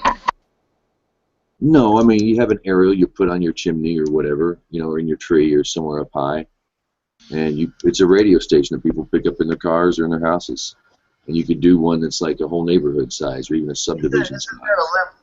Isn't there a limitation on the range of such a device? You know, the FCC. Yeah, it's FCC about a mile, all the way around. 1 mile, okay. About a mile, yeah. So long as you're not, you know, stepping over anybody else's signal, you're fine. But you don't need, if you do it right, you don't need a license from them. And you could play your own stuff to your neighbors. You could have a neighborhood radio station, like Realistic, or I don't know if Realistic still even exists, but you can get little FM transmitters. Not that expensive. That'd be kind of cool. Yeah, they still exist. Yeah, they sell FM transmitter kits as well. I mean, you could always some minor assembly thing. Good. That's. I don't even know if I could handle minor assembly. I use it well when it's all together. But Yeah. Anyway. Well, assembly is kind of bread and butter of my existence, or something like that. At least when I still had a way to subsist.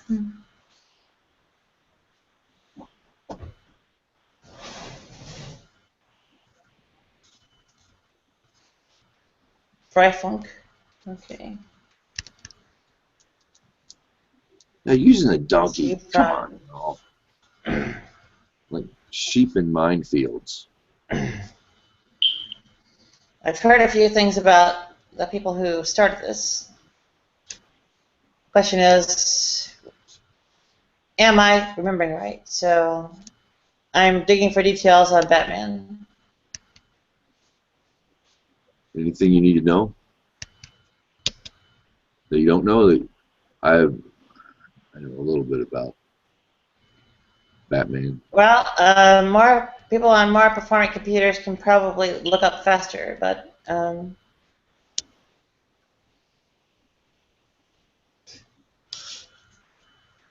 well, what's the right way to put it? I think someone like me was involved. Okay.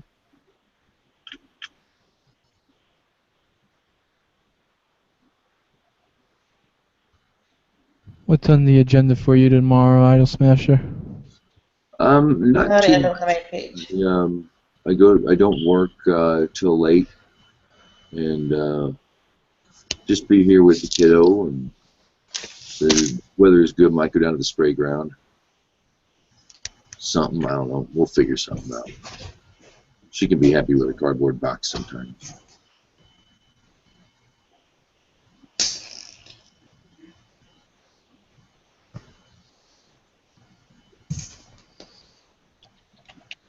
Drowning my sorrows.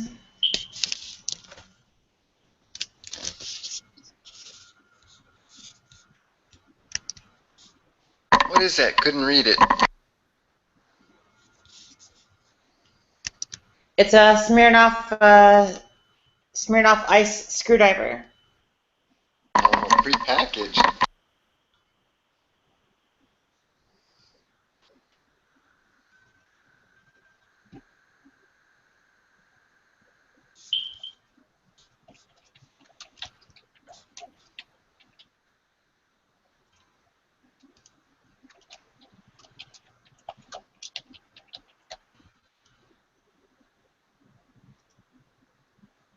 Well, gentlemen and lady, I am going to go to bed so I can get up early in the morning and go find salvation. Happy trails, my friend. Y'all have a wonderful night. Oh dear. See you later. Is this where I break out, what is it, Ministry Psalm 69, or, I don't know.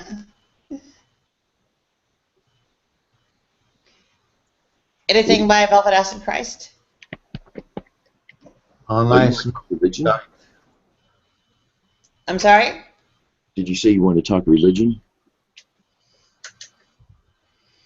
No, industrial music. Ministry? Oh, ministry. Velvet Acid Christ? I haven't heard ministry in years. Ha. Combi Christ? I used to like Skinny Puppy. BMV Nation? Covenant? Machines of Loving Grace? Some might even say Godflesh. You know, it goes on and on. In nomine.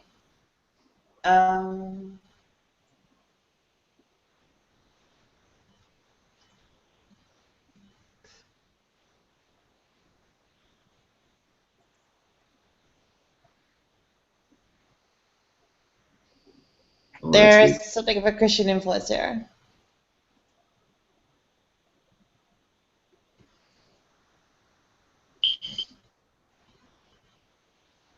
They're band names.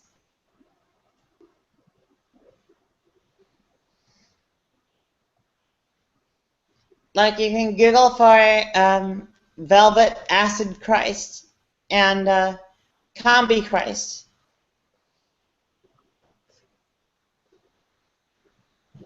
Sounds crazy.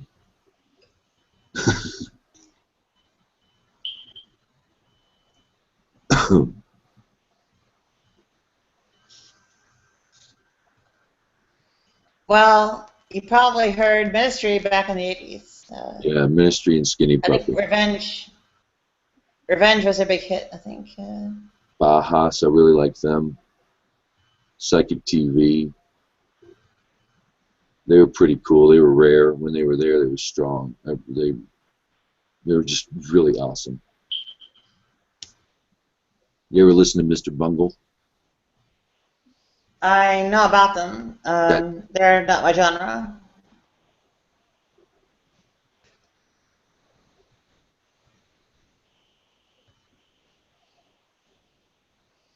They're like Primus-like, if I'm right. Say, baby, do you want to lay down with me? I say, baby, do you want to lay down by my side? Baby, do you want to lay down with me? I say, baby. I say, Primus was the shiznap. I got to see him in concert. They didn't play the one song I wanted to hear. Bastards. I want to hear Tommy the Cat. They came up for their encore and we're all ready for it. No Tommy the Cat. I was very disappointed with Primus.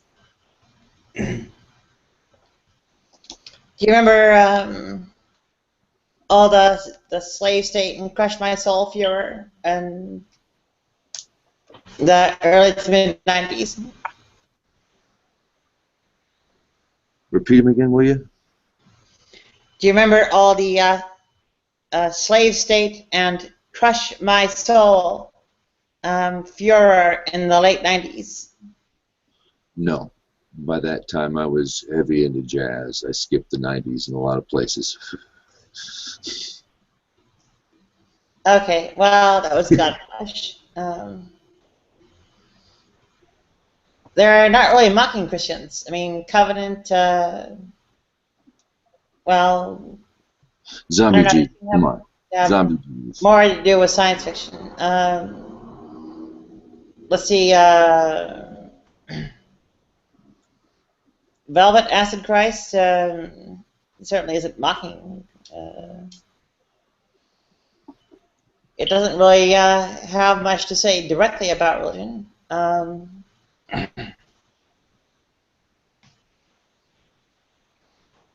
But the closest they do to mentioning religion directly is a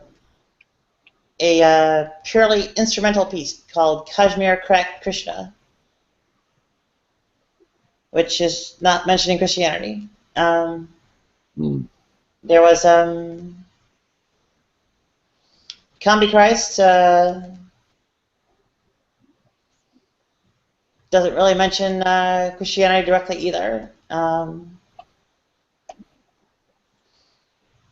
Yeah, but these are social commentary. Sorry? Well, it's from what I'm getting, they sound more like social commentary than actual anti-Christian. That seems to be the genre. I could be wrong. I could be wrong. Zombie Jesus was just too funny, even though it does it does mock it.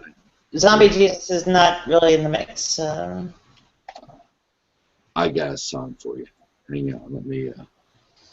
A Nomine is probably most famous for a song where they recite the Lord's Prayer in German. Let's see. Can you share a video in here? I have the best video. My zombie ever. side loves that Contour doesn't just look cool.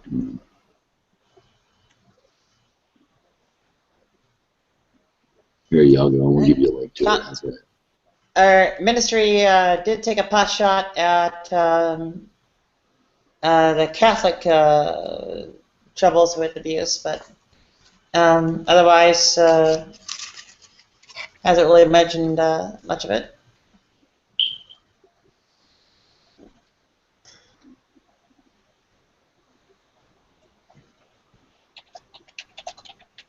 Machines of Loving Grace is pretty much overtly a Christian band. They intended more to market themselves to a Christian audience, and were surprised to find a a different audience was attracted.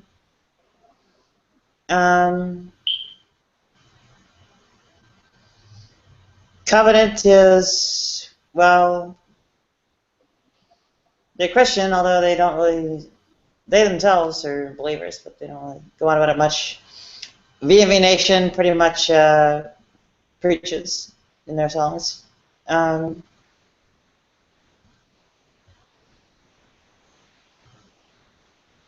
mean, apart from the whole electronic industrial sound, or actually future pop or whatever,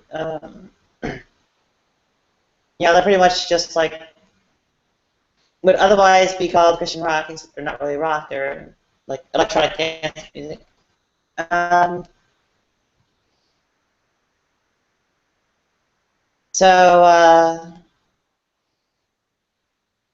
Well, I doubtless just got blocked, but Chase or J-Dubs or whatever, it was a little objection there. It was not well grounded.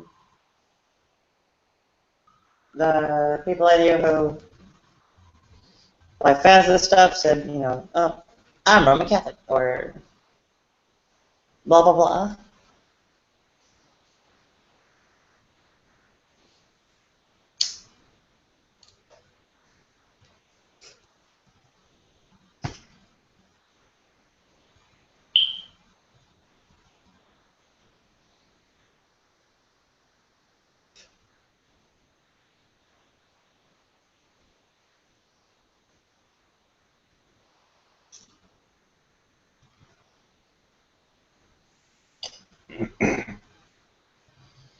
Especially VMP Nation and Machines of Loving Grace. Those are like no way you can say they're mocking.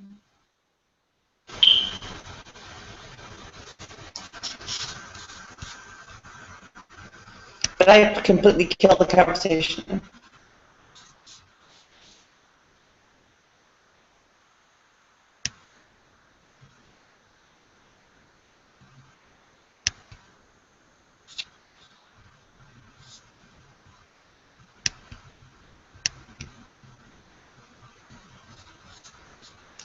J-Dubs take off. Yeah, he did. I scared him away. Sorry. Well, thanks, Nadia. You know how it is. No one can stand me.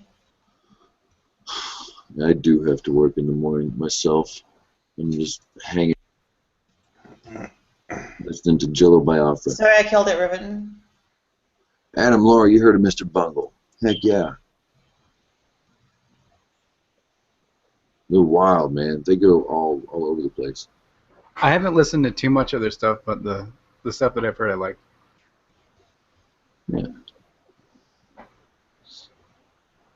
Well, y'all have a good night. I will see you in the near future, I'm sure, God willing. Peace, shalom. Have a good one. Have a good night. Bye. Thanks, man. You rock, man. Wow. I had no idea just how odious I was. Nadia, how are you doing? Do you have a new place now? No, it's the same place. Oh, same place? So you Yeah, ended up being able to keep your place? I should not divulge very many details. Okay, fair enough. Glad to see you're doing well, though.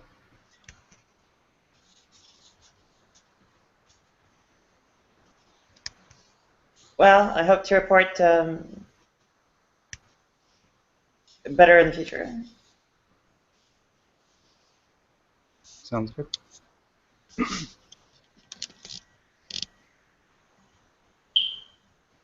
Yeah, I'm kind of implementing a new policy of divulging less or no personal information online. So Probably a good idea.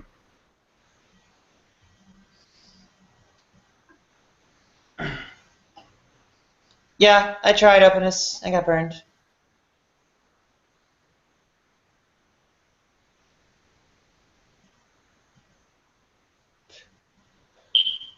No more of that.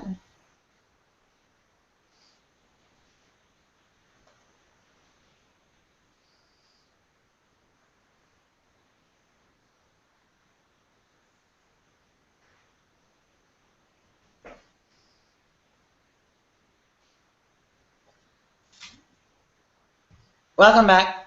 I was trying to say that a number of the groups are believers themselves, and also that I'm relatively certain disrespect was not the intent.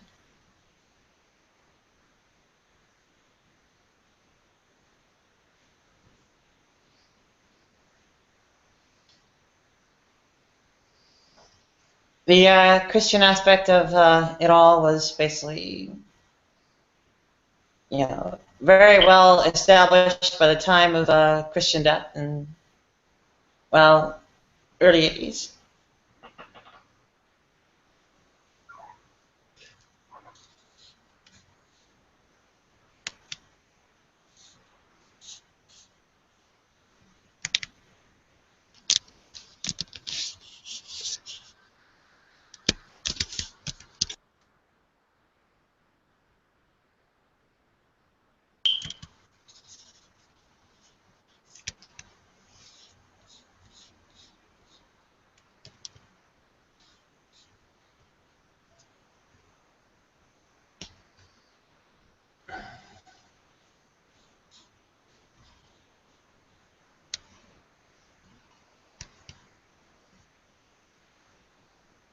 This is a pretty exciting broadcast right here.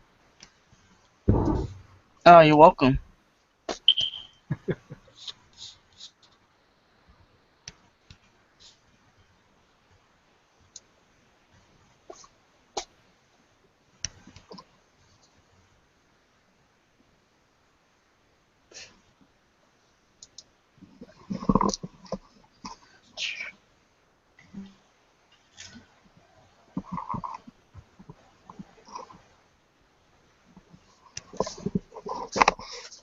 Any topics?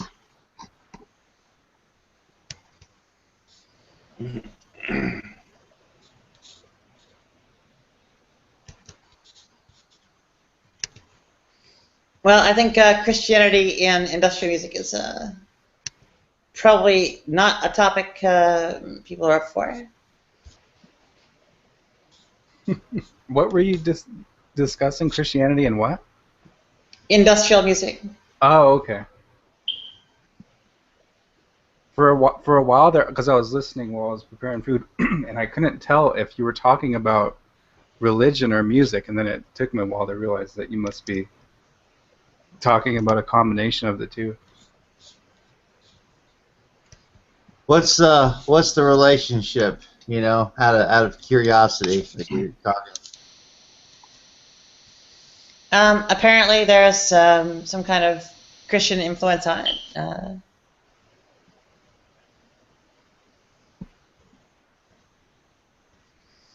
I mean, you can hear it very, very obviously in the band names, which is why I rattled them off. Oh, there's religious band names. What you're saying? Well, there's more than religious band names, but the band names are very obvious to see as evidence. You don't have to dig too deep for it. And why would that be? I mean, apparently they want to push Christianity through, music. Actually, not so much. Well, then what would be the point then? It's more seen as almost a trendy thing, I think.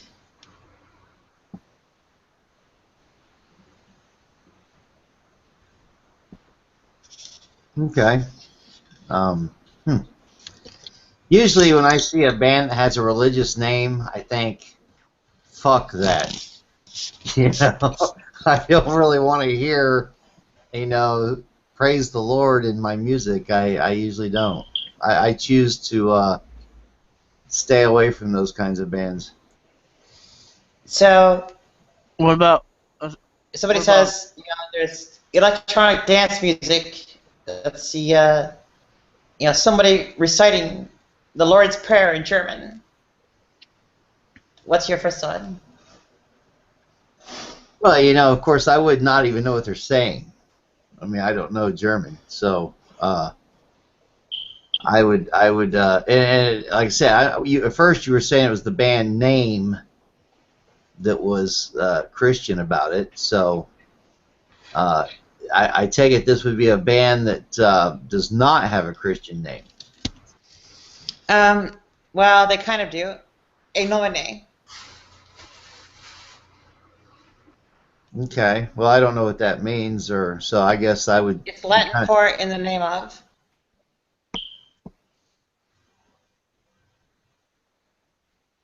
Well, I would be neutral about the name, so I suppose I would listen to it, and if it sounded cool, I might think it was all right. And if someone said, "Hey, by the way, that was the Lord's Prayer in German," I'd say, "Well, fuck that." In nomine Patri, et Filii, et Spiritus Sancto. Right, Lord's Prayer in Latin. Well, I guess it'd be part of the Lord's Prayer in Latin, but still. Yeah, the part where they say, in the name of the Father, the Son, and the Holy Ghost.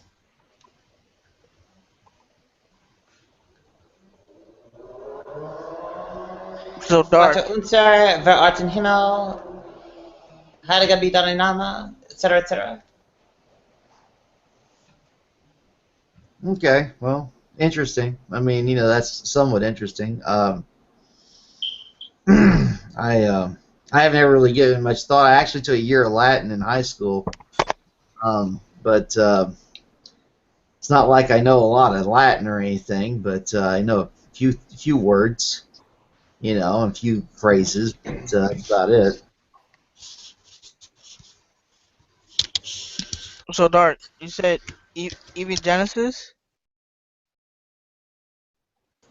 Oh yeah, Genesis. Well, in that case, the music kind of precluded their name, and I don't think I necessarily.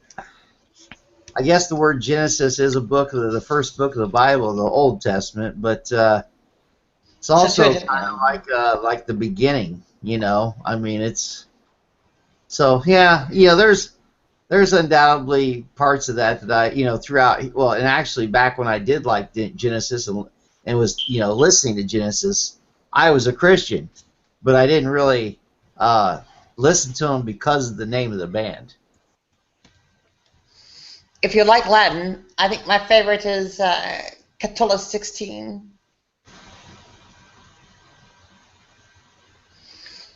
Yeah, the Percabo ego vos et dirmavo. I know. I remember Witty Wiki.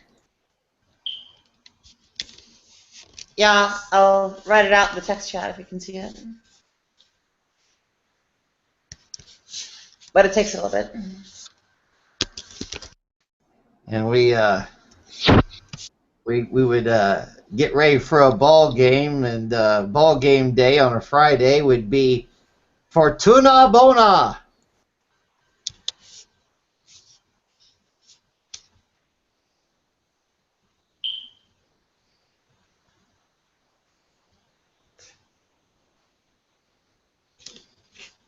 Yeah.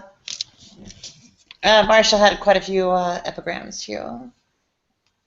But Catullus 16, I think, takes the cake.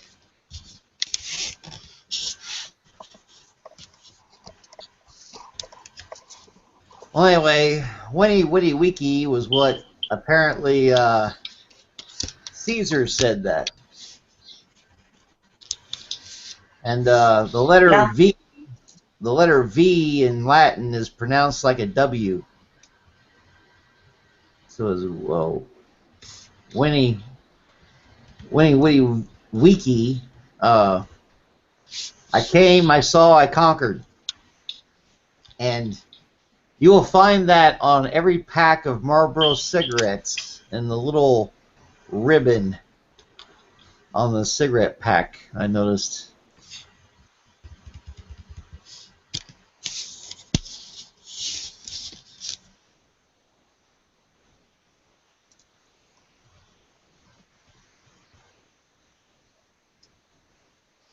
There's a little bit of parallel text. Well, you know, I'm not fluent in Latin, and it's been a really long time since I tried to read it. It's parallel text, so obviously the English translation is more than covered. Oh, okay, I see what you're saying. Yeah. You know, copy pasted. Yeah, I'll get the URL so you get it formatted too.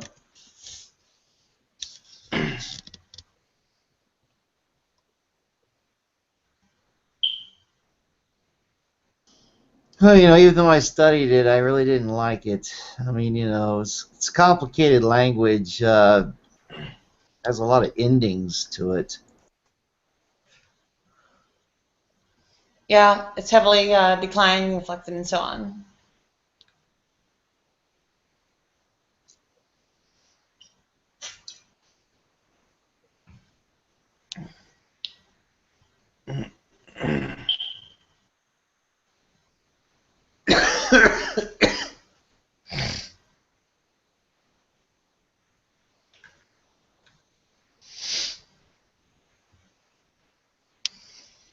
Yeah, if only I were capable of Cthulhu 16. Oh well. I have no idea who that is or anything, so. Cthulhu? Oh dear.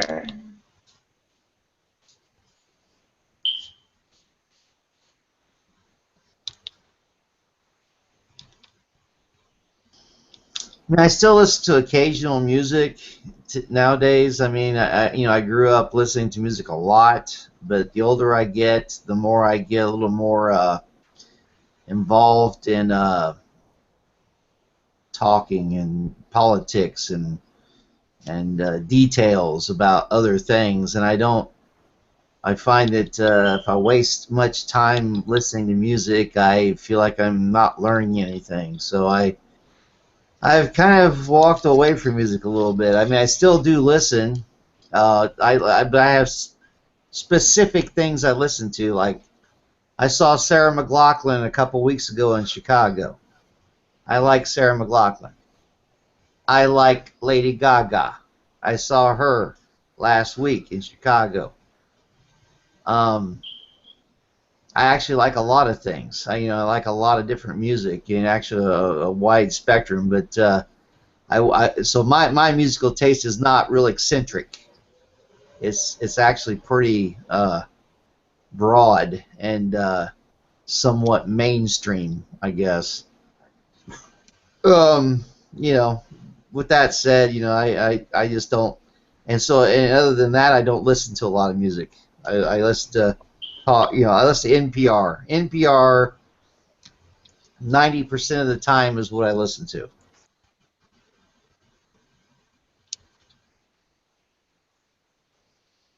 Mm.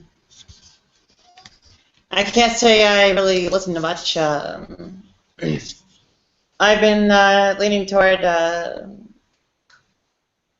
don't know, Spotify and my own MP3 archives lately.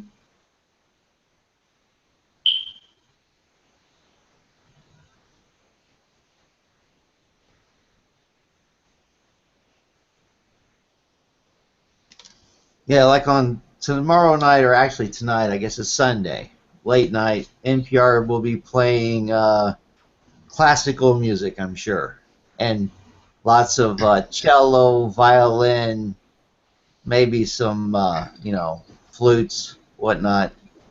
And that'll be the sort of thing that I'll be hearing late Sunday evening. And that's not unusual.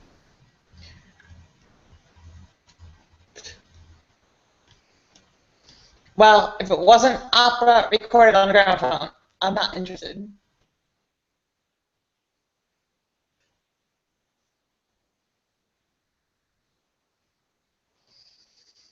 Anyway, musical. Grant had quite a collection of. Oh, what was his name? His famous for the big aria from Pagliacci.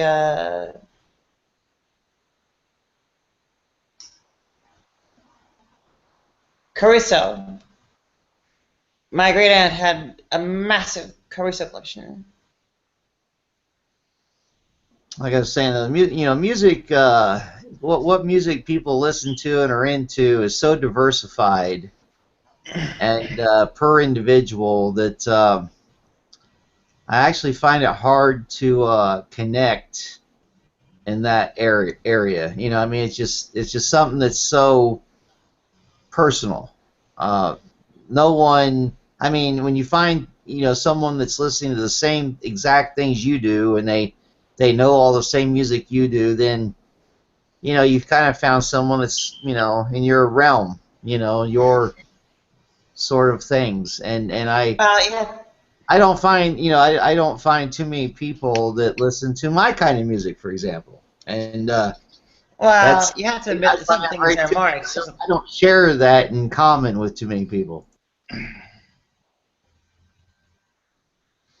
Yeah, but you have to admit there are quite a few very accessible things. I mean, between Carmen and Toronto and Traviata, you've got, I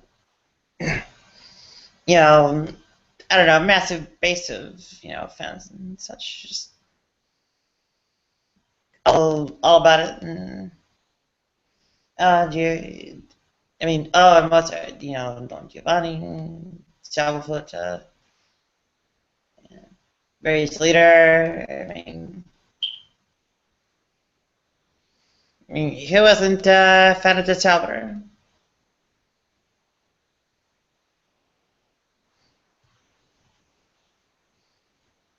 So there's quite a bit of top of the pops going on, I think.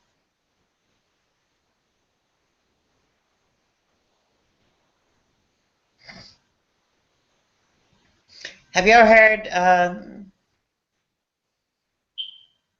Carl Byrne conducting Strauss's Salome with Jesse Norman on soprano?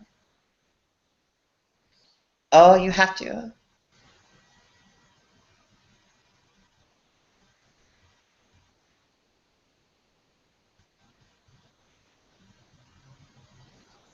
No, I'm so bad with names. I do not. Whenever I hear these things in NPR, I just take them for what they are. I don't. I don't usually write down the names or go seek it out. I just, whatever's playing is playing. I don't. I'm not that picky. I am picky as far as there's certain things I don't like. I mean, there's a lot of like country music I don't like. That's Okay, probably well, of course. Yeah.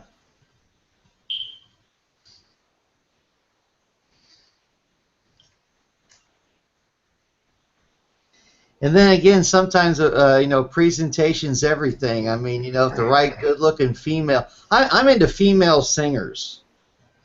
It's got to be a female singer, or I don't like it. It's what 90% of the time. I mean, I usually listen to female vocalists, and I'm not a real big guy on a. If it's a guy singer, well, those are my few and far between bands. I do like some bands that are male singers, but not very many. All right, so if you're such a fan of female singers, what is your favorite opera? Well, I'm not a big opera fan at all. None, zero. How can you be such a fan of female singers and not really into opera? Well, I'm just not. Because there's plenty of other things that females can sing, I guess.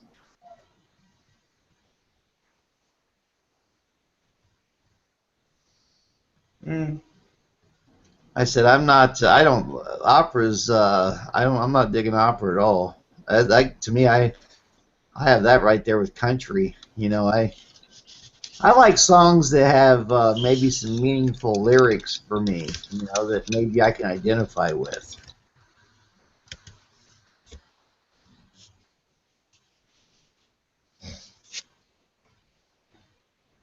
Well, how do they not have meaningful lyrics? I mean, they're plays set the music. Well, since I never listen to opera, and I don't like the prolonged, the prolonged holding of notes and whatnot, I think that hurts my ears. It's a disagreeable sound.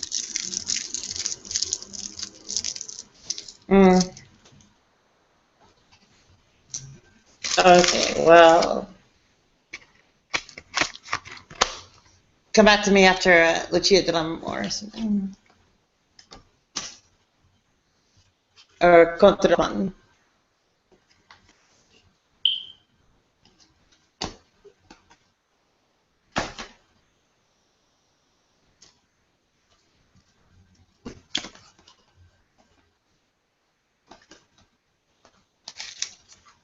Every time I think about opera, I think of Pavarotti.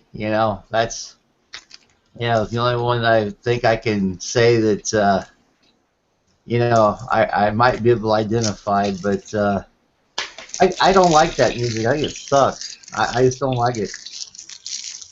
Holy cow! You don't know what college or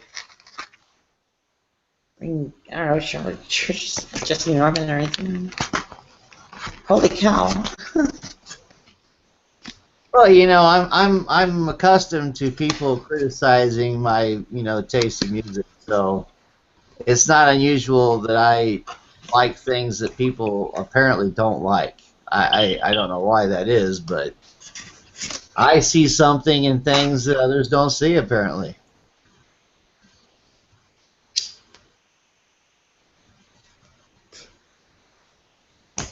Am I a big roadblock to everyone getting their hangout on iTunes?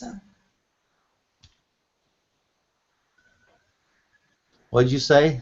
It sounds like there's a gaggle of people, maybe 10 to 15,000 or maybe 50,000. You have me blocked and so on.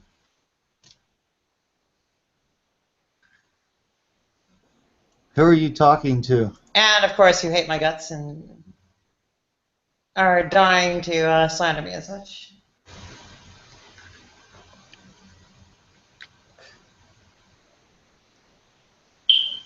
Like I said, who are you talking to? Iphius Socrates. There it is. Hello. There we go. All right. No, it isn't preventing people from going to my Hangout, but it is. There are a lot of people who have you blocked now. So yeah, they don't think very highly of you.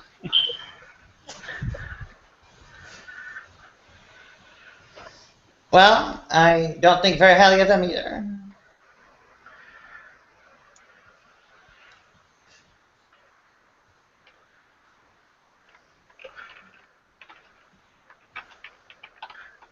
Yeah.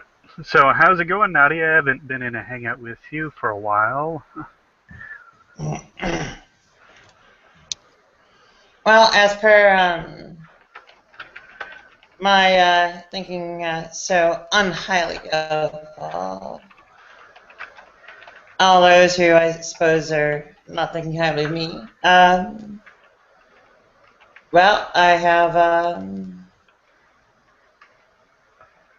I am not going to share my personal anything. Oh no, it doesn't need to be personal. Just good, bad.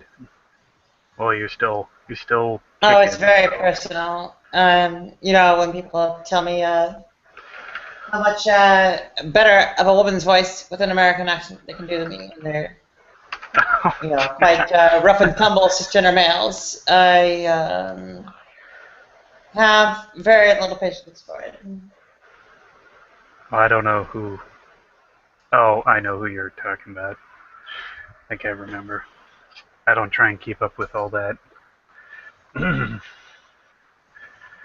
Well, I'm sure there's quite a blizzard of slander and calumny against me to that's well beyond any individual's means of keeping up with. And How is that slander pretending to do a woman's voice?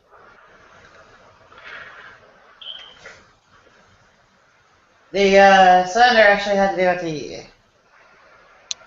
Well, I'm not sure if it was the first or second half of it, but that their accusation was that I was not attempting to reform my voice in earnest.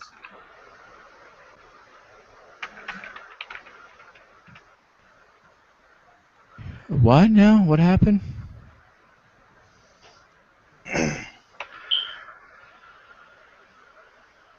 They accused me of not attempting to reform my voice in earnest.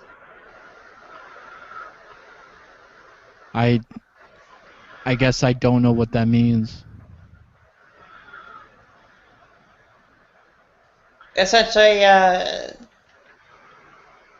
that I am not working on sounding like a woman instead of Darth Vader. Oh, okay. I guess I get what you're saying. Okay. You don't know the power of the dark side. Yeah, I'm not that good at it anymore. It used to be all I just had to do was, well, say it.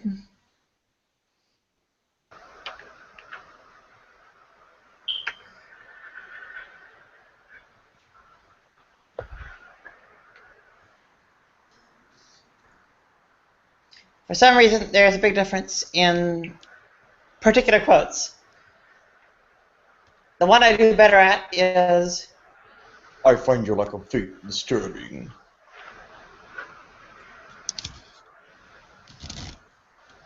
You know, it's such an interesting characteristic about you, is your ability to alter your tone of voice so well. Quite striking. And unbelievable. Yeah, right. And Nadia, if you don't mind, you know, I've been on the internet for quite some time, and I've been in a lot of chats through Stickam years, and we're talking like at least 6+ years, and now here, and you are you're a certain type of individual, very eccentric, and I think you are interesting to a point, and also could possibly be annoying to a point. Which I'm sure you've already familiar with that. You know, I am like G.G. Allen. I am hated in the nation.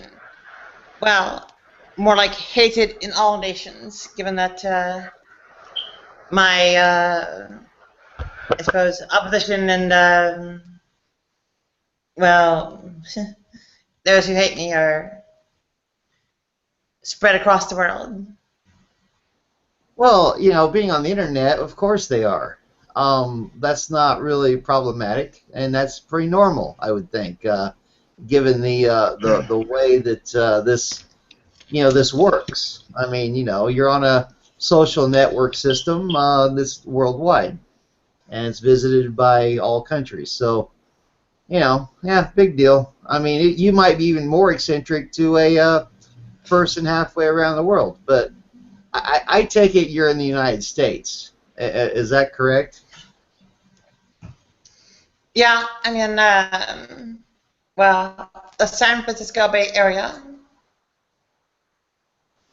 Okay, And I was in East Harlem. Okay, quite a liberal area that you know, is open to a lot of different things, and I think that's great. You know, I myself New York, San open. Francisco, you know, I have a way of going about things. Red over white, you know. What does that mean? It's an allusion to the title of a movie about identical twins. It's short for cisgender. Cis is short for cisgender. It means cis is a prefix in Latin, meaning on the same side, where trans is on the opposite side.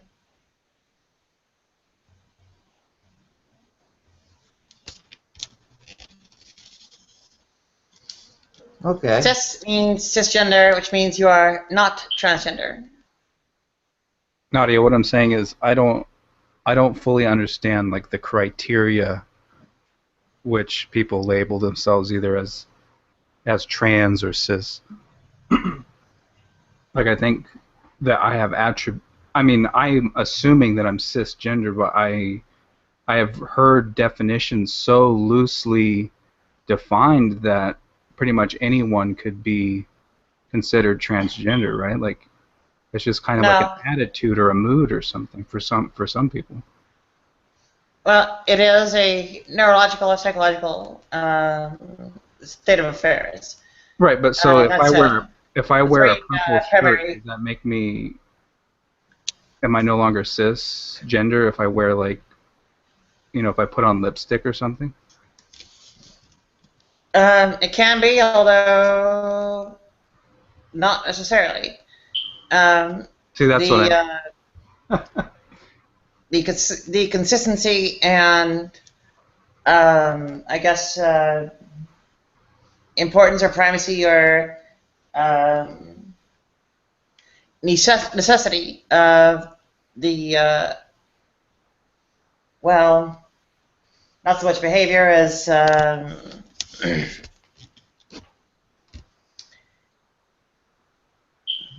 I guess a thing that establishes whether behaviorally or physically the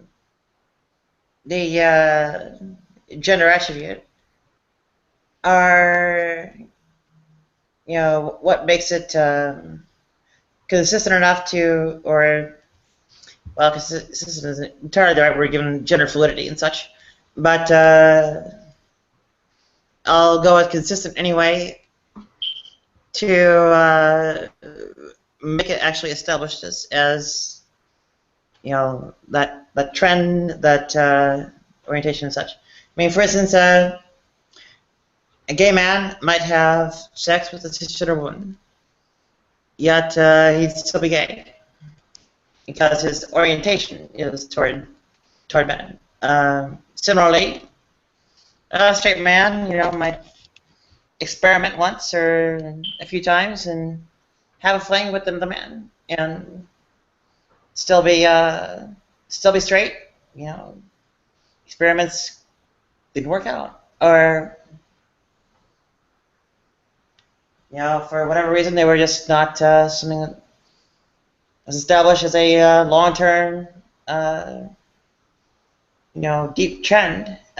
So Right, but Nadia, wouldn't you say that by a lot of people's definition, if you are a man who has sex with another man, that would make you at least bisexual, right? Like no one really agrees on the absolutely not. No. I mean, the fact you executed the behavior on some number of occasions doesn't actually necessarily reflect your orientation. Your orientation, your preference, your drive, your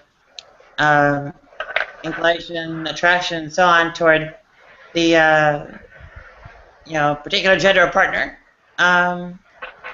is can easily go against even the majority of one's actual executed sexual acts.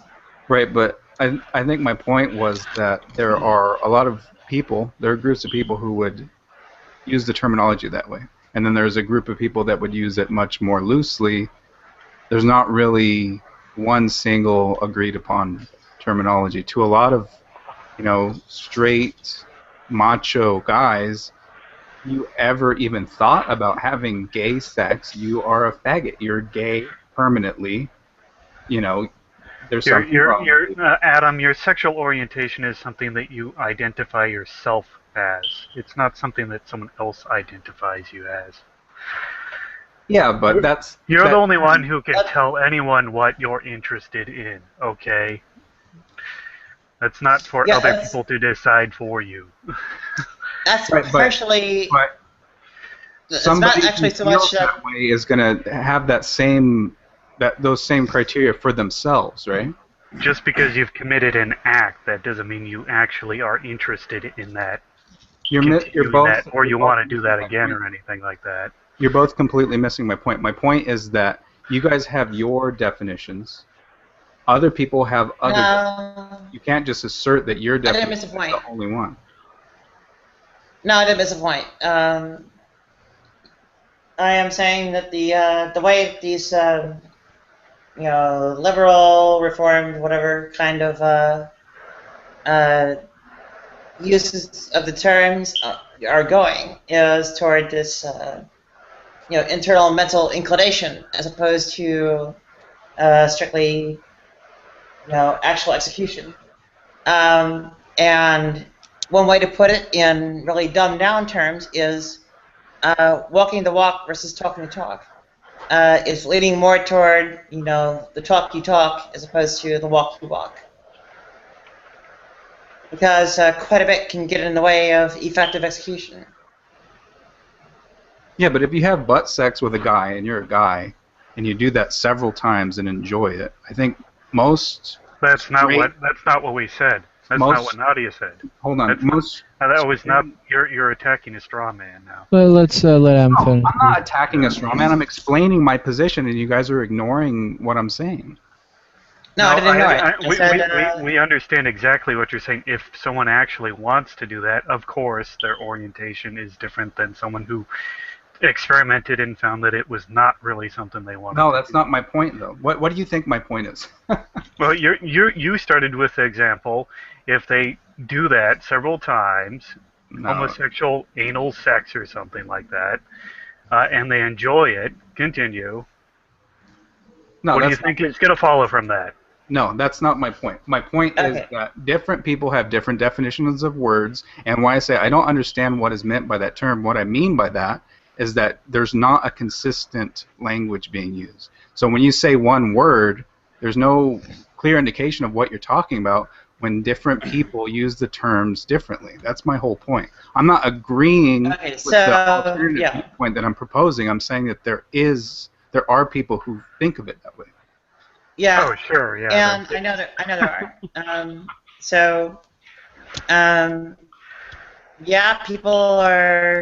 There are people out there with some currency, like the religious types, who are going on with the walk you walk versus talk you talk, or your mental status over which you are the only authority who can adequately observe it. And the way that the liberal end of things is going is more toward that the mental status and the inclination as opposed to execution, and in opposition to the religious types and so on, or fundamentalist types. Actually, the religious types, I really don't you care. survey Catholics, 55% plus in favor of gay marriage. I mean, it's like, okay, come on. I don't really give a shit what you do or how you do or what you consider it. And it sounds like you're making it pretty complicated. And just like you don't like to be labeled, I don't like to be told what I think. I'm considering myself pretty liberal, and I'm not a liberal. Since I'm a liberal type, suddenly I have a certain way of thinking. Well, I'm sorry. No, I don't. I think I'm going to define my own way of thinking. Thank you very much. And you have every right to do that. Yeah, and getting a rise out of me is not going to be easy because I know this language issue is there, and I acknowledge it, and Adam's point is mostly a sort of communication kind of semantics issue or whatever, and Nadia, it's not taking frankly, a rise at I think after not so much explanation, we've all kind of got the point. Well, the whole reason why I brought up the definitional aspect of it is because someone asked me whether or not I had checked my cis privilege lately, and I'm not. Che. What?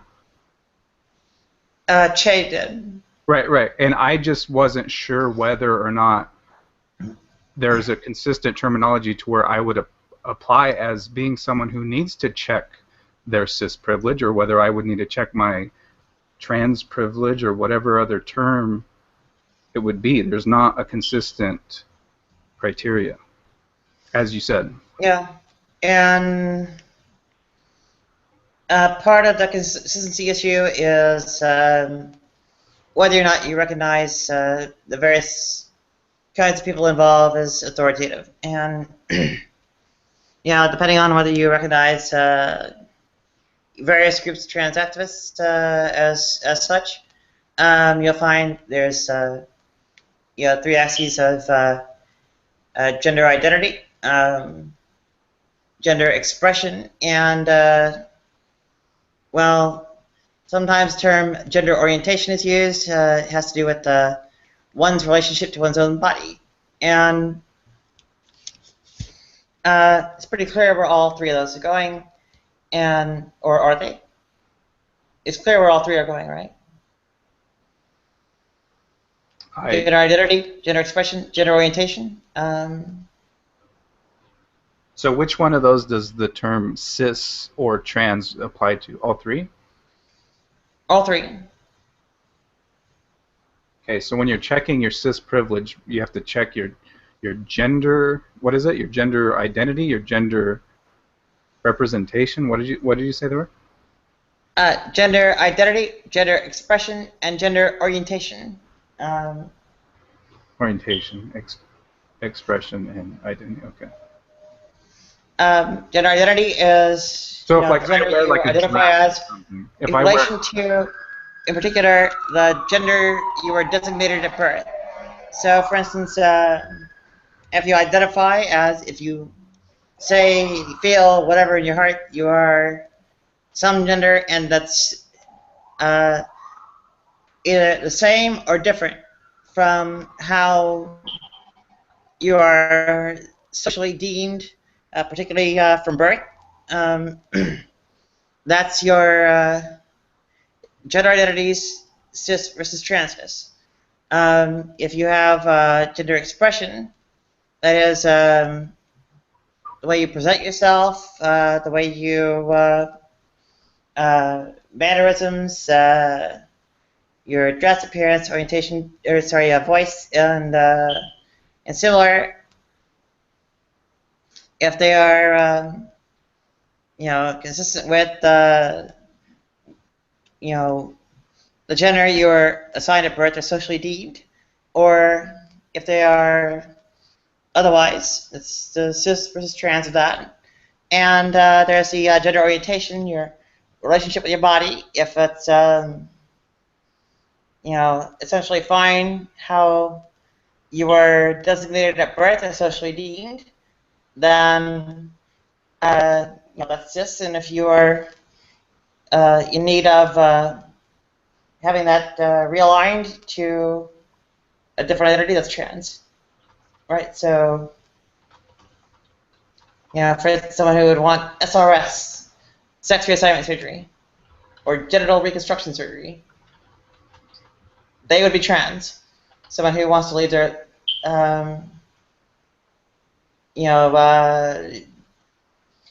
sexual characteristics alone, their presence or absence of best, their So Nadia, male versus female genitals, and so on and so forth, whether they want to change or leave them alone, That's cis versus trans, or yeah, trans is changing it, cis is leaving it alone.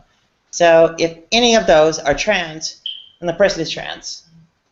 Okay, If so all of those are cis, then the person is cis, according to the a strain of the liberal theory. Nadia, you give too much information all at once. I have like follow-up questions, but you're speaking like just paragraphs and paragraphs worth.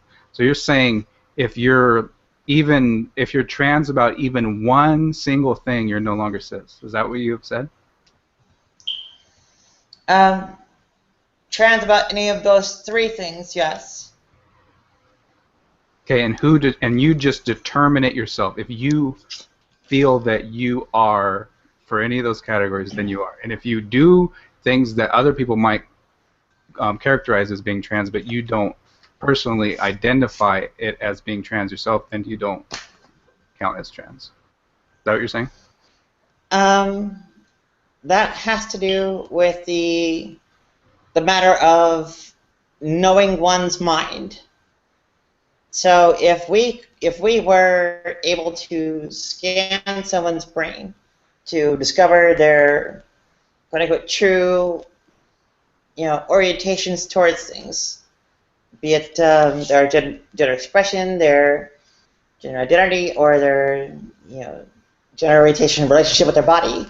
If you're able to go in by brain scan and get it out without they're saying a word, then we wouldn't need to rely on their say-so. But we don't have brain scans or telepathy or whatever it is. So at that point, we are forced to rely on the person themselves But to Nadia, declare the state of their own mind.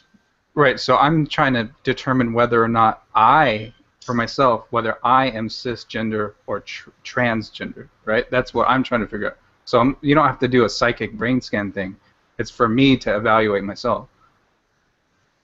But is there like a checklist, or is there something? Well, I'm saying the reason why you do have to evaluate it yourself is because we don't have that kind of technology. Right, but what I'm asking you, Nadia, is how do I actually make that evaluation? I don't understand what qualifies as cis and what qualifies as trans. So how am I supposed to know whether or not I'm supposed to check my cis privilege or whether I don't have to check it because I'm trans? Essentially, you would go by whether that there is alignment between where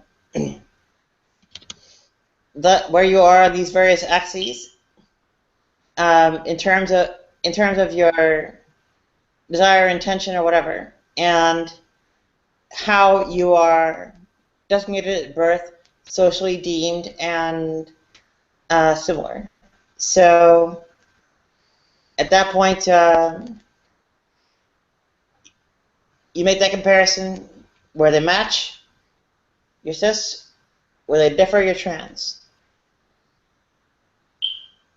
But so things can differ a little bit, and then I can choose to decide whether I'm cis or trans if there is, like, if let's say I'm 1% trans, I get to decide whether I identify as cis or whether I identify as trans, right? Well, it's like asking if you believe in God or not. Is it? You can confess with your mouth, but believing in your heart, you will not do, and by force of will alone. You will believe or not believe, well, by forces outside your control. So let me give you an example, Nadia. Let's say if I'm playing Mario Brothers 3, right? And I like to play as the princess because she can fly, right? Sure. And now I'm identifying, in a way, I'm playing the game. I'm no longer Mario. I am the princess, and I'm identifying as the princess. Does that make me transgender? you would have to evaluate for yourself in an emotional way whether that reflects a sort of real intention of your heart of, well, being the princess. Okay. So if I don't want to actually be In a princess metaphorical way. in real life, that I'm not trans and I'm cis. Basically, yes. You also have to remember, Adam, you don't have to just check your cis privilege. You have to check your white privilege. Have you done that yet today? Well, I definitely have to check my white privilege. Well, have you checked your male privilege yet today too? Male privilege. It's on my to-do list. But that's the thing. If I'm not cis, then am I really male? It becomes a question. It doesn't become a definite any longer, right? If I qualify Yes. as trans, then I don't necessarily have to check my male privilege if I turn out to be trans woman. Is that the proper terminology? If I identified as a woman? Yeah, that'd be a trans woman. A See, woman who happens to be trans. If I identified as a trans woman, I wouldn't have to check my cis privilege, and I wouldn't have to check my male privilege. Well, you would identify as a woman and happen to be trans. And then if I were, let's say just for hypothetically, if I were gay and I was attracted only to men, but I was a trans woman, then I would no longer be gay, so I wouldn't have to check my hetero, or I would become, you would become straight, right? Yes. Huh. I'm trying to see which. I want to get the fewest amount of things to check. That's going to open up a can of worms, because if I become trans, then I have to check my hetero privilege. That's rough.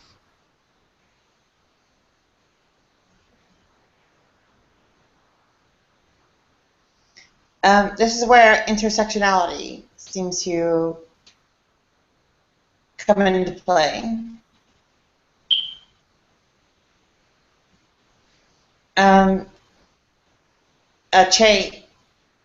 People have given up on the LGBTQ whatever or quilt bag and have moved on to GSM or GSRD. What is that? Gender and sexuality minorities or gender, sexuality, and relationship diversities. And there's a mix and match between whether or not relationships are included or whether or not you say minorities versus diversities. So you've also got GSD, gender, sexuality, diversities, and GSRM, gender, sexuality, and relationship minorities. The relationship minorities tend to emphasize polyamory. Hello. But there are other points along the spectrum. How you doing, Brandy? Have you checked your cis male privilege today? Brandy. Oh, I like that. That makes me sound alcoholic. It's actually Brady, but I'm sorry, Brandy. Oh, okay. I can't fucking see from my. I'm That's laying right, back. I'm trying to look. You may find this interesting. It's Brady means slow in Latin, so you pretty much said the same thing. As far as I'm Yeah, concerned. I would not put a great deal of stock in the whole privilege checking affair. I personally consider it unproductive, and I think others are coming around to a similar conclusion. I'm glad to hear that. So what do they call it if you're attracted to, you're not transgender yourself, but you're attracted to people who are? Well, there isn't a polite or whatever name for it. Yeah, there are definitely colloquial or slurs about it. Probably the most frequently bandied one is tranny chaser. Yeah, that's just like an insult. That's not a term. I mean, I guess it's a term, but It's an insult.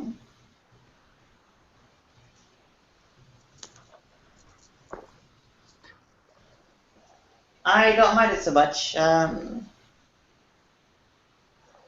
It's like, you know, so and so likes me Nadia, for who what I would am. you label yourself as if you had to?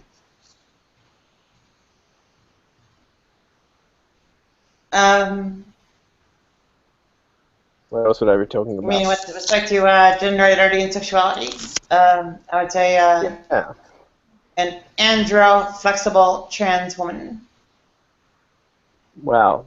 It's a mouthful, but I love mouthfuls. And so yeah, it's pretty cool. can you say that again, Nadia? But it's been, Androsexual, is that what you said? yeah. No, there's more than that. Andro-flexible. Androflexible. Okay. Flexible, yes. Everyone should be flexible somewhat in their sexuality. Or at least in their beliefs about sexuality. It has a particular meaning. Generally, you attach the flexible to some other orientation.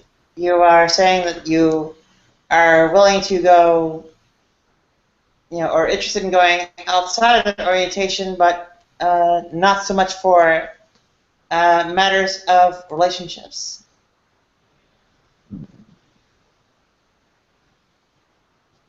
Or Interesting. in the case of people who are less interested in relationships, it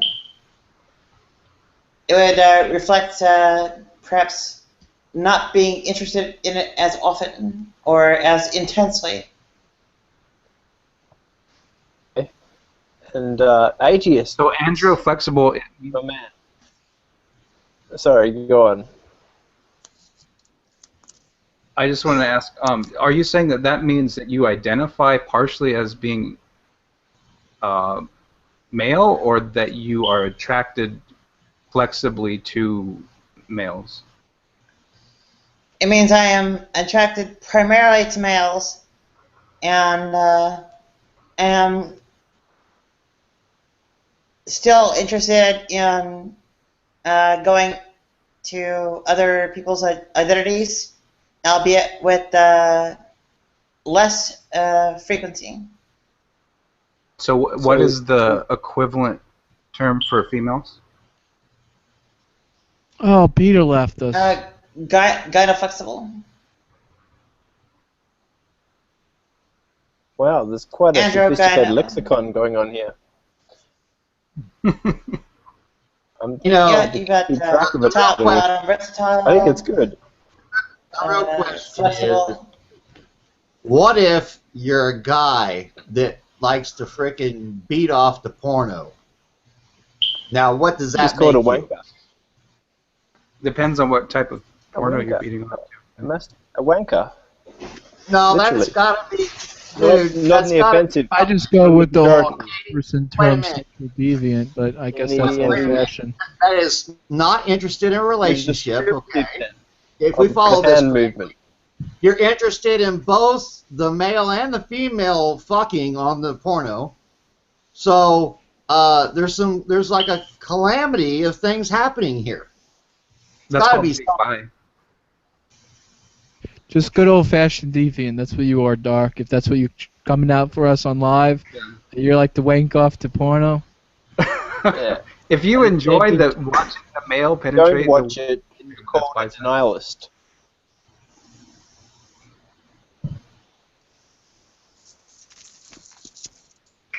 I'm waiting for Nadia to give the official terminology because she's got the. I don't think there is one.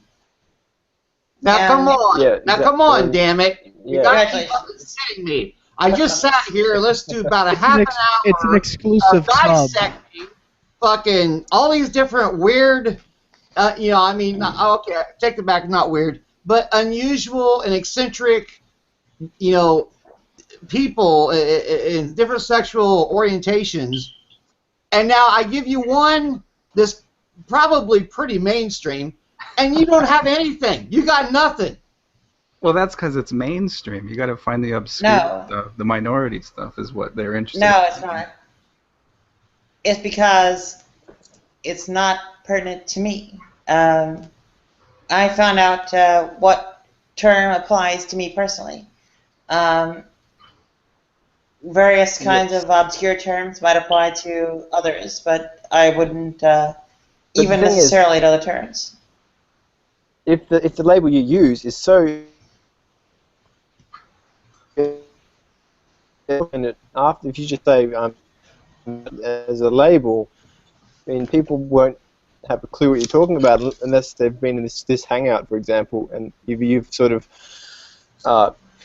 explained what it is. If that makes sense. Well, the usual terms used are homoflexible and heteroflexible. But there are also terms to me. Yeah, on sites But such what's as the difference between that FetLife. and say bisexual? Because I'm they sorry? seem very similar on the surface.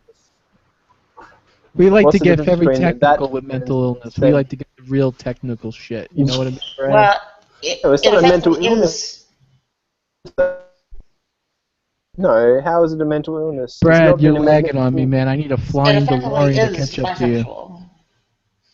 It effectively is bisexual. The difference between it and bisexual is essentially that it adds a sort of relative orientation between various sexes into bisexuality. Yeah, Brad, man, I need a flying DeLorean to catch up to what you're saying. You're lagging, man. Is that clearer? I've just shut down U-turn. There's- Faster. Well, I think I covered a good response, so. Wait, how is heteroflexible different than bisexual? Like, is that a category within bisexual? Okay, so people with a definite gender identity, you can identify their gender that they would want to have sex with based on that, and then you would add flexibility to that atop it. Okay, so there is a different group of terms that are also relatively well known, which is androsexual and gynosexual. And those are, oriented toward males, oriented toward women. And what androflexible does is it takes the heteroflexible, homoflexible terminology and blends it with the androsexual, gynosexual terminology. And, says, I'll use the andro and gyno prefixes and then the flexible suffix. Right. I follow. Okay, Is that so it's a departure from what's otherwise standardized usage in a certain context, albeit, well, it's a fairly narrow context still, because, FetLife is not the world. So wait, what was the answer to my question? Yes or no? You'll have to repeat your question. Is heteroflexibility a subcategory of bisexuality? That's what I want to know too. I already said yes. I already said yes. Well, they Okay, seem I to thought axiomatically follow. Well, and so what about like people who fuck horses and stuff like that? That's bestiality, I think. We're Yeah. trespassing on the realm of that now. Yeah, but what if they fuck male like what if you're a male human who fucks male horses? Well, then you would be a hetero bestial I think sexual. I think or something of this once nature. you've crossed, Or a homo bestial. I think once you cross the species boundary, because humans are, well, a somewhat special species. You are crossing the boundaries of informed consent, and the potential sexualities there are not really described in I mean, detail a because they're donkey not can't considered. say yes or no. They're Is not that what you're considered getting at, Nadia? But what if we potential put the sexualities. donkey in an fMRI machine and its dopamine all just lit up whenever it got a good old shakedown? The potential sexualities are not really considered or labeled because they're not considered legitimate on the grounds of the consent not being informed. Right, but isn't it just based on an attraction and an identity? Like, what if you identify as a horse fucker, but you never actually have? A lot of it's cultural, actually. A lot of in Colombia, it's actually in some rural areas of Colombia, it's actually normal to lose your virginity to donkeys. Just because they're Catholic, so they say they don't want to have sex with a woman because you have to be married for that. So they do it with a donkey instead. It's a cultural thing, and everyone does it. It's not taboo, but in most societies, it obviously is these days. No, I mean, once you cross the species boundary, humans are the only ones cognitively capable of being informed aspect of consent. Well, humans have already crossed the interspecies sexual boundary with Neanderthals and Denisovans, so we've already been there, and they were There's conscious. a long history of sex with sheep and horses too. Yet but the Neanderthal could give consent. The Neanderthal could say, "Yeah, I want it," or "Yeah, just on my forehead," or something of this nature. But anyone who says cannot do that. Anyone who says Caligula wasn't married to his horse and had beautiful relations with it is a bigot. That's my opinion. Say that again. Okay, so Neanderthals. Caligula, the Roman Empire who fucked his horse. If Neanderthals were still alive, Nadia, I'm talking. The psychotic Roman emperor. Yeah, I mean, he married his horse. What was so wrong about that? That's marriage equality. Well, the horse didn't give informed consent. I think that's what we're getting down to. Well, how do you know that? Well, because they can't talk, for one. Don't you think? Okay, maybe he expressed it this another is why way. I'm proposing. Well, maybe he expressed his consent in another form. There's a way to find out whether the consent, we could infer consent by putting them in a fMRI, letting some weirdo go up there and do his thing, and then seeing if they actually enjoy the process or if they really reject the process. It wouldn't be conclusive, but it would be evidence. I'm sorry, but if a male horse and I would be funding these studies, by the way. Isn't that consent? I mean, number of rape victims orgasm, it's still not good enough. What was you saying, Adam? If a male horse mounts a human and fucks them, how is that not consent? It's the male horse that's a good point. Initiating the sex. So what the male horse mounts the male horse understand what it's doing. That's rape, isn't it? If the human doesn't want it. No, the human wants it. Raping. Caligula, the human wants it. Oh, he loves it. Oh, well then that's above board, I think. Oh, you're right, exactly. Completely moral. Most people would say that is immoral. I disagree.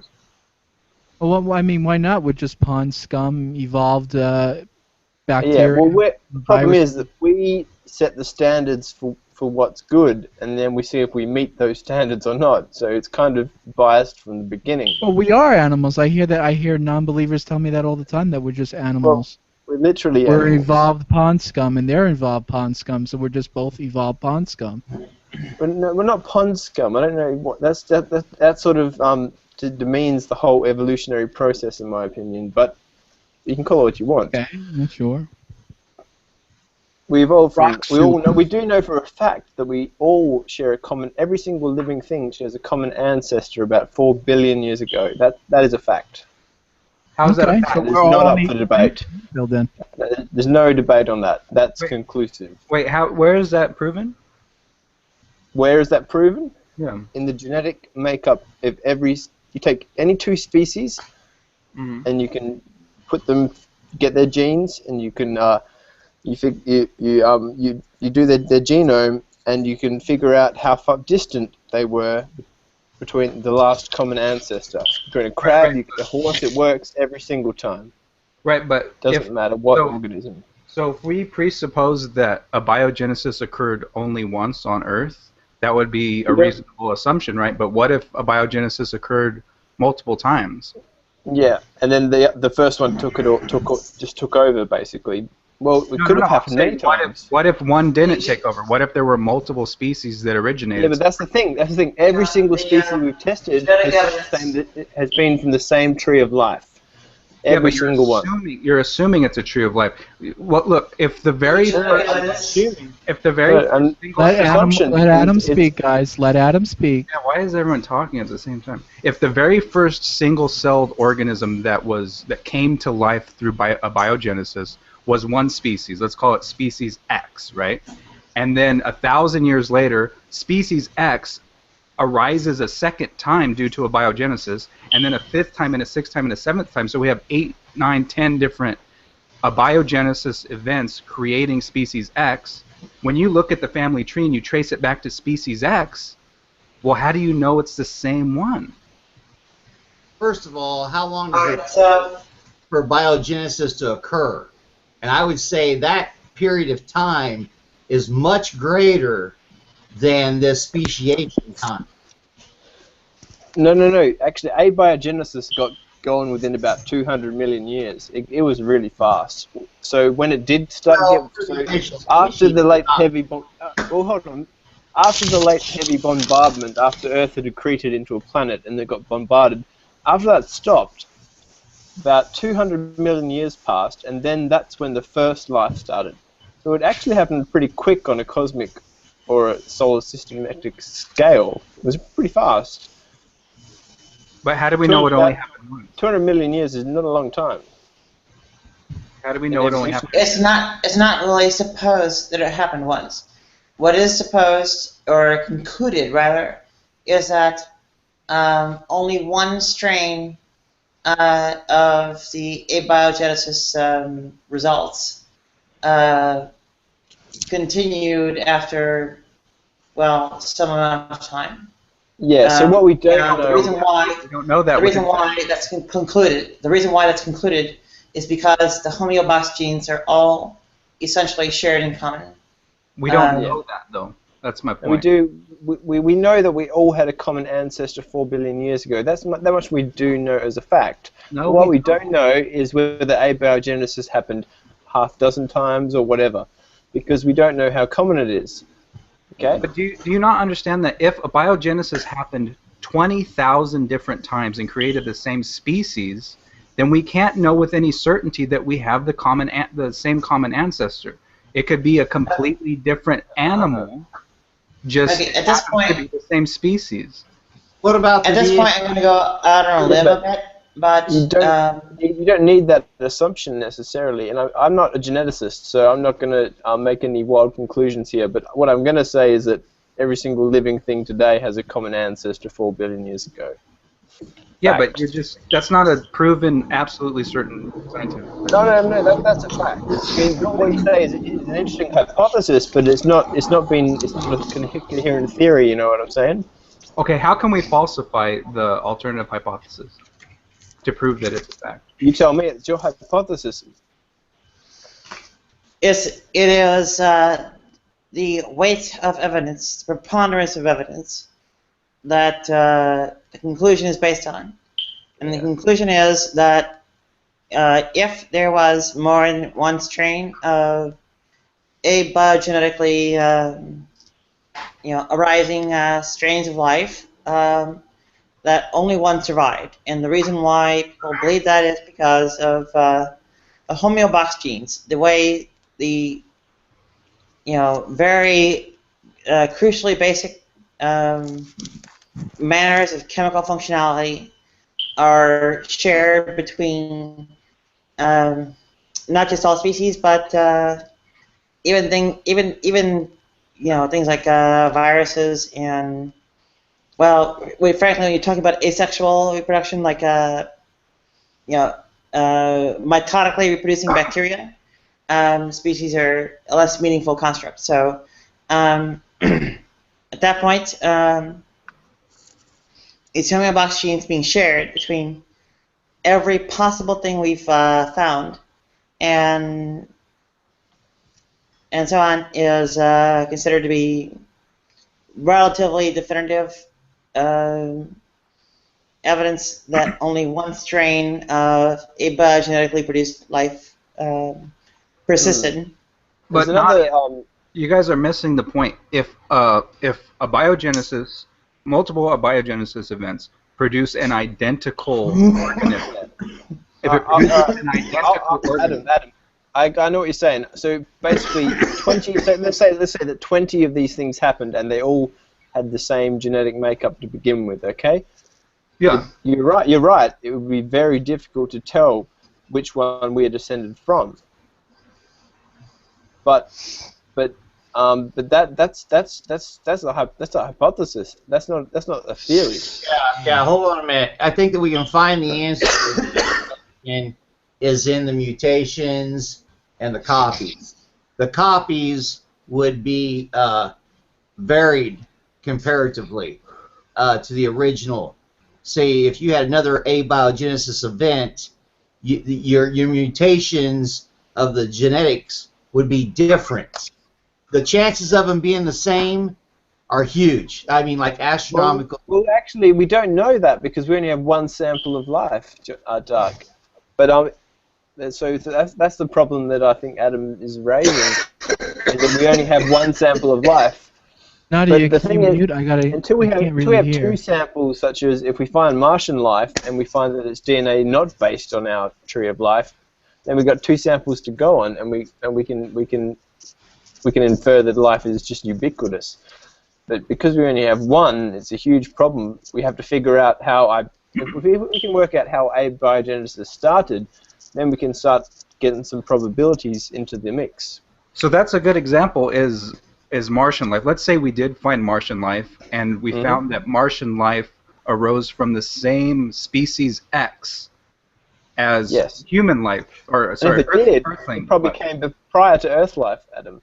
So that would, to you guys would assume that there's a connection between Martian life and Earthling life, and they shared a common ancestor. To me, that would suggest that when abiogenesis occurs, it starts with an original species or form or whatever, and that form is what's going to generate life. If you look at what is that form, it doesn't matter what planet it's on, it's going to be species X. So one of the hypotheses. Hold on, let me finish the thought. Just because you find species X at the very root of your family tree, it doesn't prove that anyone with species X at the root of their family tree is necessarily the same. It's the same ancestor. That's a very interesting point you've raised. But say if we do find Martian life and it has DNA, okay? So it's got the DNA, we got the DNA. All right? Mm-hmm. If we put their DNA and we do their genome, right? If we do that, we can compare it to ours. And if it is not related to our tree of life, I'm not a geneticist, but I'm pretty sure they would know whether it's different or not, whether it had the same common ancestor. Because what happens with the genes is they repeat. The way we know that we all have a common ancestor is because we all have the same genes. It's like reading a book. If the same genes can arise, later. If the same genes can arise multiple times, having the same genes doesn't prove that we definitely had one single common ancestor. It's just less improbable. It's just less. It's just very unlikely that would happen. So what's more likely, that life actually, abiogenesis occurs so rarely that it only ever happened once on planet Earth, or that it happens more commonly to a point where it happened thousands or maybe even millions of times? What seems more likely to produce life? Well, that's the thing. On those sort of questions, I just have to say I don't. Nobody on Earth knows actually. And if they say they do, then they don't know because they're. But you guys are saying that you do know. You guys are saying something. I'm saying that it's a fact. It's a proven scientific fact. It's a proven scientific fact that we all shared a common ancestor 4 billion years ago. No, it isn't. No, it's not.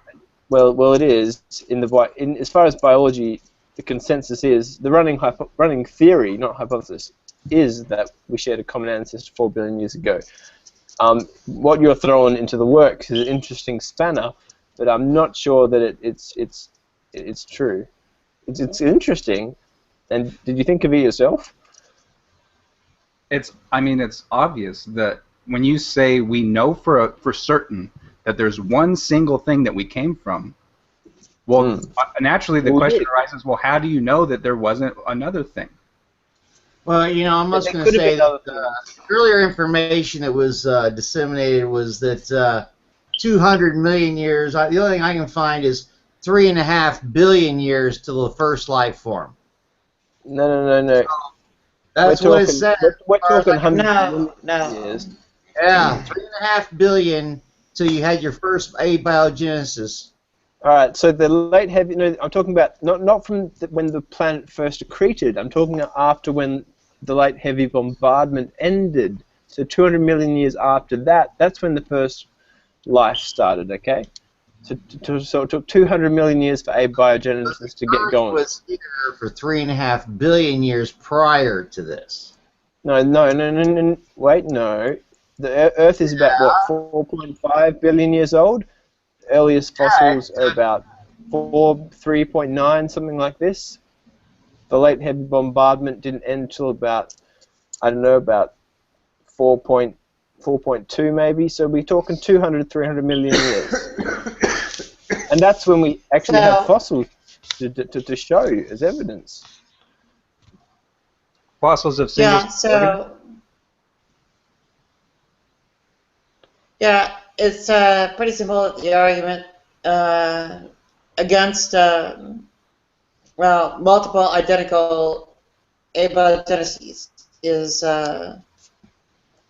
effectively a probabilistic one, where you don't have a really good and we don't have the probabilities. Yeah. We don't know how common life is. We could literally be the only species in the universe. I mean, that is a possibility. I don't think it's plausible, but I think it's a real possibility, because we don't know how rare abio is, and until we do know that, and we can't make any more inferences. We can make crude ones, but we can't make any solid ones. Right, so you can't make the inference and stop stating as a fact that there was only one common ancestor. I'm not stating about natural selection. I said there could have been many. Could have been many, but I doubt they could have been all the same. Why? If the same conditions lead to life, then why wouldn't it be the same? Because the conditions that these abiogenesis would have started under would have been similar to begin with, if the conditions that start life off have to be a certain way. But Earth changes pretty quickly, and then the evolutionary pressures would kick in, and you'd end up with wildly different genes and wildly different trees of life, I suspect. I would say that since life has already been created, there's a reason why we think alien life is so frickin' different to what we have here. It's based around the fact that we share a common ancestry, and alien life does not share a common ancestry. So if we ever encounter an alien, it would be so different to any two species on Earth that it would be hard to recognize it even. But again, you don't know that. You're just assuming. Of course. Yes, but we can only. That's all we can do. We only have one sample of life. Abiogenesis more than one time too. I mean, that's not. I don't think that's happened. But yet, here's the reason why I don't think it was, because current life would consume that early life form. If it tried to develop during this point in time when there's already life abundant, that's already survived natural selection chains throughout history, this new life is not going to survive because it will be consumed by the current life forms. Yeah, that's another hypothesis, and so one would win out, is what you're saying basically. And the thing is, this is so early in Earth's history that if it did happen, like say a dozen times, the record would be gone. It'd be very unlikely that we turn up any of these fossils from a different tree of life, which is kind of sad. But and then that's one way that we could sort of give evidence towards Adam's idea.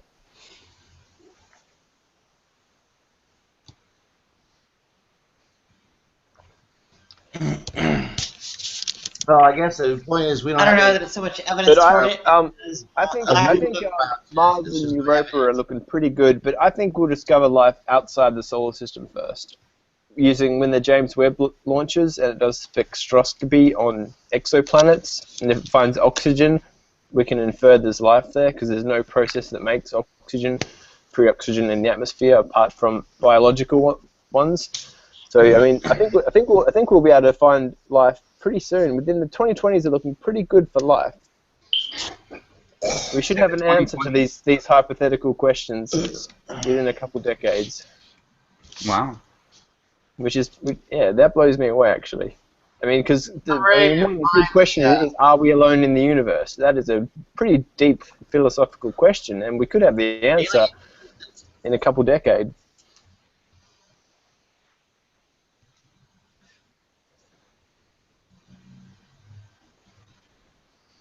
I doubt we are, but I also doubt we can You doubt what, Nadia? effectively detect or communicate with them. No, the James Webb can do spectroscopy on exoplanets. That's one of its main primary functions, apart from looking for beyond the last surface of last scattering. And my answer to that is so what? My estimates on the distance of exoplanets from basically the Drake equation are that they would not be conducive to life often enough for any to be within observation distance. We've found planets with the Kepler telescope that are in the habitable zone. We've found about half a dozen, maybe more, since I last checked. We've at least found 5 or 6 that are in the habitable zone, which means, and we know that water is common as hell in the cosmos. Right, and so habitable we can infer zones. there's liquid water there. Bang. Habitable zones are only one of the crucial characteristics, and there are many more. For instance, you need what's a moon. one of the crucial characteristics? You need Water. a moon to prevent tidal lock.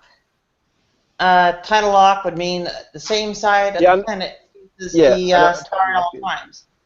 Yeah. And, well, for those who don't. And you also need an active core or tectonic plates that float on the surface like the Earth's. In order to have a magnetosphere, and the magnetosphere is what protects your atmosphere against getting blown away by the solar winds. But the thing is, we've found that life is actually extremely much more. We used to think that back when Carl Sagan was doing his thesis, it was like the lukewarm pond getting struck by lightning. Now we realize that life can travel into interstellar space, and who knows? Maybe extremophiles on other planets can travel into galactic space. We just don't know the answers to these questions. We don't know how hardy life is. We know how hardy it is on Earth. We know that even microbes can survive in the vacuum of space. High acid, low acid, high pressure, high gravity, low gravity, etc., etc. So until we find another sample of life, it's not from the same tree. I mean, all we can do is speculate, which is kind of sad. But that's why I'm looking forward to the 2020s, because that's when we should have some clues should be dug up that we can actually use. Really, what I think she's saying, and this is what I understand, is that we need to find a very calm area of a galaxy. I mean, that where the the extinction events of the planet can't be happening over and over again. They need to be very very seldom. I didn't even bring up the galaxy. Of course, the galaxy. That's a good point, but that's why I brought up the extremophiles, because if extremophiles don't really give a shit, they survived 5 exterminations when the asteroids came and wiped out pretty much everything on Earth. The extremophiles carried on just another day at work for them. So but that's a basic life form, though. I mean, we're talking something that's a little more complex. That's what we want to find is just another sample of life, so we know we're not alone, and we know we can have two samples to measure one against the other. Fortunately, that kind of life can be discovered only by landing there and getting a sample. The James Webb Space Telescope will be able to infer life there. You're going to be able to tell if there's moss growing on another planet. It'll be able to tell us that there's a biological system there that is producing this oxygen. That's what it'll tell us. Brady, that's my understanding. Can you explain how the spectroscopy, or whatever the hell you said? Spectroscopy. Okay, so spectroscopy is where you measure the incoming light getting refracted off of the planet or something of this nature. So the telescope is going to look at an exoplanet, the light will come into the telescope, and it will break it down into its separate wavelengths, and oxygen has like a barcode, like at the shopping center. And if oxygen shows up in that barcode, boom, we got oxygen. And the only way we know of to make oxygen in an atmosphere is through life. So we can infer there's life there. Wait, the only way to make oxygen is through life? No, in an atmosphere, the only way to make free oxygen is this is why they're launching the James Webb Space Telescope. Is one of its main functions is to do this. Is to do spectroscopy. Spectroscopy is where you can point at the sun, right, and you get barcodes for hydrogen and helium, right? Right, but what I don't understand is why are we assuming that if we find oxygen in an atmosphere that would prove life? Can't oxygen? No, it doesn't prove. That's why I said infer. I didn't say prove. Okay. I was very specific. I know that in other instances they'll look for like methane, for example, because exactly, yeah. Oh, yeah. Organisms and they look for complex organic chemistry, basically. But I'm pretty sure. You may want to double check this, but I'm pretty certain that the only way that we know of that to get an atmosphere just packed full of oxygen, free oxygen, is through life. I'm no astrophysicist, but is that your understanding, Nadia? I'm pretty sure that's correct.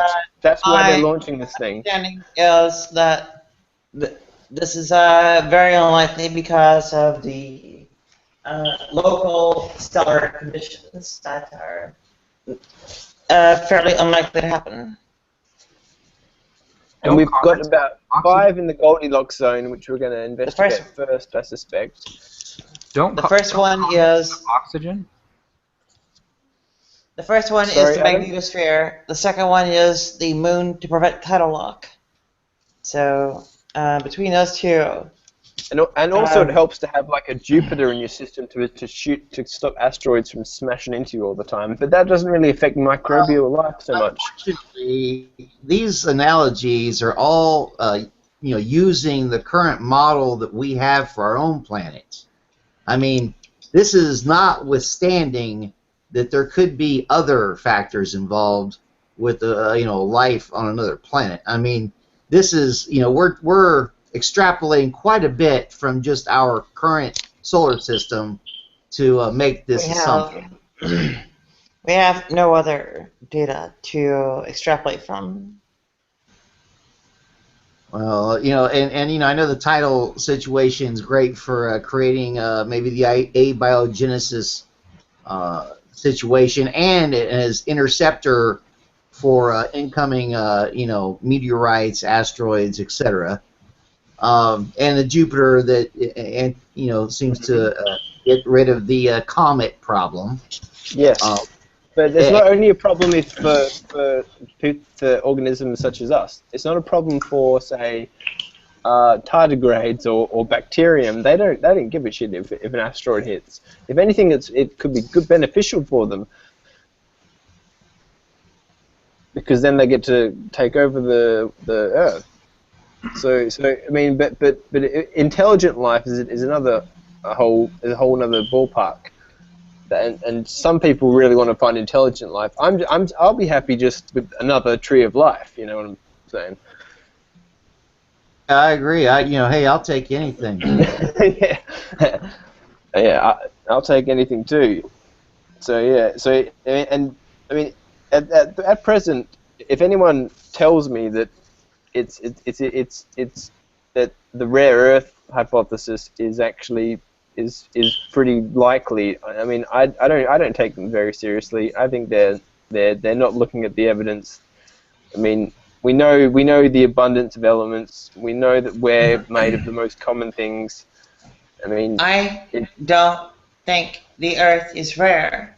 I think that no. the universe is so big And there that may be multiple there is universes. too much distance between us and the nearest, well, any kind of life, intelligent or otherwise, to establish contact or detect it. Yeah, and the problem is that radio is fast, goes the speed of light, but it's still going to take, like, what's the closest star? 4 billion, 4 light years away. So a communication between a hypothetical system there and back would take 8 years back and forward. I mean, that's a long time, and there's no planets in the Goldilocks zone there. So we're talking like centuries of communication. But when we really think about it, I mean, if we actually want to communicate across the cosmos, it's not going to, given the laws of physics that we understand them now, it's not going to be done in days or weeks. It's going to be done in centuries. So you'll send a message, a century The thing later, you is- might get a message back. Sorry, go on. Thing is, the Goldilocks zone is just one factor. You also have, things like the magnetosphere and the moons, right? And possibly also the Jupiters. Each one Jupiter's moon, taking the scale of the distance out by a factor of 1,000 or more. And at that point, these things are inaccessible. Yeah, I mean, in our lifetime, we're not going to be talking to aliens, but should they exist? I mean, the good thing about the laws of physics is that pretty much anything's possible, apart from things like I'm amazed at how few things are actually completely prohibited by the laws of physics. Like perpetual motion machines, they're pretty much you can't ever no one can ever make them because they break laws of thermodynamics, I think. But apart from a couple of things, anything is pretty much possible as long as you're intelligent enough to do it or to implement the technology or invent the technology. So the laws of physics. Or if you roll the dice enough times. Or that. So if it's not impossible, it's if you're sophisticated enough, you could do it. But the universe, I believe, the universe is so vast. It rolls the dice enough times. Yeah. But how long between lottery wins? Well, the universe could be infinite. So it's so long. It's so long. It's so long that we, they're outside of light cones, or so right, far away that we can never meaningfully.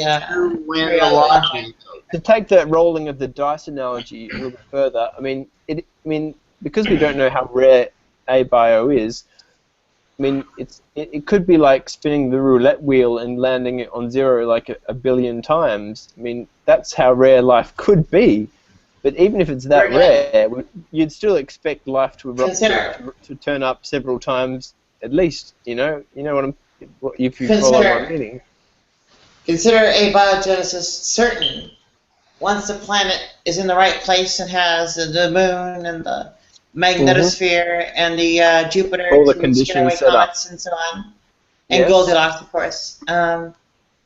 Consider but not even that to be. It doesn't need Goldilocks now that we've thought about Europa. Consider abiogenesis guaranteed, and you still have inevitable almost. You have too vast of distances to ever carry out detection. Is that? Do you think that's sort of somewhat of a cosmic tragedy that the distances are just so vast that once a creature becomes conscious of being conscious, such as we humans, that it's pretty much it's always depressing in a sense. I'm pretty much the antithesis of that. When I look out at the night sky, the planets or whatever, I feel not only humble, I feel enlarged and part of the cosmos rather than just a small little speck, which is what I literally am. I think it is a little bit of. I think it is a little bit of a cosmic tragedy. I think we would be somehow more fulfilled if we had a better like job Star Trek setting or up Star laws Wars. of physics, right? I mean, he could have made the stars or the planets closer together or whatever. But I mean, but the thing is, it's a process. If we think about it, if we came back, say our species survives for 1 million years, and we just were suddenly teleported to that time, I mean, I suspect we'd be crossing interstellar space. I mean, maybe even intergalactic space. We may even know about other universes. Who knows? I mean, there are more things in the heavens than are dreamt of in our philosophies, Horatio. It's true. I mean, it's not only weirder than we can suppose. We do suppose it's weirder than we can suppose. And so, as long as it doesn't violate a law of physics, it can be done in principle. Yeah, I'm sure. I'm sure it is out there. The question is, how far away is it? I know, and Nadia, we'll figure that out in the next. James Webb, that's launched in 2020, I think. Give it 5 years to analyze some data. So by mid-2020s, we should know whether there's life on other planets outside our solar system, and that's not including the Curiosity rover or missions to Europa or whatever. What I expect we'll see. What do you expect to see? I expect to see that, the distances are too vast for these methods of detection to find anything. Hold on, I'll be back in a moment, okay? I mean, I guarantee you that alien life is out there. I guarantee you we've got some kind of Star Trek alien, somewhere outside our light cone. The trouble is, it's outside our light cone. We can't make contact with it.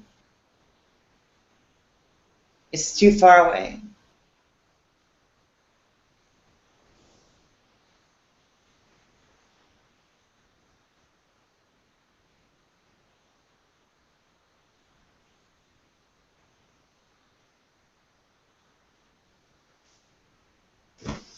We're not rare. The universe is huge. We've probably heard. Nadia, do you think the universe is infinite?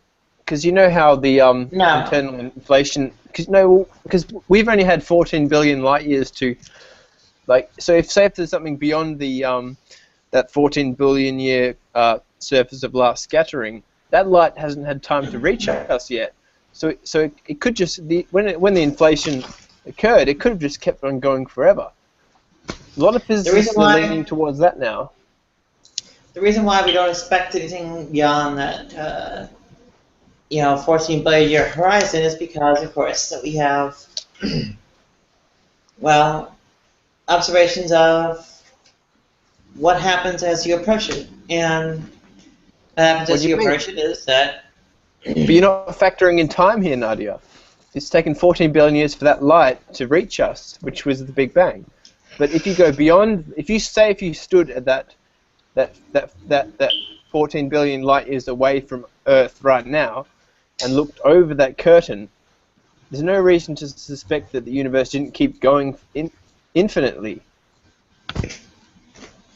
Yes, there are, and the reasons why are that the further back you see into the past, the further distances you see. Yeah, but we haven't had 15 billion light years. So the universe could be 15. We haven't had that time for it to reach us. Or am I going down a bad road here?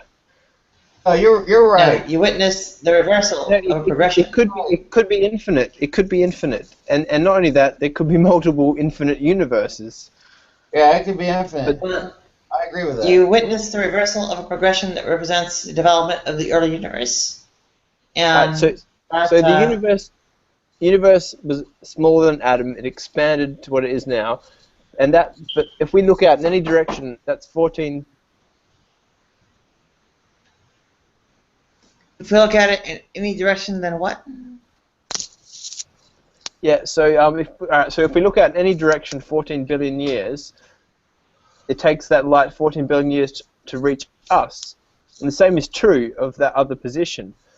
But if you were standing at that other position, and just only because it hasn't had time to reach, the light hasn't had time to reach us yet, say if we gave it another couple 100 billion years, that light would reach us and we'd realize the universe is actually much bigger than we think it is. We only think it's this small because it's only had 14 billion years for that light to reach us. When the inflation happened, it could have kept on inflating past that horizon. It's still inflating. So that horizon is only a wall because of the time. It's not a wall. No, it's still inflating. Either option could be true. We don't know actually. As time goes on, the further back. New space. Yeah. Yeah, newer space is being inserted in the universe as time progresses. The entire expansion of the early universe was, that insertion of new space, not, a stretching process, whatever. Is there a boundary that stops the expansion? Dark. That's it. We don't know whether there is a boundary there. I mean, we do know that there's something called the surface of last scattering, which is when the universe was a hot dense plasma, which is the first 400,000 years of the universe, when light couldn't escape. It was like the sun. But after that, hydrogen atoms formed because protons could grab electrons because it cooled down enough, and after that, photons were emitted. And that's the light that's reaching us now when we look at 14 billion years.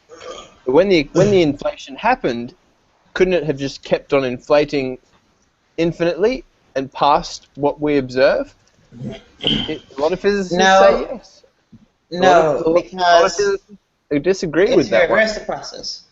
As you reverse the process, you're taking away discrete elements of space, and the elements of space are discrete. The Planck length is fundamental. Yeah, this isn't a claim about the age of the universe. This is the claim about the size of the universe. The age of the universe is definitely 14 billion years or thereabout, but the size could be infinite. It could be anywhere from infinite to what we measure, 14 billion light years. I think there's plenty of and because the inflation model is so accurate, if there's another model called eternal inflation, and if that's true, then not only multiverses are demanded by this model, but also an infinite universe is demanded. Brady, can I ask you a question? Sure. No, definitely not, Adam. You just now said that the inflation model is so accurate or something along those lines. The inflation model is the best model of the early universe that we have, I think. Yeah. So to me it sounds silly to hear you say that inflation is even inflation has actually been empirically confirmed. Let alone like the best, most reasonable model. Inflation really happened. It's a fact. No, what are you talking about? It's not a fact.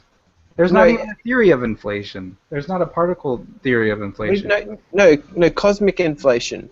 This is the theory of how the universe got from smaller than an atom to much bigger to like galaxy formation stage. Right, in So less it's sort than a of second. It was proposed by Alan Guth. I know what inflation is. What I'm saying is there's not a particle physics theory explaining how the inflaton field could actually be possible. It's an impossible hypothesis. Well, that's why this is the ultimate free lunch thing. But that's because we don't understand dark energy, and and we don't understand, we don't have a coherent theory of the standard model in gravity. But if you can plug those two together, you can, I don't know, I'd recommend the book. You'd probably like it actually, The Cosmic Landscape by Leonard Susskind. Yeah, I love that. That's one of my favorite physics books actually. He is a really good author, and he knows what he's on about too. Yeah, that's a really good book. That's like one of my all-time favorite science Oh books. yeah, I think it's better than Brian Greene's ones and all the. I think I prefer Green to Susskind, but they're both really good. Susskind is more he's very Green's a better writer, but Suskind's more pragmatic in how he writes. Yeah. If it doesn't have an integral sign, I don't understand it. So how are you going to say that inflation is the best theory we have when it is not only it doesn't work, it's impossible. We don't even have a theory of inflation that actually incorporates particle physics. We've got the Adam, didn't we what about the what's that, the gravitational wave stuff that they just that came in? That wasn't that evidence supporting inflation? If you presuppose beforehand that it's a gravitational wave from the Big Bang, then yeah, that would be evidence. But there's a lot of reasons to believe that inflation has a lot of. It's basically inferential evidence. It's not direct evidence. So what's the evidence? There is no evidence. It's just Alan Guth made it up because he wanted the math to work, and then they just. But that's the thing. No. Actually, no. We know inflation. I'm pretty sure inflation happened. But eternal inflation, we don't is definitely it's in the multiverse arena. We don't know whether it's true or not. What evidence do you have that inflation ever happened? There's literally no evidence that ever occurred. Zero. What it does, what inflation does, as far as I'm aware, is that it fills in that gap of how the universe got so big so quick, right? Right. It fills in the gap when you just make it up. The same way if you say, "Oh, well, God, blew up." No, it's different to that because you know that there's mathematical. There's a lot of mathematical framework that's coherent behind that. It's not just saying God did it. You know that's a non-equivocation. No, it's invented mathematics though. They make it up. They say, look, we fucked up with the Big Bang Theory. It has all these problems. It has the horizon problem. Fucked up with the Big Bang Theory. The Big Bang Theory is as tight as anything else. The reason why Alan Guth came up with the inflation theory is because the Big Bang Theory was fucked from the 70s, or actually the 60s, because of the flatness problem, the horizon problem, all these issues. So he invented a mathematical framework that would fix it, but there's no evidence for inflation actually occurring, and it doesn't work. You can't use inflation in particle physics. There's no inflaton. The evidence. There's no. I'll have to defer to you. The evidence is the curves match. As far as I'm concerned, the curves what I read from the books, the inflation is like if you ask 90 physicists or 100 physicists, 90 of them will say inflation happened. As far as I'm aware, do you know anything different? Do you know 60 Symbols? Sorry. The YouTube channel? No. Okay, do you know Lawrence Krauss, right? Oh yeah. Okay, Lawrence Krauss, his position on inflation is we do not have a theory of inflation. It's not science. Right. So it hasn't been. Oh well, I've read The Universe from Nothing and Atom, but I mean, so what inflation is? It's the best model we have at the moment. So it's not. Is it? So what you're saying is it's not a theory. It's more of a hypothesis. No, it's the worst model anyone's ever come up with in the history of science. I mean, you're being hyperbolic there. The most impossible thing that has ever been proposed by a human being. It's the most unlikely thing that could ever occur. But the universe is very strange. I disagree. I don't think the universe is strange. I think the universe makes a lot What of sense. about quantum mechanics? That is Quantum that is mechanics really, is not really strange, but it works every single place in the universe we apply it. Every Quantum single time. mechanics isn't really that Unlike Newtonian gravitation, which doesn't work everywhere, quantum mechanics works every single place, every single time that we've tried it, ever. To the T. Quantum mechanics is Quantum mechanics not that far out. Quantum mechanics is extraordinary in its predictive abilities. It really is mind blowing. Yeah, except for when you try to make a mind-blowing. prediction that has anything to do with, where you have all these singularities, or you have the Big Bang, or you have black holes. That's where all that shit breaks because the theory's fucked. Quantum mechanics is the most successful theory ever, and I'm not that's not saying it for effect. That's a truism. It works in certain ranges, but in other ranges it completely breaks down and gives impossible, contradictory I know, it gives infinities and silly answers, but every single time we've used it to describe a phenomenon that we can understand something about, right? It's given the answer, and it's given it accurately. Right, but it can't give us the big answers. It can't give. We know that quantum mechanics is wrong. Oh, That's yeah. why we're searching. Always. That's why we're searching for a new theory of quantum gravity, right? We know that relativity and quantum To mechanics unite the two. don't go together. These two unhappy couples. It's like it's like the couple from American Beauty. They just they don't belong together, but someone Right. has to unite them.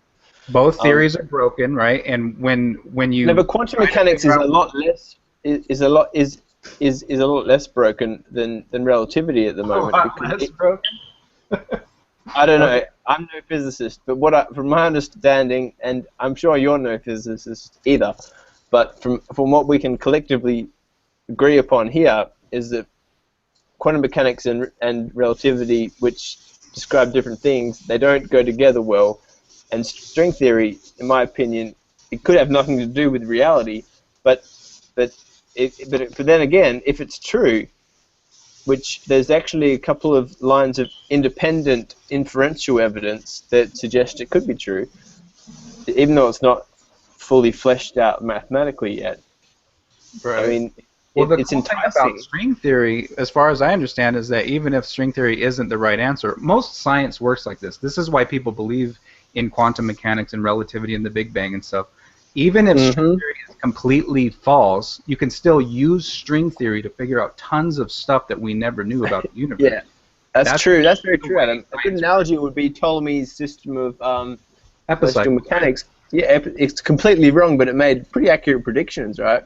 Yeah. But the thing about science is we always know there's a better, more accurate, coherent theory lurking under the surface. We just haven't had the intelligence or the guile to sort of fish out yet. But it doesn't mean. But that's the thing. It's a progression. We don't just chuck out the old shit as soon as we get the new one. The new one sort of borrows and builds on the old one.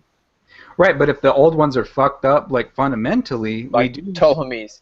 Yeah, we could still use. It's true. That's true. It goes both ways, I guess. We could use them in applications in applied sciences, but if we want to actually know what the universe is really doing, we need to try to figure that out. That's the problem. Is science is a lot more focused on getting those practical answers for applied applications instead of trying to find out what really on a fundamental level is going on.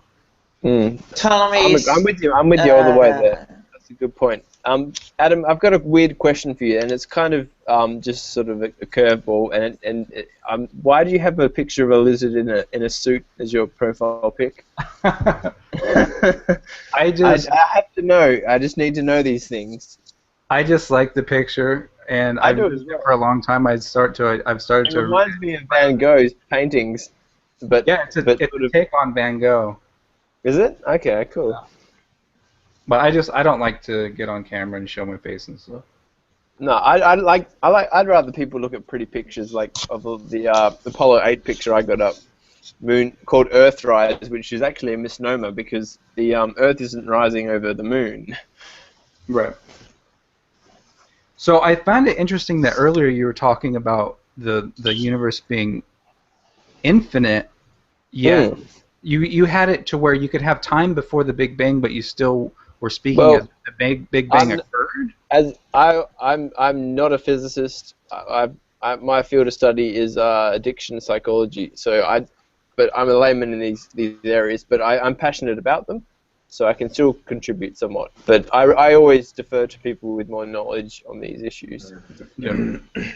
So, but could you kind of explain what you meant by that? How could you have? All right, so the universe could be have a infinite. universe So in and extent, basically, you could have, you know how every place of the universe is technically the center, but no place is. Okay. That's true, right? Yep. Right. But it's just infinite. I'm sorry to put it so tersely, but that's basically what I mean. So you mean There the is space is infinite, but not necessarily that time is infinite? not time, space. Yeah, space is infinite. So there could be infinite galaxies, infinite planets and solar systems. Right. I mean, of course, space is infinite. It has to be. No, it doesn't have to be. Sure, it does. It could be bounded. No, I don't think so. A lot of I mean that's what I'm saying. The consensus is heading towards the infinite side of it, but some people are still clinging on to the bounded theory. But then again, when we look 100 years ago, people thought there was only one galaxy, but then they fought till the end for that one until they had to give it up in the name of science, and they fell on their swords. But this is the same thing we're approaching now with the infinite universe or the multiverse. A lot of people are backing the multiverse, and the numbers seem to be going up. And these are the people who actually work on the topic. So I always defer to people who actually know about these things when trying to get information about it. Right.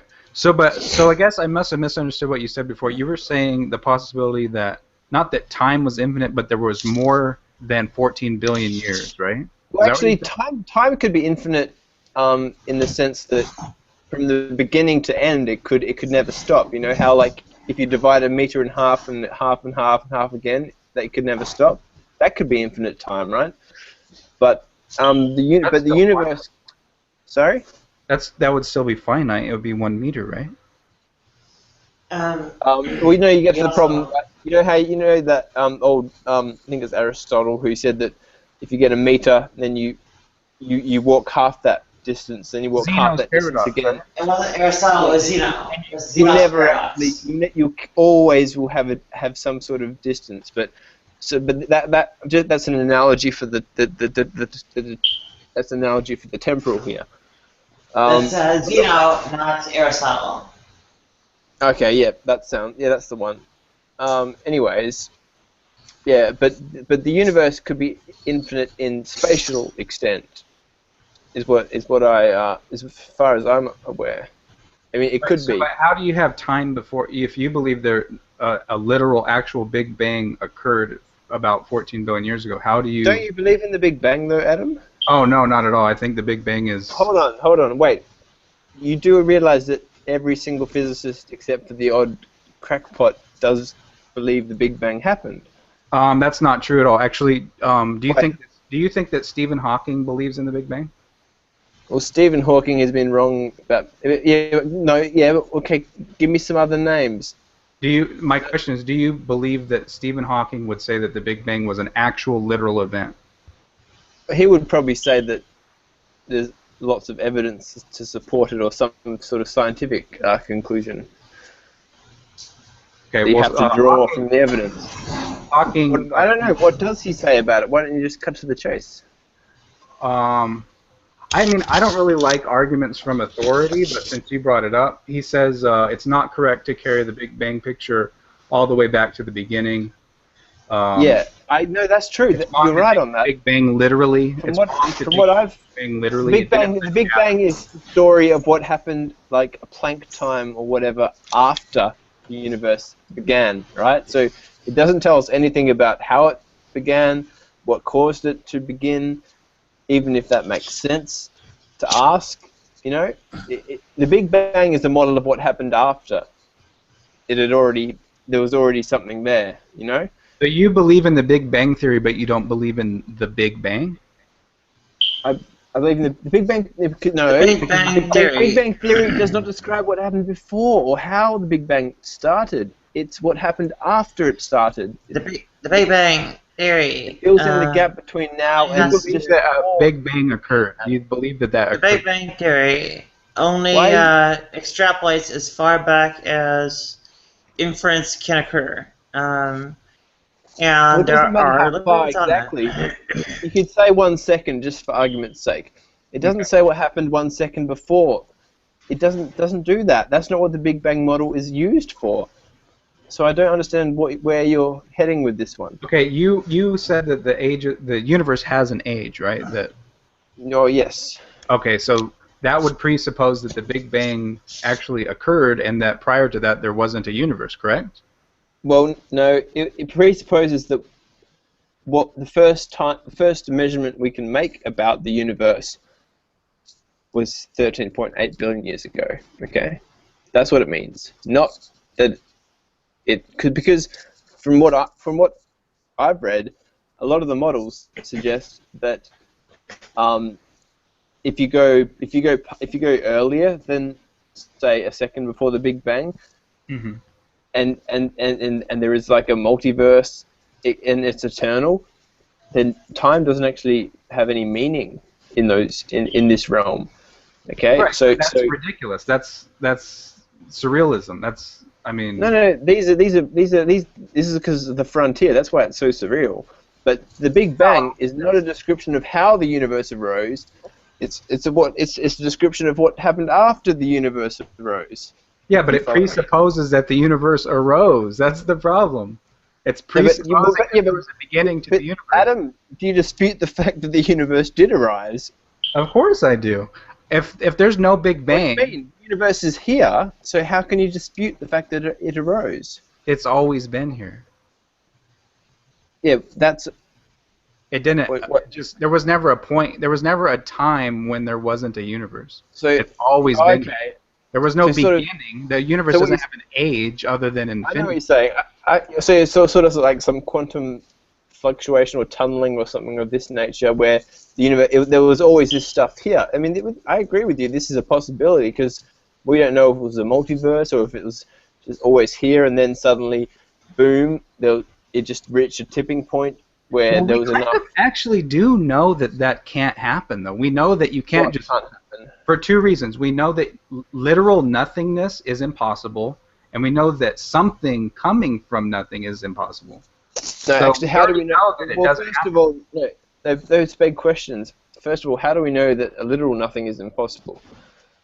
Because it's meaningless. What would a literal manifestation of zero or nothing be? It doesn't. You can't have a manifestation of nothing. It can't exist. How do you know that? What do you mean? How do you know that? It's just. How could you know that? If those you can't know words that. mean the things you can say them. I know. So when like Lawrence Krauss, for example, writes a book called A Universe from Nothing, he doesn't literally mean nothing in the sense you and I are discussing, right? Does he? He means that there was like quantum fields and this sort of thing going on. I agree with you. These are philosophical sort of masturbation sessions, as far as I'm concerned, with the description of what nothing is, but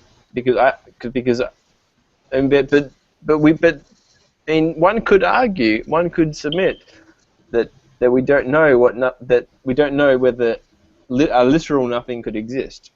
Maybe there's. I think that insofar as maybe we the universe is so what strange, the words something mean, like that can exist.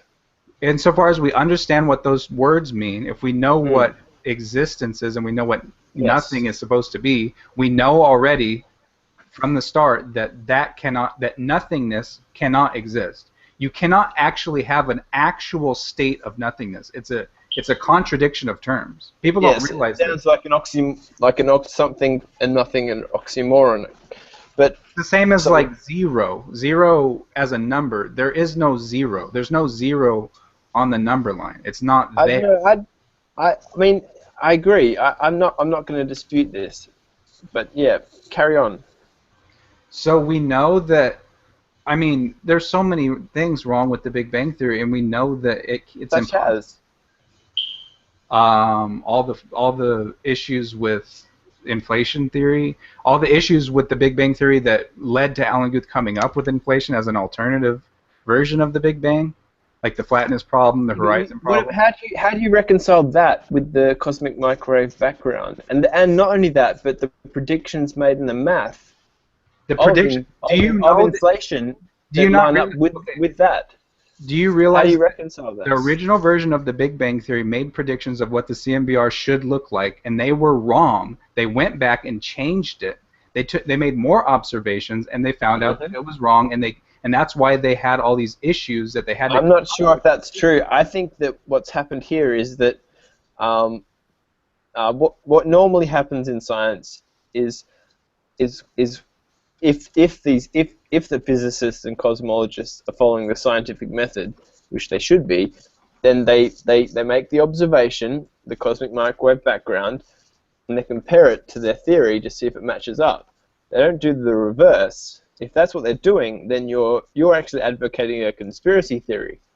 No. It's not a conspiracy theory. It's just a paradigm. Which from someone with a profile pic of a lizard in a suit is somewhat funny. It's not a conspiracy. It's just that the current paradigm right now is Big Bang Theory, relativity, quantum physics. You know, it's so embedded in science that people don't question it. People are dogmatic about it. Yeah, that's very true. That's the problem with having paradigms in science, is that it's very hard to shift the paradigm because once you establish a belief, and this is psychology, once you establish a belief, you've already made up your mind on what's true, basically, and you rationalize and give justification for that belief. Right. So if you believe the Big Bang happened, you're going to give your rationalizations and justifications for that event. Yeah, and you're going to keep changing the theory. Exactly. This is why paradigms change so slowly, because there's so much resistance, because we innately want to, we think our beliefs are true, when they usually are, it's a lot more, it's not exactly the case. It's a lot more fluid and dynamic, a lot more movement on the field. I mean, I think if you just take the Big Bang out, the problem solves itself. It's obvious to me that... What would you replace the Big Bang model with? What do you mean, what do you replace it with? It's all an illusion. There's no expansion of space. It's just, it looks like it is. The same way when you look at the horizon... I have your word to go on against... No, you have your own experience. Look down the street when you're walking, right? You're walking in the store, you're looking down the street. The stuff that's close to you is big, the stuff that's far away is small, right? It gets to a point at infinity where you see nothing. It's so small that it's infinitely small, and everything is coming out of this magical spot, right? No, that's not what's happening. No, of course not. You make a model of reality in your brain, it actually looks nothing like that. Right, so the Big Bang, this illusion that space is expanding, and if you follow it back, that there's a point in time where it all was close together and hot and all this silly shit. It's a don't say it's silly, because these physicists have PhDs in this area, and I mean, in 10 years, you and I may look back in retrospect and say, how silly was the Big Bang, right? Which is very possible, right? Well, as happened with the static universe that Einstein's sort of threw away when they realized that was no longer tenable, right? But so the paradigms will change, and we will look back and laugh. But so you're waiting for the paradigm to shift. I already see. No, you're shifting the paradigm against what the physicists are telling us, which is something that the physicists are telling not what you should do. This is what physicists are telling me. Listen, this is what Lawrence Krauss. They're telling you this. This is what Lawrence Krauss is telling information. Lawrence Krauss is saying we do not have a theory of inflation that actually makes any sense, that works. It's not science. Okay. Hawkins is saying there is no Big Bang. It's not real. Don't take it literally. The theory's fucked up. When you take Einstein and extrapolate it back, it breaks down and you get infinities. It doesn't work. don't take it literally. Okay, that's what people are telling us. Oh yeah, I'm hearing you, man, and I'm with you. I'm with you. I believe that in, say, I can't give you a number, but let's say several decades, the Big Bang model will be replaced, just like Newtonian mechanics was replaced by Einsteinian. How can you physics. believe that? How can you believe in the Big Bang theory if you actually All think right, it's going to be because replaced it's in the the best future? model of reality we have at the moment. Okay, that's So why I you believe it. believe in the best thing we can. Whatever. Okay, this is how I justify my beliefs. Whatever someone can empirically demonstrate to be true, and by true I mean within a certain probability. Okay, and they can demonstrate it to be true repeatedly, and they can demonstrate it to be true repeatedly by their peers who are trying to disprove their hypothesis. And if it passes those tests, I consider it a theory, and I consider it a fact of nature. So what empirical evidence do we have to support the inflation model of cosmology? 1,000 physicists telling us that that's what's happened. That's not empirical evidence. That's an argument from authority, which is a logical No. fallacy. What's the empirical? No. Okay, yeah, but this is what I'm saying. The empirical evidence is. I'm not going to get into the whole argument of from authority with you, because I don't think I think that'll be fruitless. But if you want a fence built, you go and ask a fence builder how to do it. Okay? If you want to know how the universe works, you go and ask an astrophysicist. And if they all say the same thing, it's pretty likely, and if they're using the rules and tools of science, then it's pretty likely that that is the best model we have. You're such a true believer, man. You take it on faith entirely. Authority. No, it's not on faith. It's not on faith, because in principle, I'll tell you why it's not an argument from authority, and I'll tell you why it's not taken on faith. Because in principle, one could get a degree and a PhD in the field. I could go and analyze the mathematical evidence and all the rest of it myself, and I could reach the same conclusions in principle. All right? Don't you believe that's true? If you make the same presuppositions, yeah.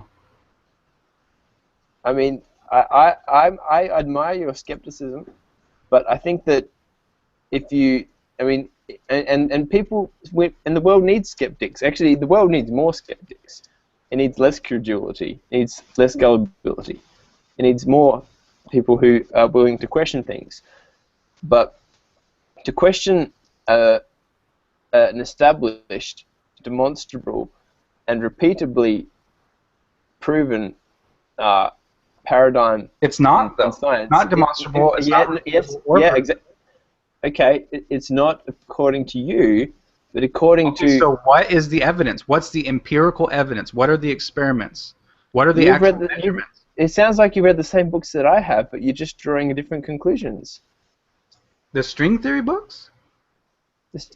Yeah, the string theory books, the multiverse books, the origin of the universe books. I mean, this is the thing, is that this is the frontier stuff. So, obviously, like, all right, do you believe that a multiverse exists?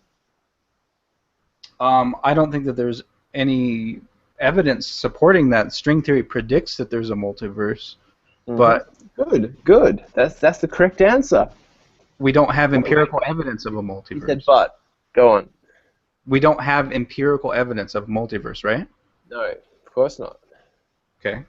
So I don't, my personal belief, like my own pet theory, is that there's only one universe and that there's many dimensions. So if you consider that a multiverse, then sure. I think it's more useful to think of there as just being one universe. I don't understand what a multiverse even means. The cosmos doesn't care about whether we want one universe, or it's more easy to think about it in terms of one universe. I mean, I'm happy with a million or an infinite amount of universes, or one. Whatever is true is what I want to know.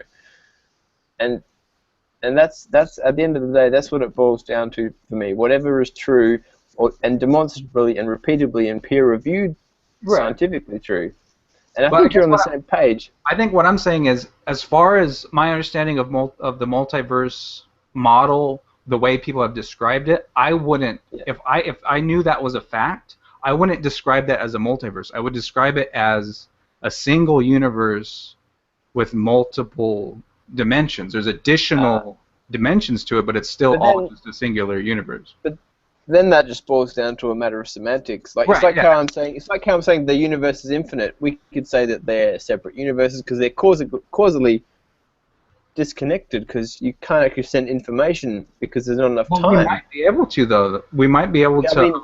I mean, you may be able to, but at present, it's just an arbitrary label. We're just going to give something.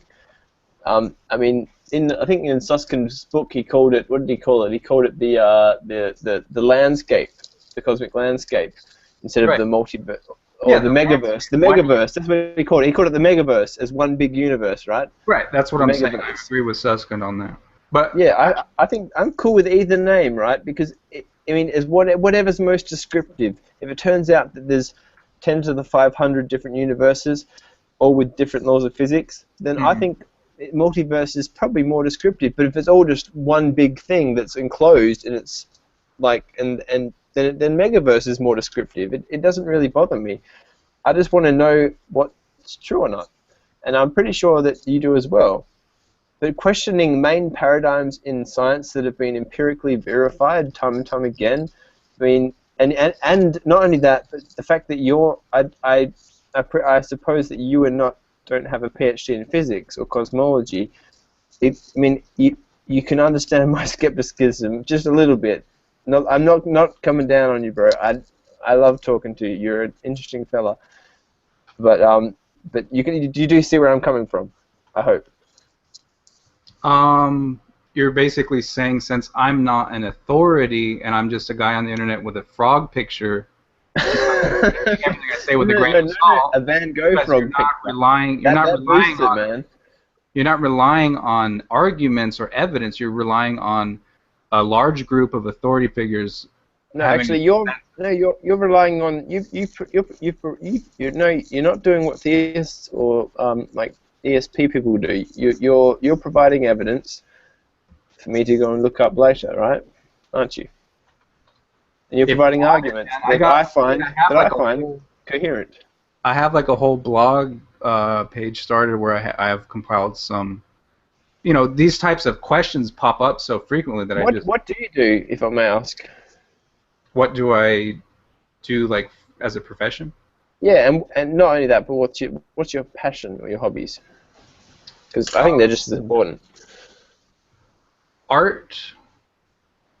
Art, cool. Yeah, cartooning. Did you draw that frog man? Oh no, I didn't. I didn't. Whoever did that's pretty cool. And the circles and just the color contrast. They reminded me of Van Gogh a hell of a lot. Yeah, it's definitely. And I can tell that the frog has no ears, which he obviously cut off. So.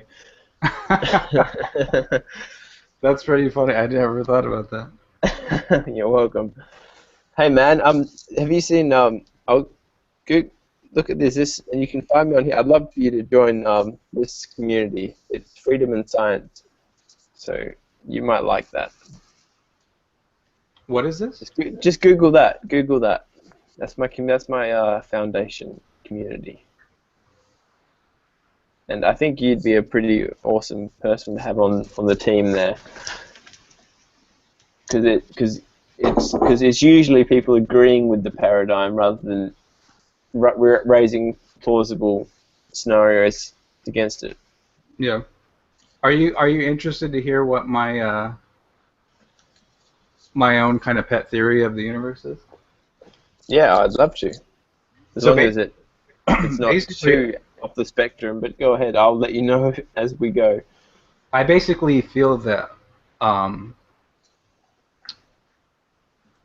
infinity is a real number, right? It's an actual number. It is a very large. Can you qualify that, please, for me? Right, like, so people say infinity is a concept, it's not a number, right? Or like you can have infinity. Hold on. Someone's at my.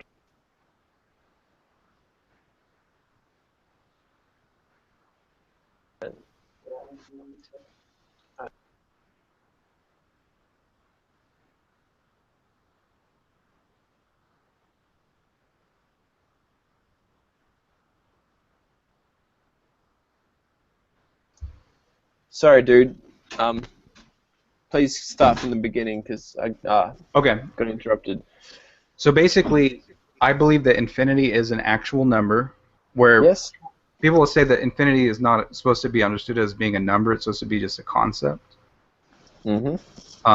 But I believe that infinity is an actual number. Like you could actually read. So you could count to it. You could count to it, right? Well, you would never be able to. It's still infinite. It's still inaccessible to us. What's the difference between that and a real number that you can count to? What's the difference? Yeah, like what's the difference between your infinity and just a number I can count to? If I give it enough time. One important distinction is that you could, if you were counting by finite means for a finite duration, you could never get to infinity. So it's like in a whole another category of its own. Like let's say some immensely large finite number. Let's say if you were immortal, you could eventually count to that number, right? Yes. By a finite. So if you were an eternal being, you could count to your number. Well, you'd have to. How is it different to infinity then? I want that distinction to be a bit more enunciated, please. Okay. Some or many versions of infinity that people speak of, they say infinity is not a number, it's a concept. You can have an infinite hotel thing where you have any number you want. You know, all these paradoxes and stuff. But you can still use infinity in maths. Like you can sum an infinite series of fractions. Yeah, but that's not the same number. It's not. People use the word infinity and they refer to many, many, many different concepts as if it's all the same thing. When you do an infinite series, a sum of an infinite series, all these different series converge a different amount of. You're doing the series a different amount of times usually. Right. So. Okay. I'm with you. Go on. So basically. I don't quite understand the distinction, but I'll run with it. Okay, so another distinction would be, I believe that infinity is an actual number that you could write out. The same as like you could find the digits of pi. I think you should use a different word to infinity then, because infinity, by definition, you know, it means that you cannot actually ever quantify it. Okay, there's potential infinity and actual infinity. Potential infinity you can't actually quantify. Actual infinity is actually there, right? So I'm talking about an actual infinity, and it's the first actual infinity. Okay, sure, I'm with you. Okay, Let's go.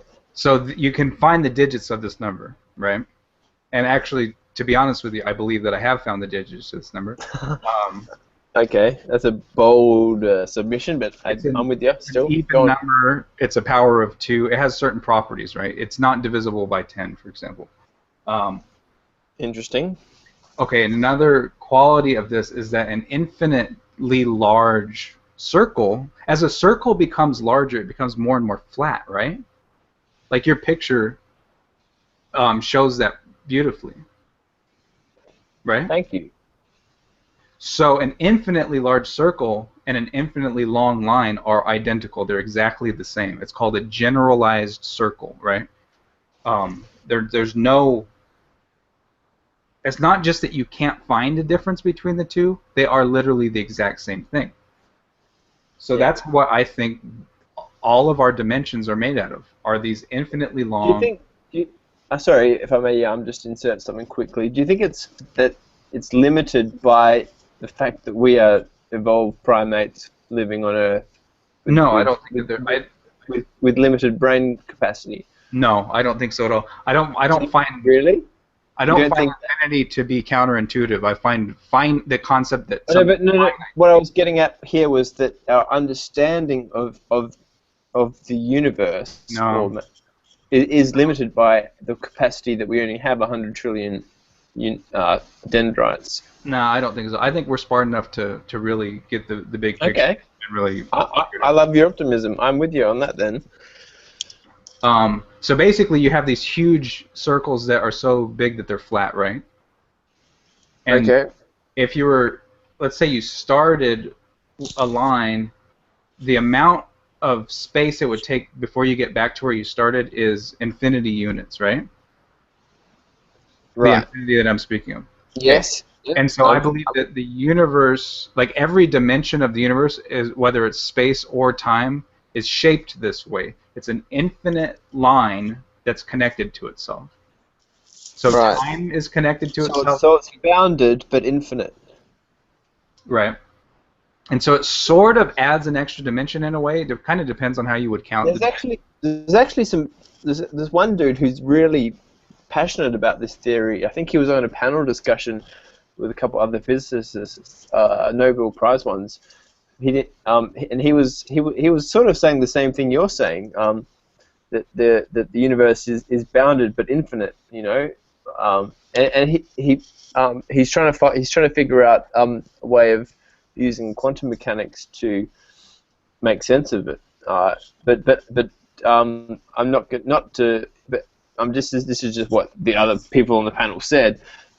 I think there was 4 people there. One of them was for your idea, basically. Well, not exactly, but similar, right? One was for another idea, and 2 were for the sort of the main paradigm of the multiverse or megaverse or whatever you have you.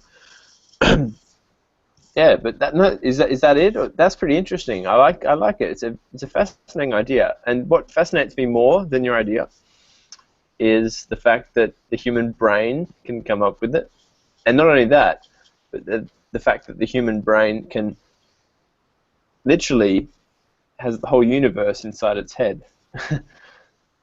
That's why I got into psychology, because I mean we know how large the cosmos is, at least 14 billion light years and years in age. So and that is all entirely contained inside these neurosynaptic electrical impulses in your brain. Wait, what do you mean by that? That it's contained within the brain? Right, it's contained. Right. So the universe is objectively outside of your brain, but subjectively you interpret the whole universe inside your head. Okay. You know what I'm saying? So that's what I'm saying. That's It's remarkable that a primate evolved from not long ago. That's 6 million years just different from a chimp. Right.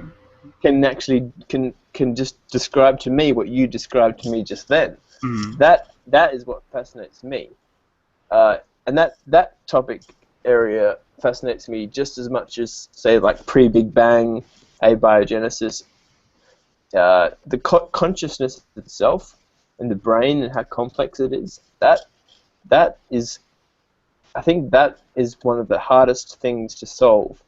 I agree. It could be harder to solve than what happened before the Big Bang, if that question even makes sense. Right. Yeah, I agree. I mean, I don't really spend much time on consciousness anymore, just because I feel like Adam, mate, believe me, it's so confusing. We can't even really pin it down in the brain. We're basically like infants trying to understand consciousness, but we're making a lot of progress. You know how like physics progressed a hell of a lot over the last 100 years? Psychology did the same thing, right? There was huge leaps and bounds. We went through like psychoanalysis, chucked that out. Behavioralism, chucked that out. Now we're on cognitive therapies or cognitive psychology using fMRIs, and that's sort of the main paradigm. But if you look at the history, it looks like we'll be chucking that out eventually too, maybe. But yeah, solving consciousness, because the key to understanding anything, like as Carl Sagan said, just looking down at Reuven's picture there, we are a way for the cosmos to know about itself, which to my mind, you could have a human brain, right? And there's no reason that I can think of that I mean, it would all be logically consistent. You would not have to be aware of the fact that you're conscious. to do the stuff you're doing now. We could have this conversation and be like autonomous, well, not autonomous, but like just completely just doing it like ants do things, or like plants do things. We don't have to think about it. It would just be, it could be running like a computer code. There's no reason for the cosmos to make things that are sentient. Right. It's that's the reason why I sort of got into studying the brain, because it's one of the biggest enigmas of all time. That with the sort of the pre-Big Bang and alien life and abiogenesis, it really is one of those big deep mysteries. And Adam, I gotta go, man. It was awesome chatting with you. Yeah, I enjoyed it. I enjoyed it also, and I loved seeing your Frogman picture. I'll see you around. All right, man. Hopefully. Have a good one. Take care, mate. See ya.